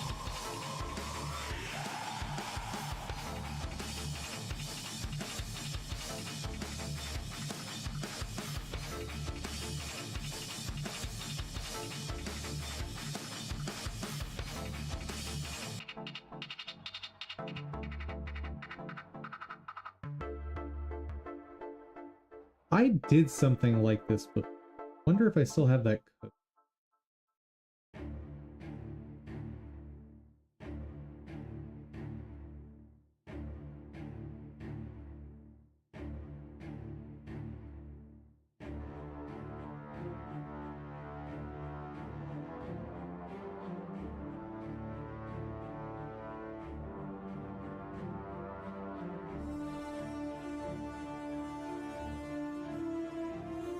Hold on. Could use the green UV part of it. Nope, nope, nope. That wouldn't work.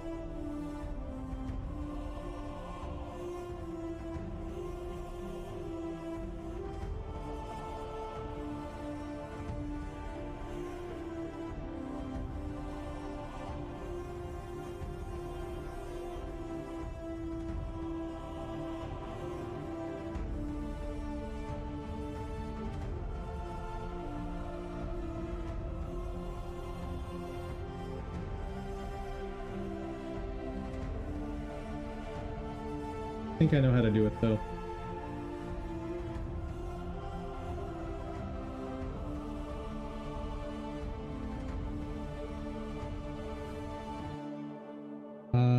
Float local y is uv dot y.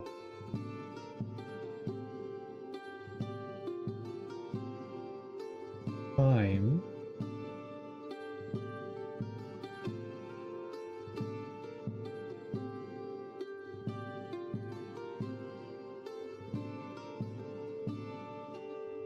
texture pixel size dot y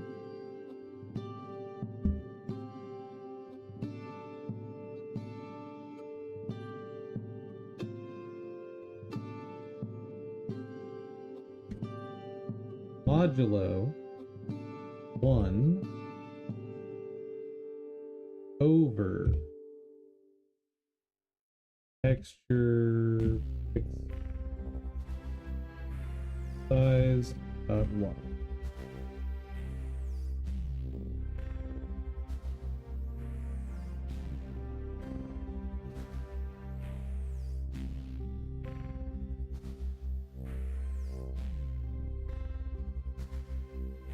Oh, wait.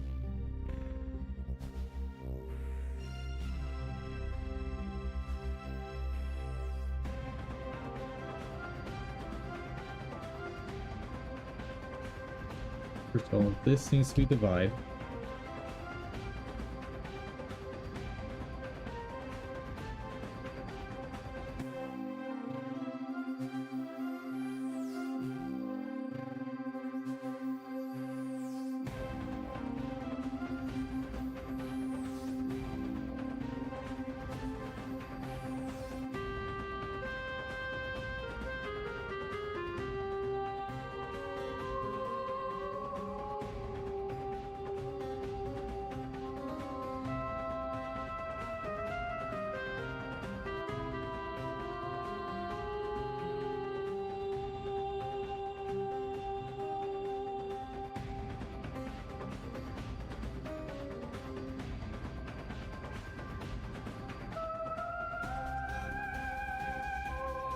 So I'm multiplying by the number of pixels, right?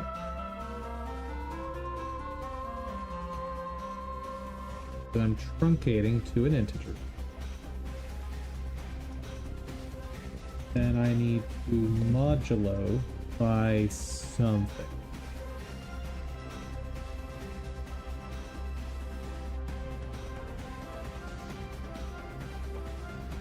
The number of V frames.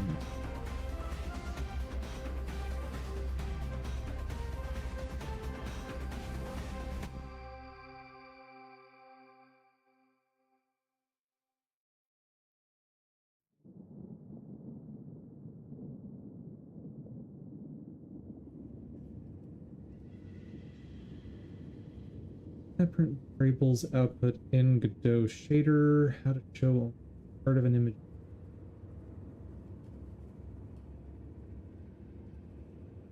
Actually, if I get this working the way I think it will work, it might even fix death animations. Maybe. At the very least, it might improve them.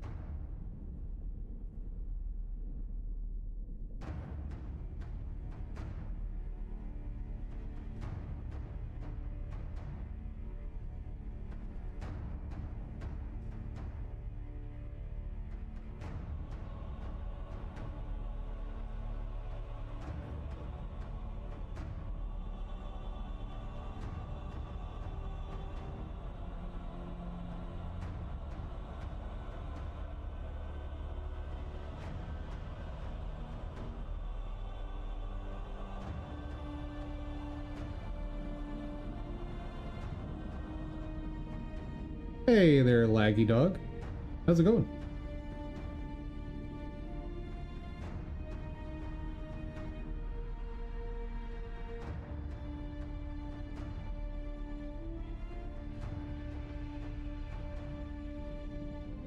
think I might have to hard code this. Ugly.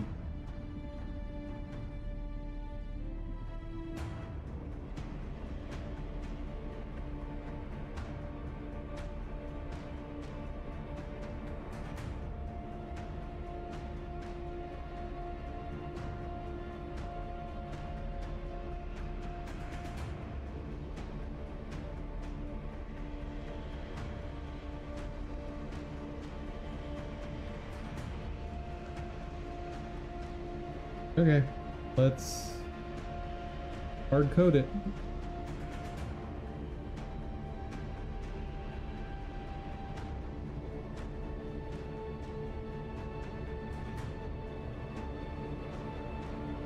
Ah, why you do that?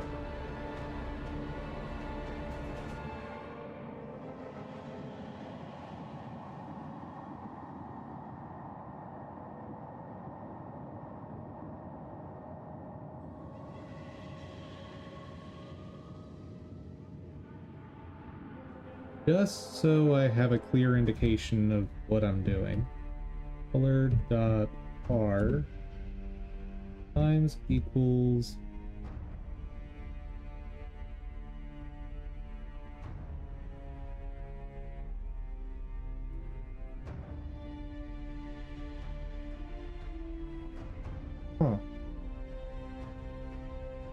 something wrong.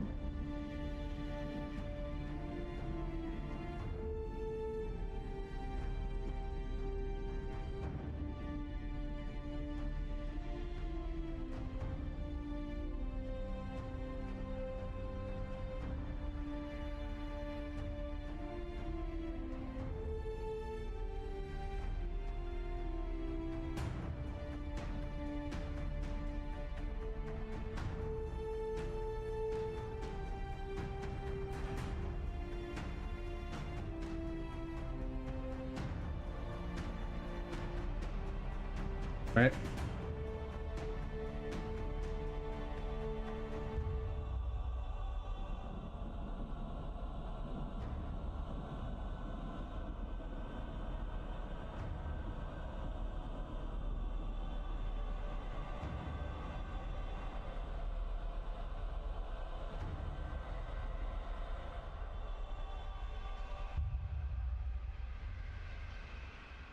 Yep, definitely did something wrong.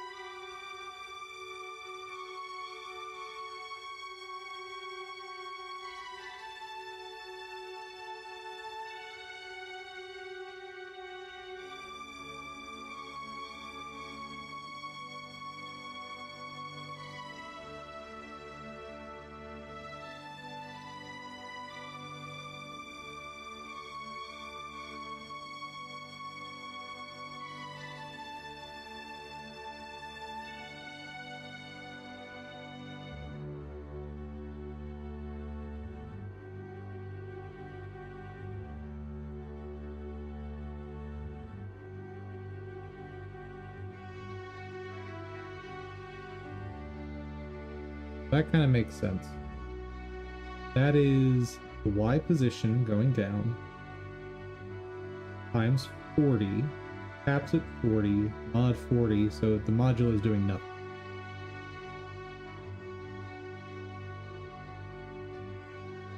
I need the total number of pixels. To be that divided by textures right size dot y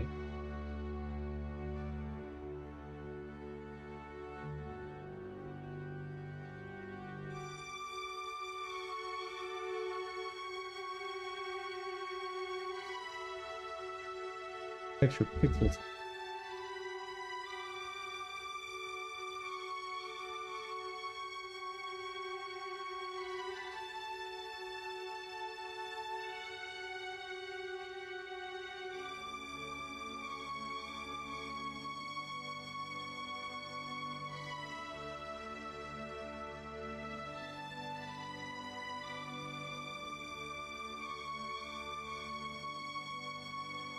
Um,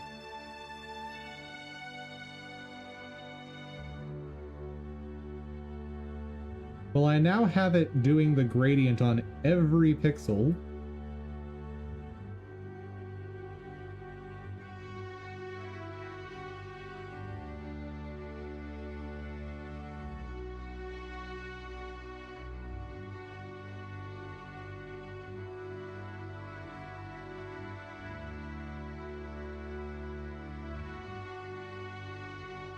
Right.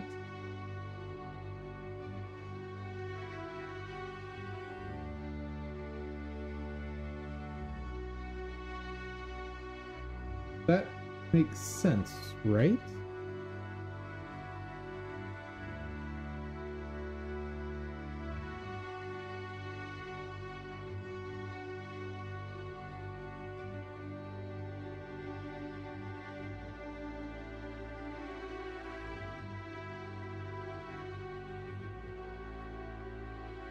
Okay.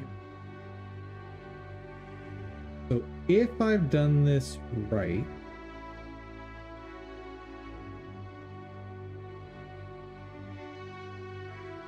so once I have this done correctly, it should be cyan at the top and normal colored at the bottom if I've done this correctly, which obviously I have not.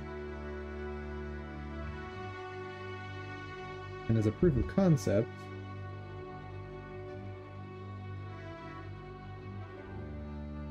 do that, I do get cyan. Great. So, generic test.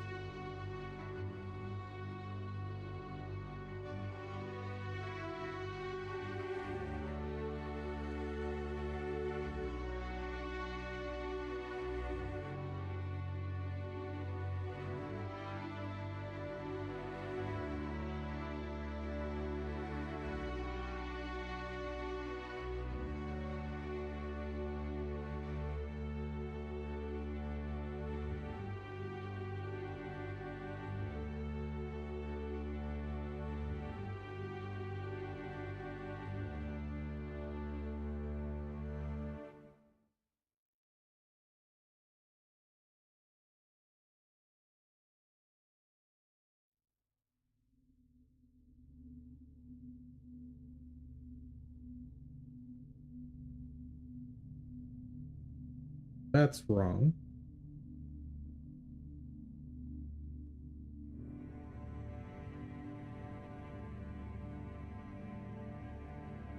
I don't get it, guys. My brain's not braining.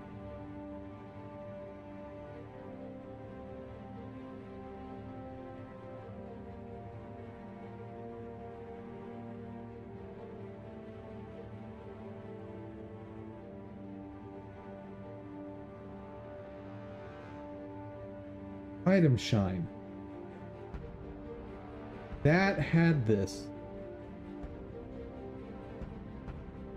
I think. No, because this is applied to a static image, not animated.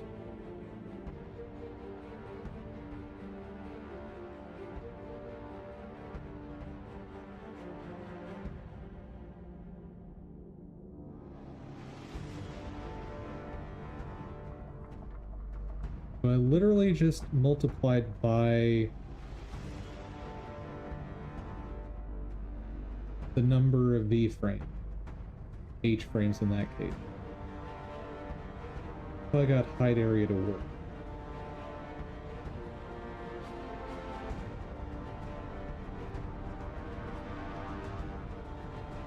Doing that now, and it's not doing anything.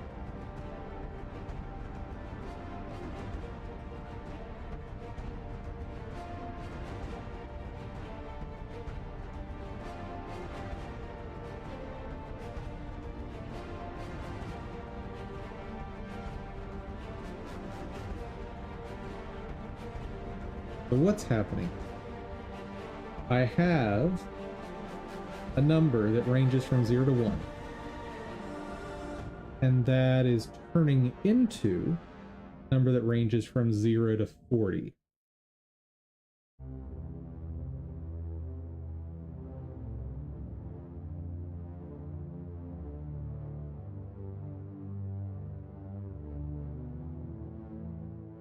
Oh.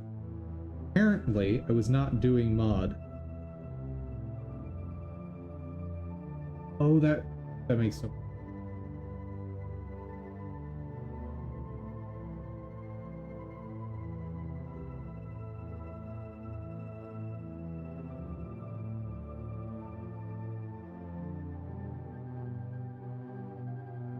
There we go. At the shoes, the color is more correct. At the head, the color is more cyan. Okay. I have something. I have something.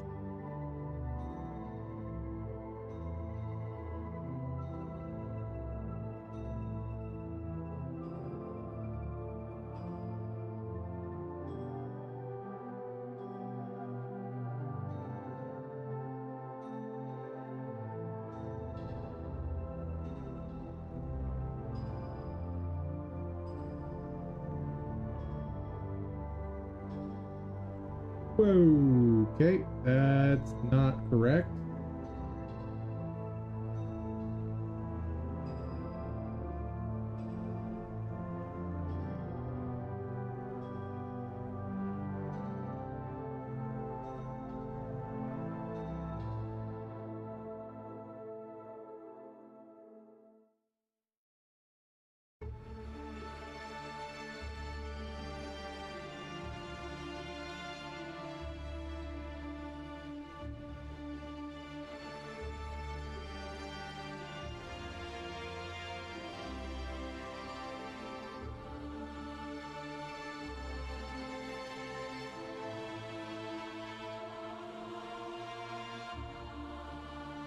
What is happening?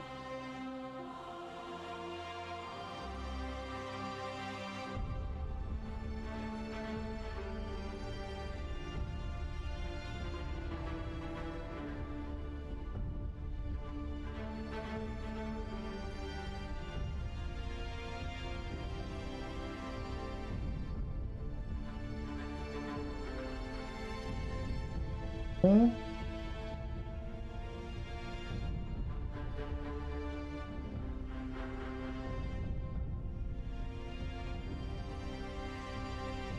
Not doing what I want at all.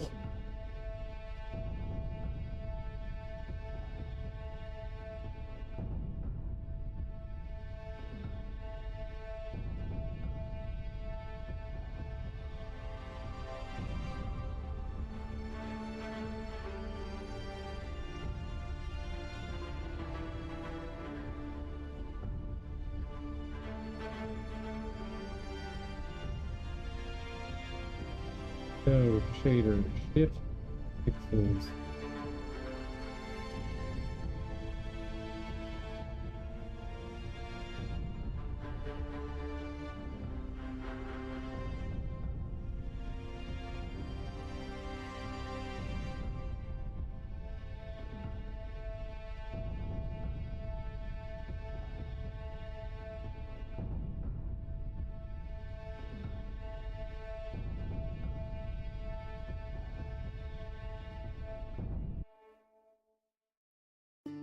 Shader is affecting the blocks.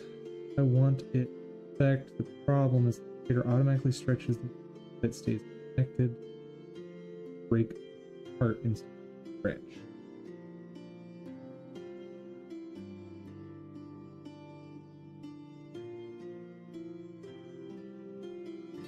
What's a surface tool? That's meshes. Maybe this is 3D.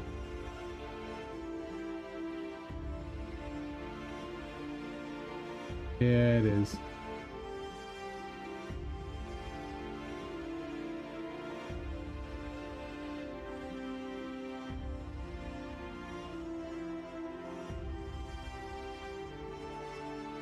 Shader to flop.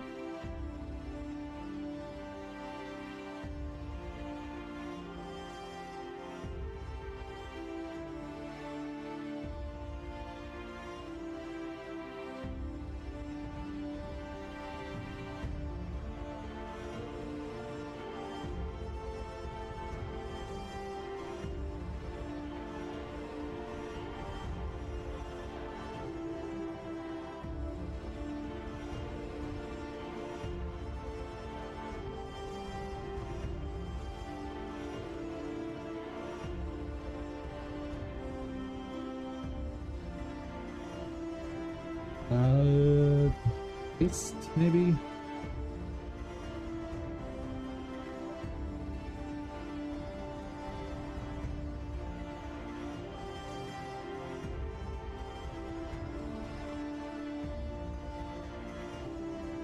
Ooh. Really?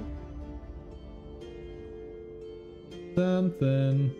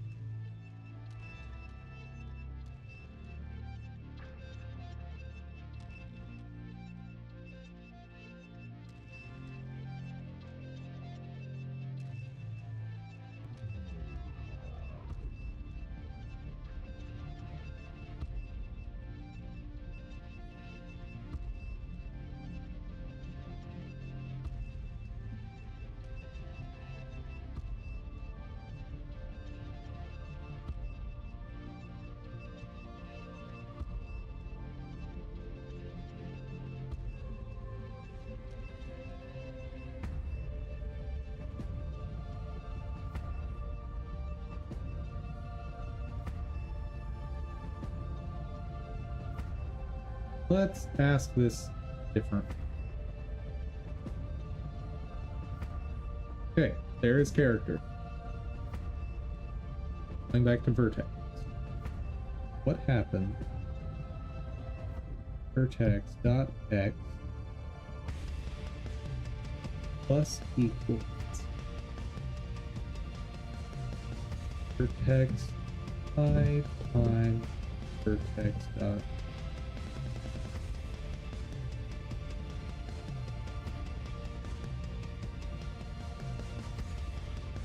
it closed.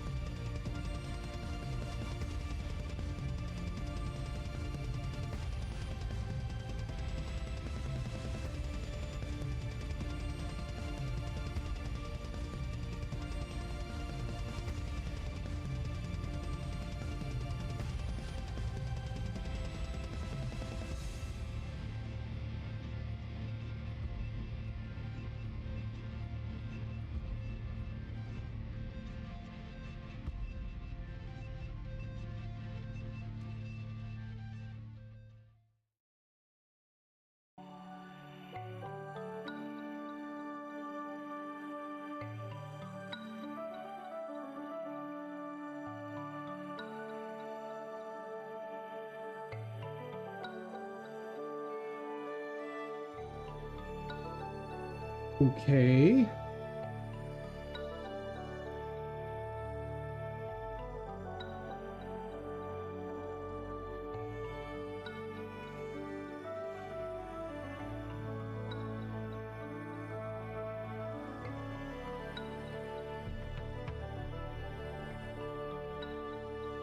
Doesn't make a ton of sense to me because my previous understanding was that there's only 4 vertices.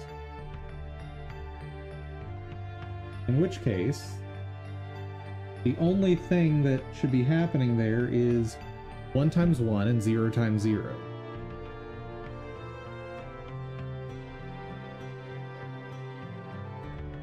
That's clearly not happening.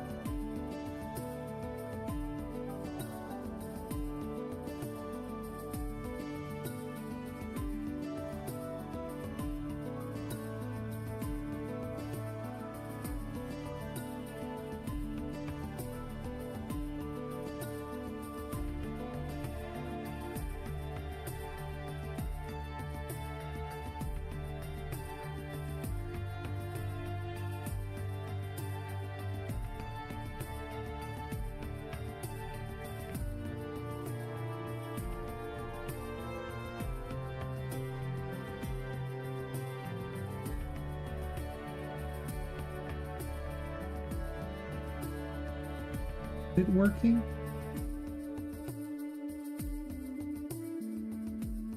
Please tell.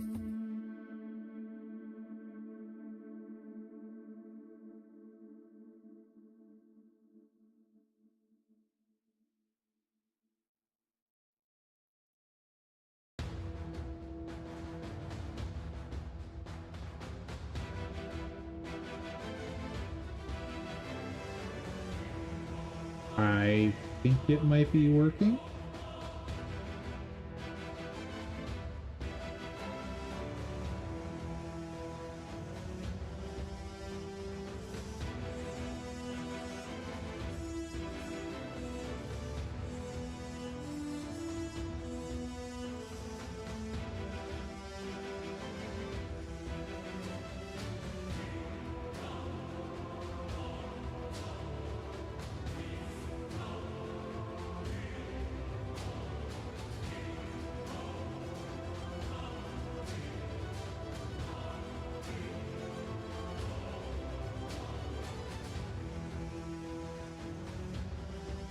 Huh?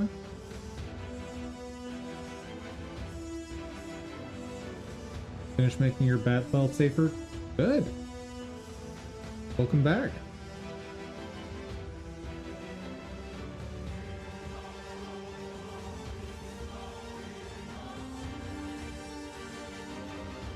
Nice work, my dude.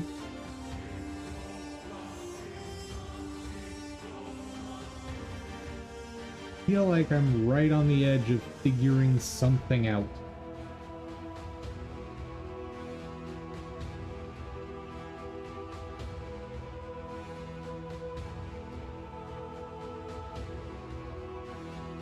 Okay.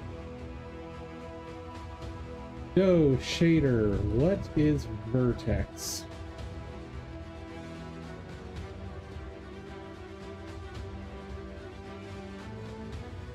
D.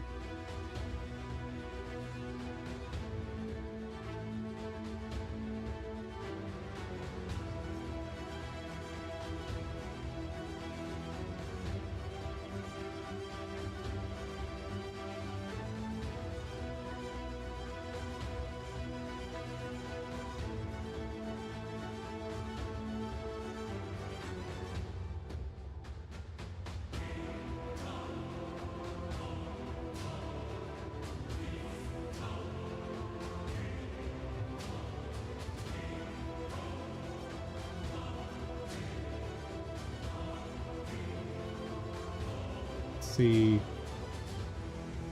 I should probably start with a more easily recognizable test case then. Hide that.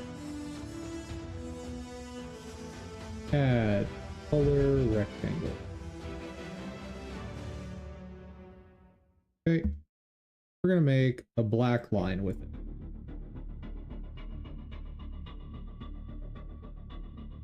Okay.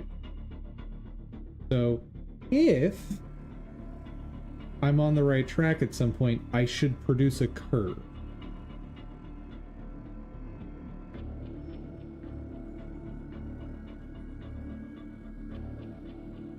I understand, Cupix. Scary thing when you do that. 1 second. Gotta turn a light on.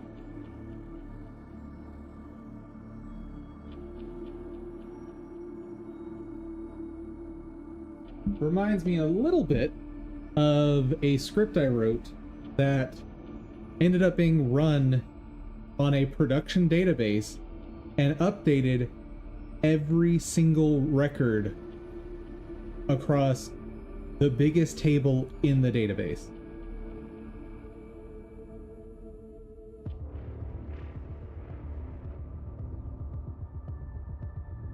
Luckily for you, you had so many demo projects that just killed a bunch of those. Nice.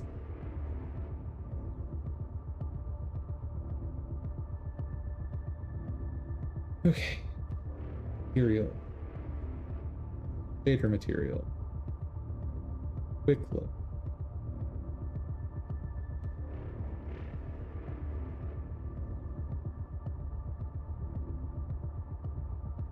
What is happening there? Like,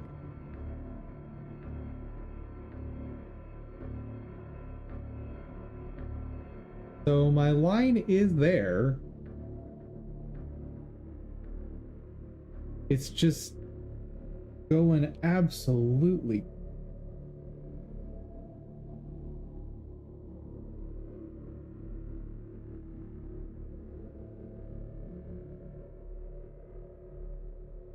How am I doing? I'm pretty good. I wish I could figure out why this thing is stretching off to infinity. Because that doesn't make a lot of sense.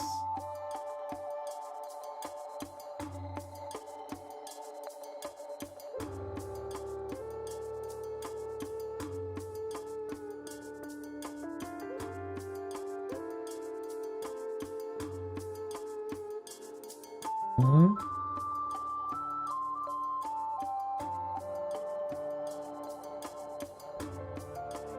Hmm?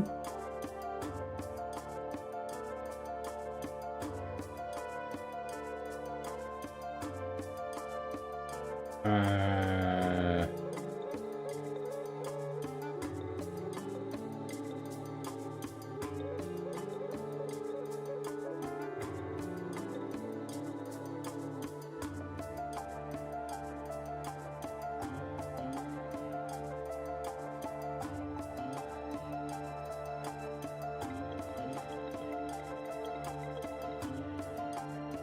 Well, it is not a curve.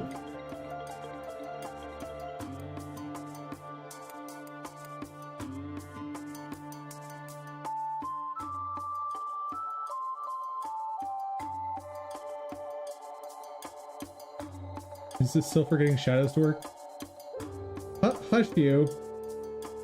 I don't want to know your sass.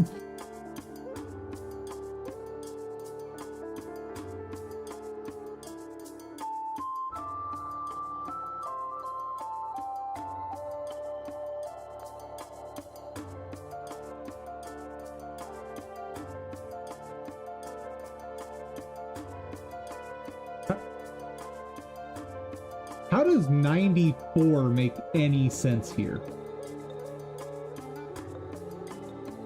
What?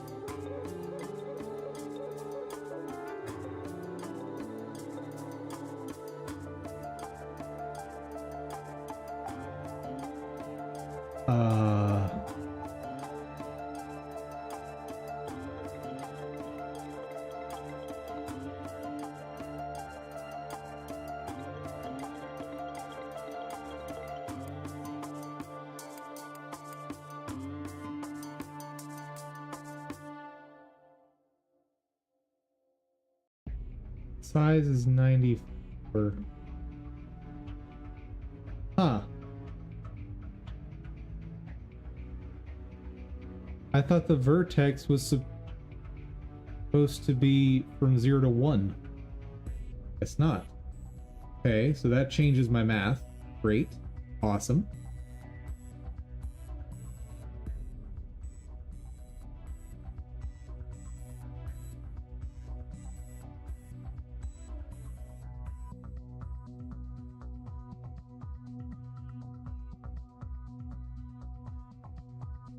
Okay.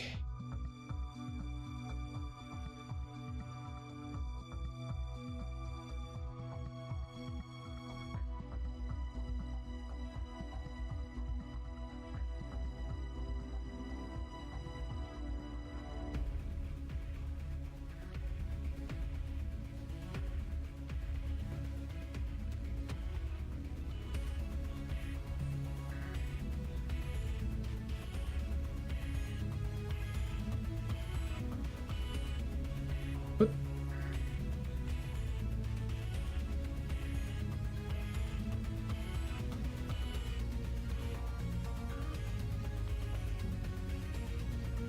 okay, never mind.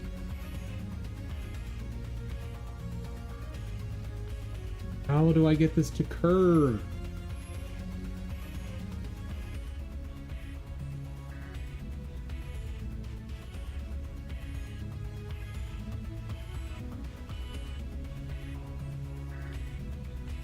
I think this tells me that the vertex function will never produce a curve.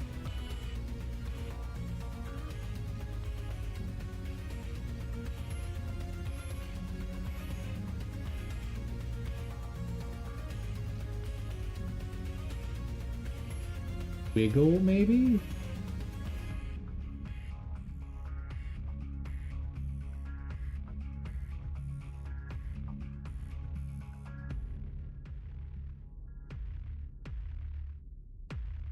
That's cheating. That's not actually wiggling. Bubble? That's kind of like what I want.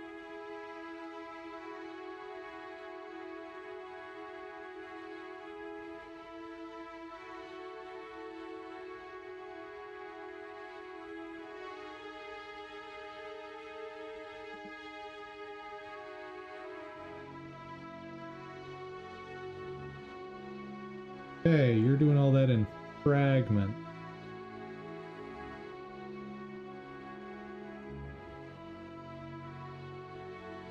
Kind of what I expected.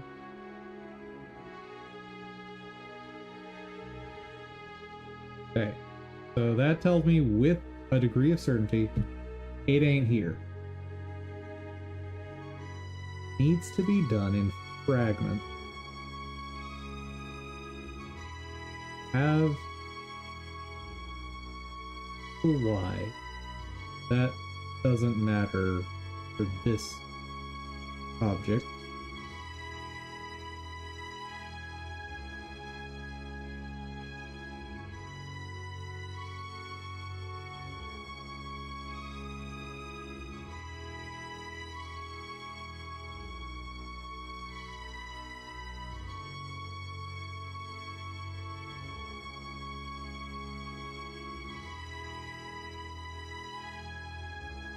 Okay, have a gradient.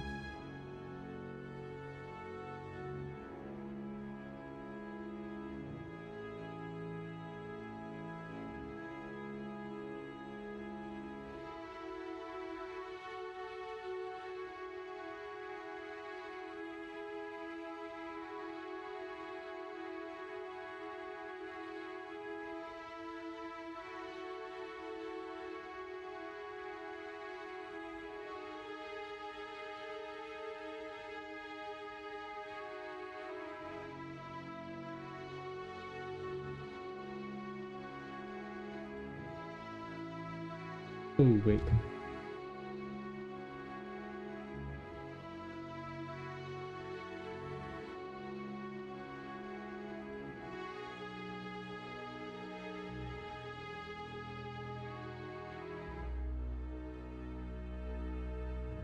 Where are you?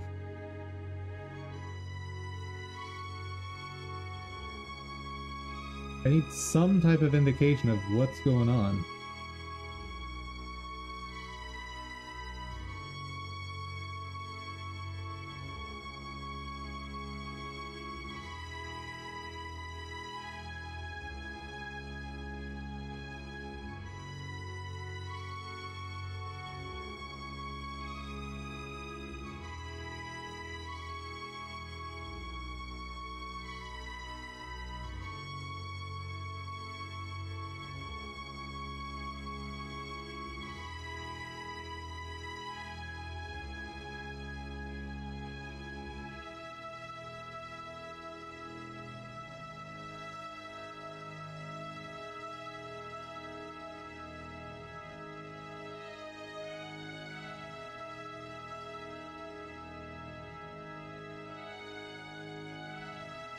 Oh, well, that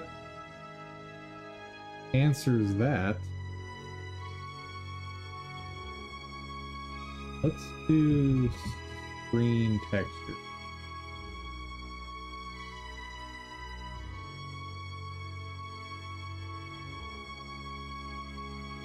Oh, right, I've got to do that nonsense.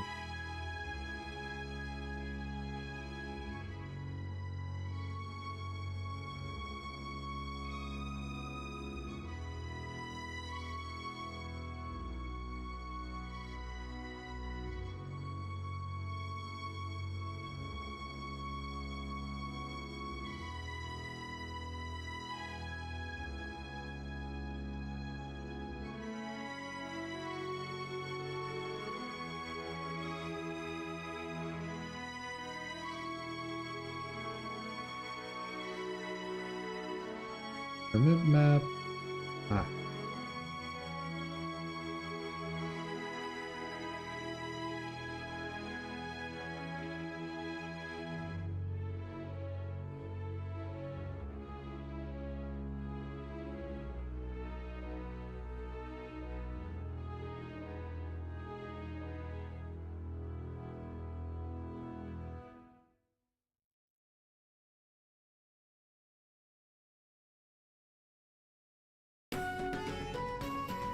Invalid argument.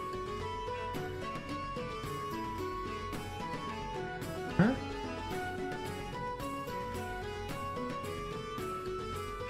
Oh.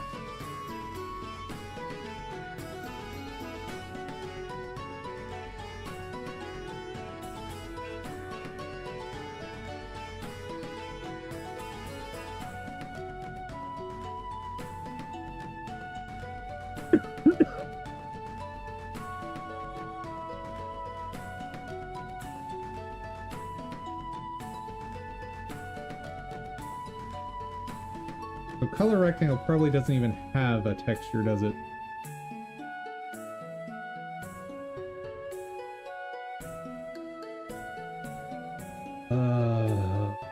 Change type.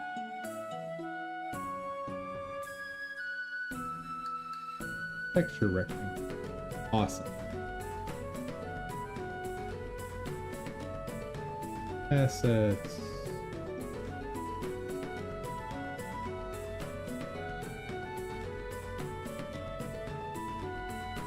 Sure.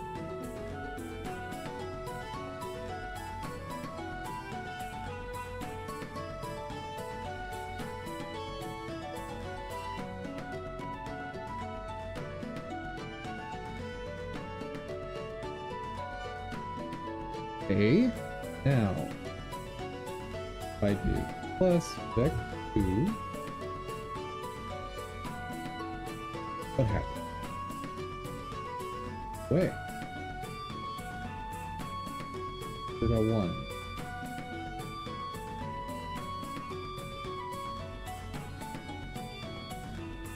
Great. Something's happening, finally.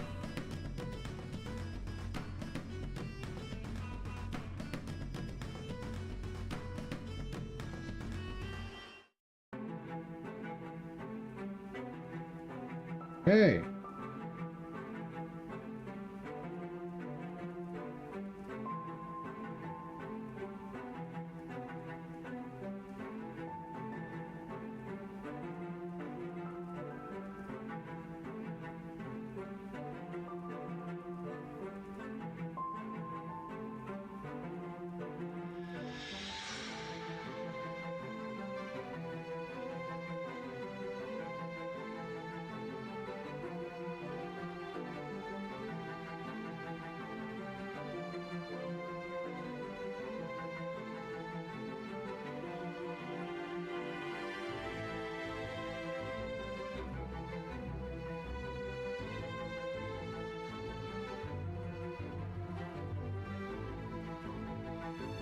Is that a curve that I see? I think it is.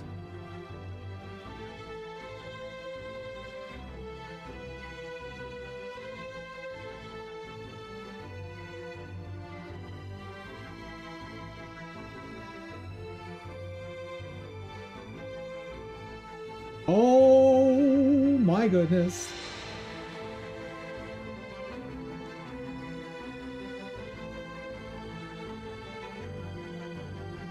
Hello, Wattle Bottle. Check out your proto.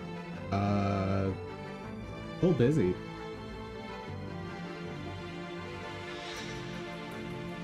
I'm working here.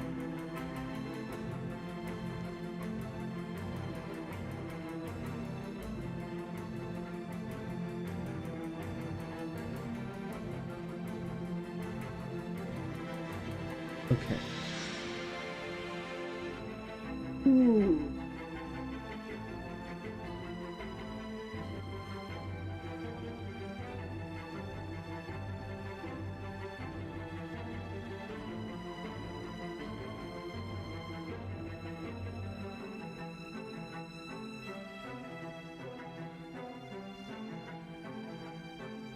All right.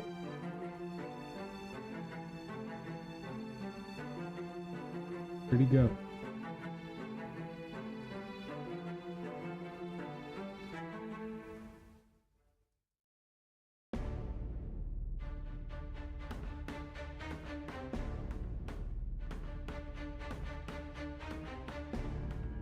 So I definitely have something semi-interesting happening.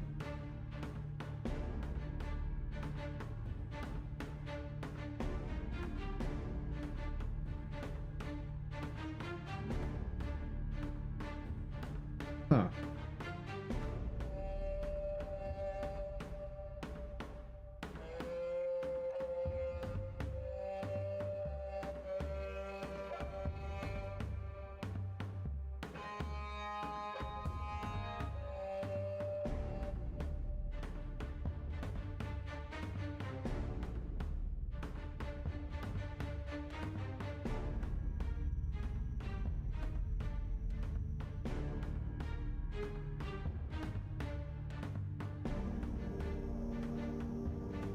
Now, if I want to amplify that effect even more, do I just multiply again?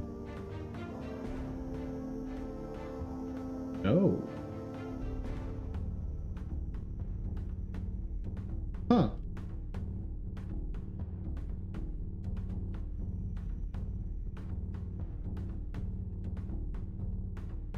Actually, let's do this.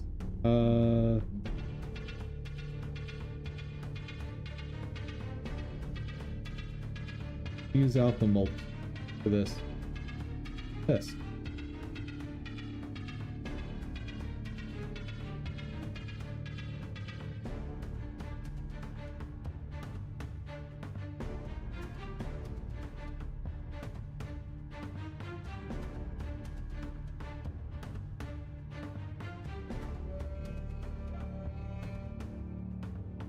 Whoa. All right. Sure. See, what is exponent?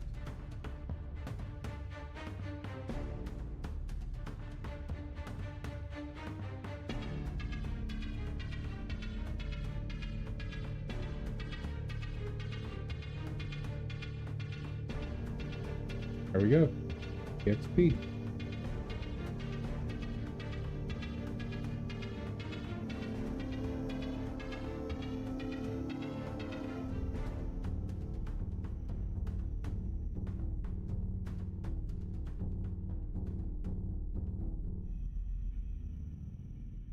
Held arguments for the built-in function exp.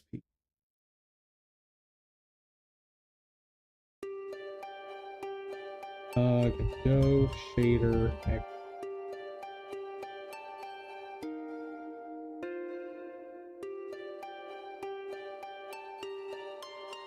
Oh, I want power.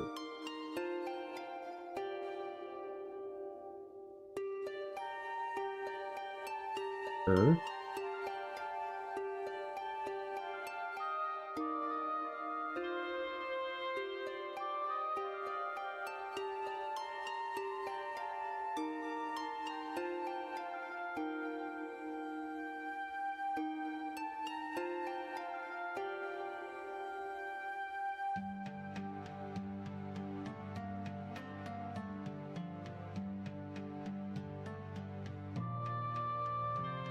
Right?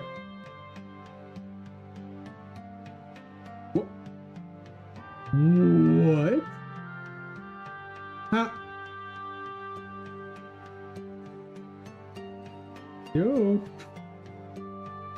What? What's happening?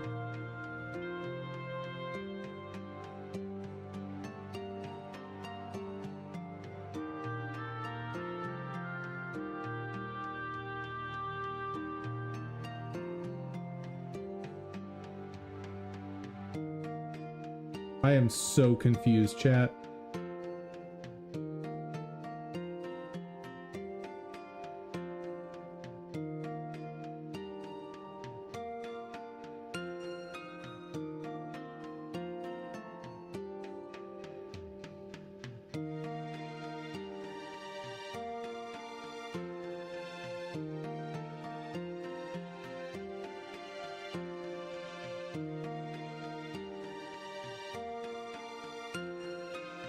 So that decides where the flat part is. Okay.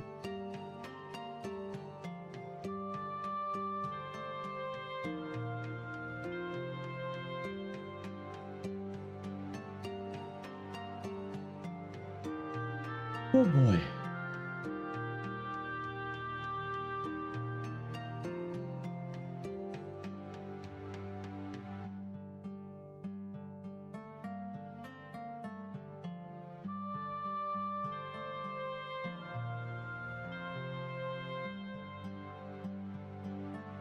What if I just do a piecewise function instead?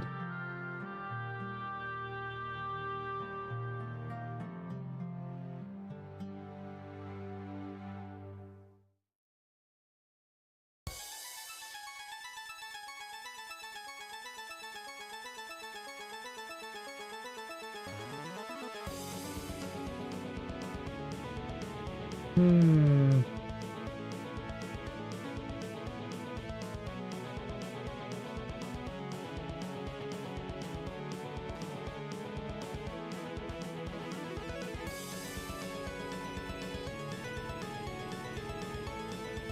This be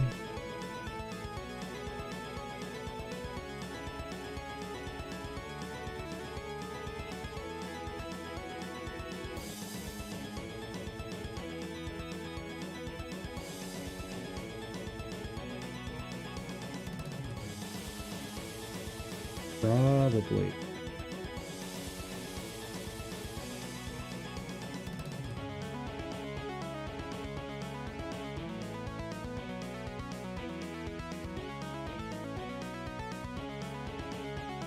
There's something here.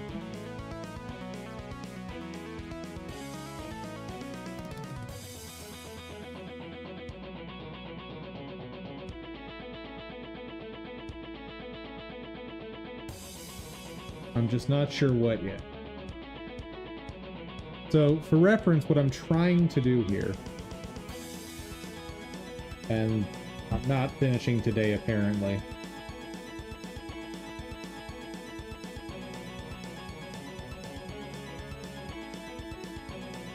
so, like, I've got my character, right?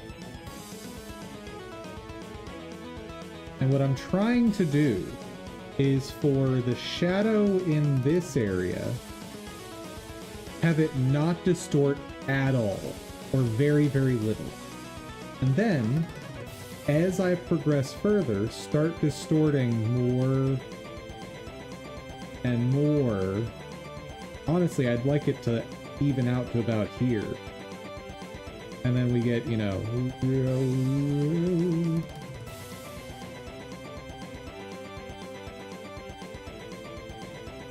That's kind of what I'm going for.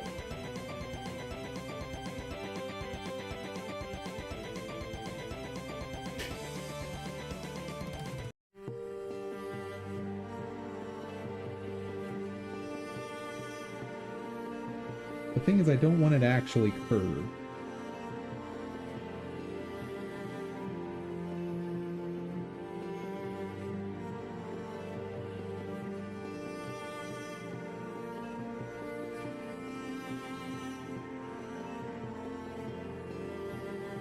And the worst part is, after I get this working, I need to layer on all of this code somehow.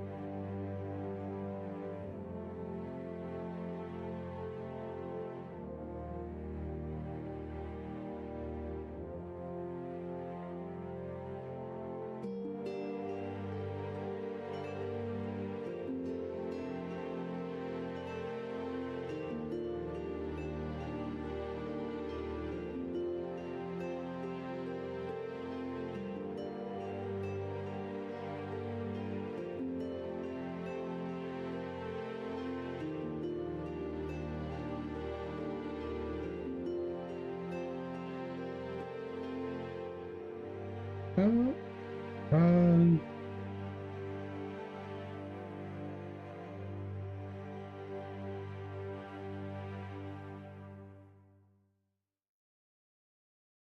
Sure. Not even gonna pretend this makes sense now.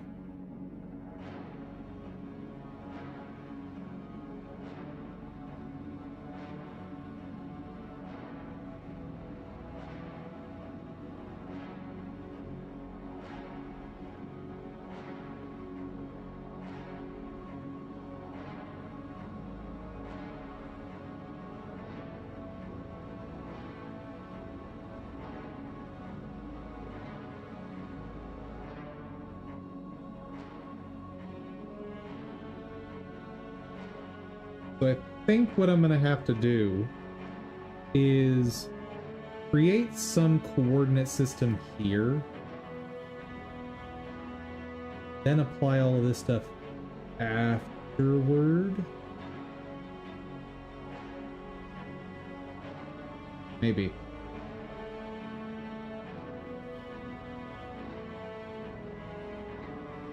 All I know is my head hurts. I've been staring at this for way too long today, and it's time.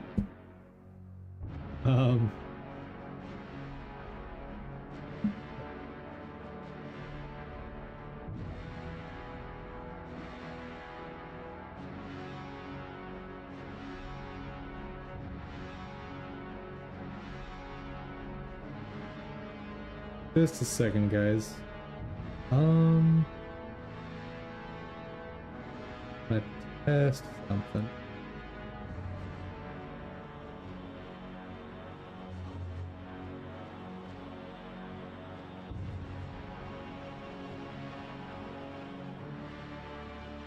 Okay. All right. Let's see. Yeah, that's where I'm gonna call it.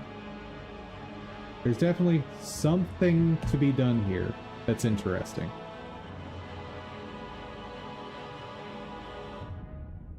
And it may literally just be figuring out the equation for this. Because I get the feeling if I can sort out this equation, I should be able to take a straight line and have it do something along the lines of ooh, there. I think that type of distortion is what I need. Like, if I can get this to happen, I'm all set. I'm pretty sure. Because this will fix the issue. Thanks for streaming, having my rant about my batch files. No problem, man. This is the place for learning and programmatic healing. Anywho. There we go. That is where I'm calling it for today, folks. So, thank you all for joining. I hope you had fun. I hope you learned something. If you did, please consider checking out my Ko-fi, link in the description. You can help support the channel and get access to dev tools I've created, as well as roles in Discord. Above all, though, I hope y'all have a fantastic day. Take care, everyone.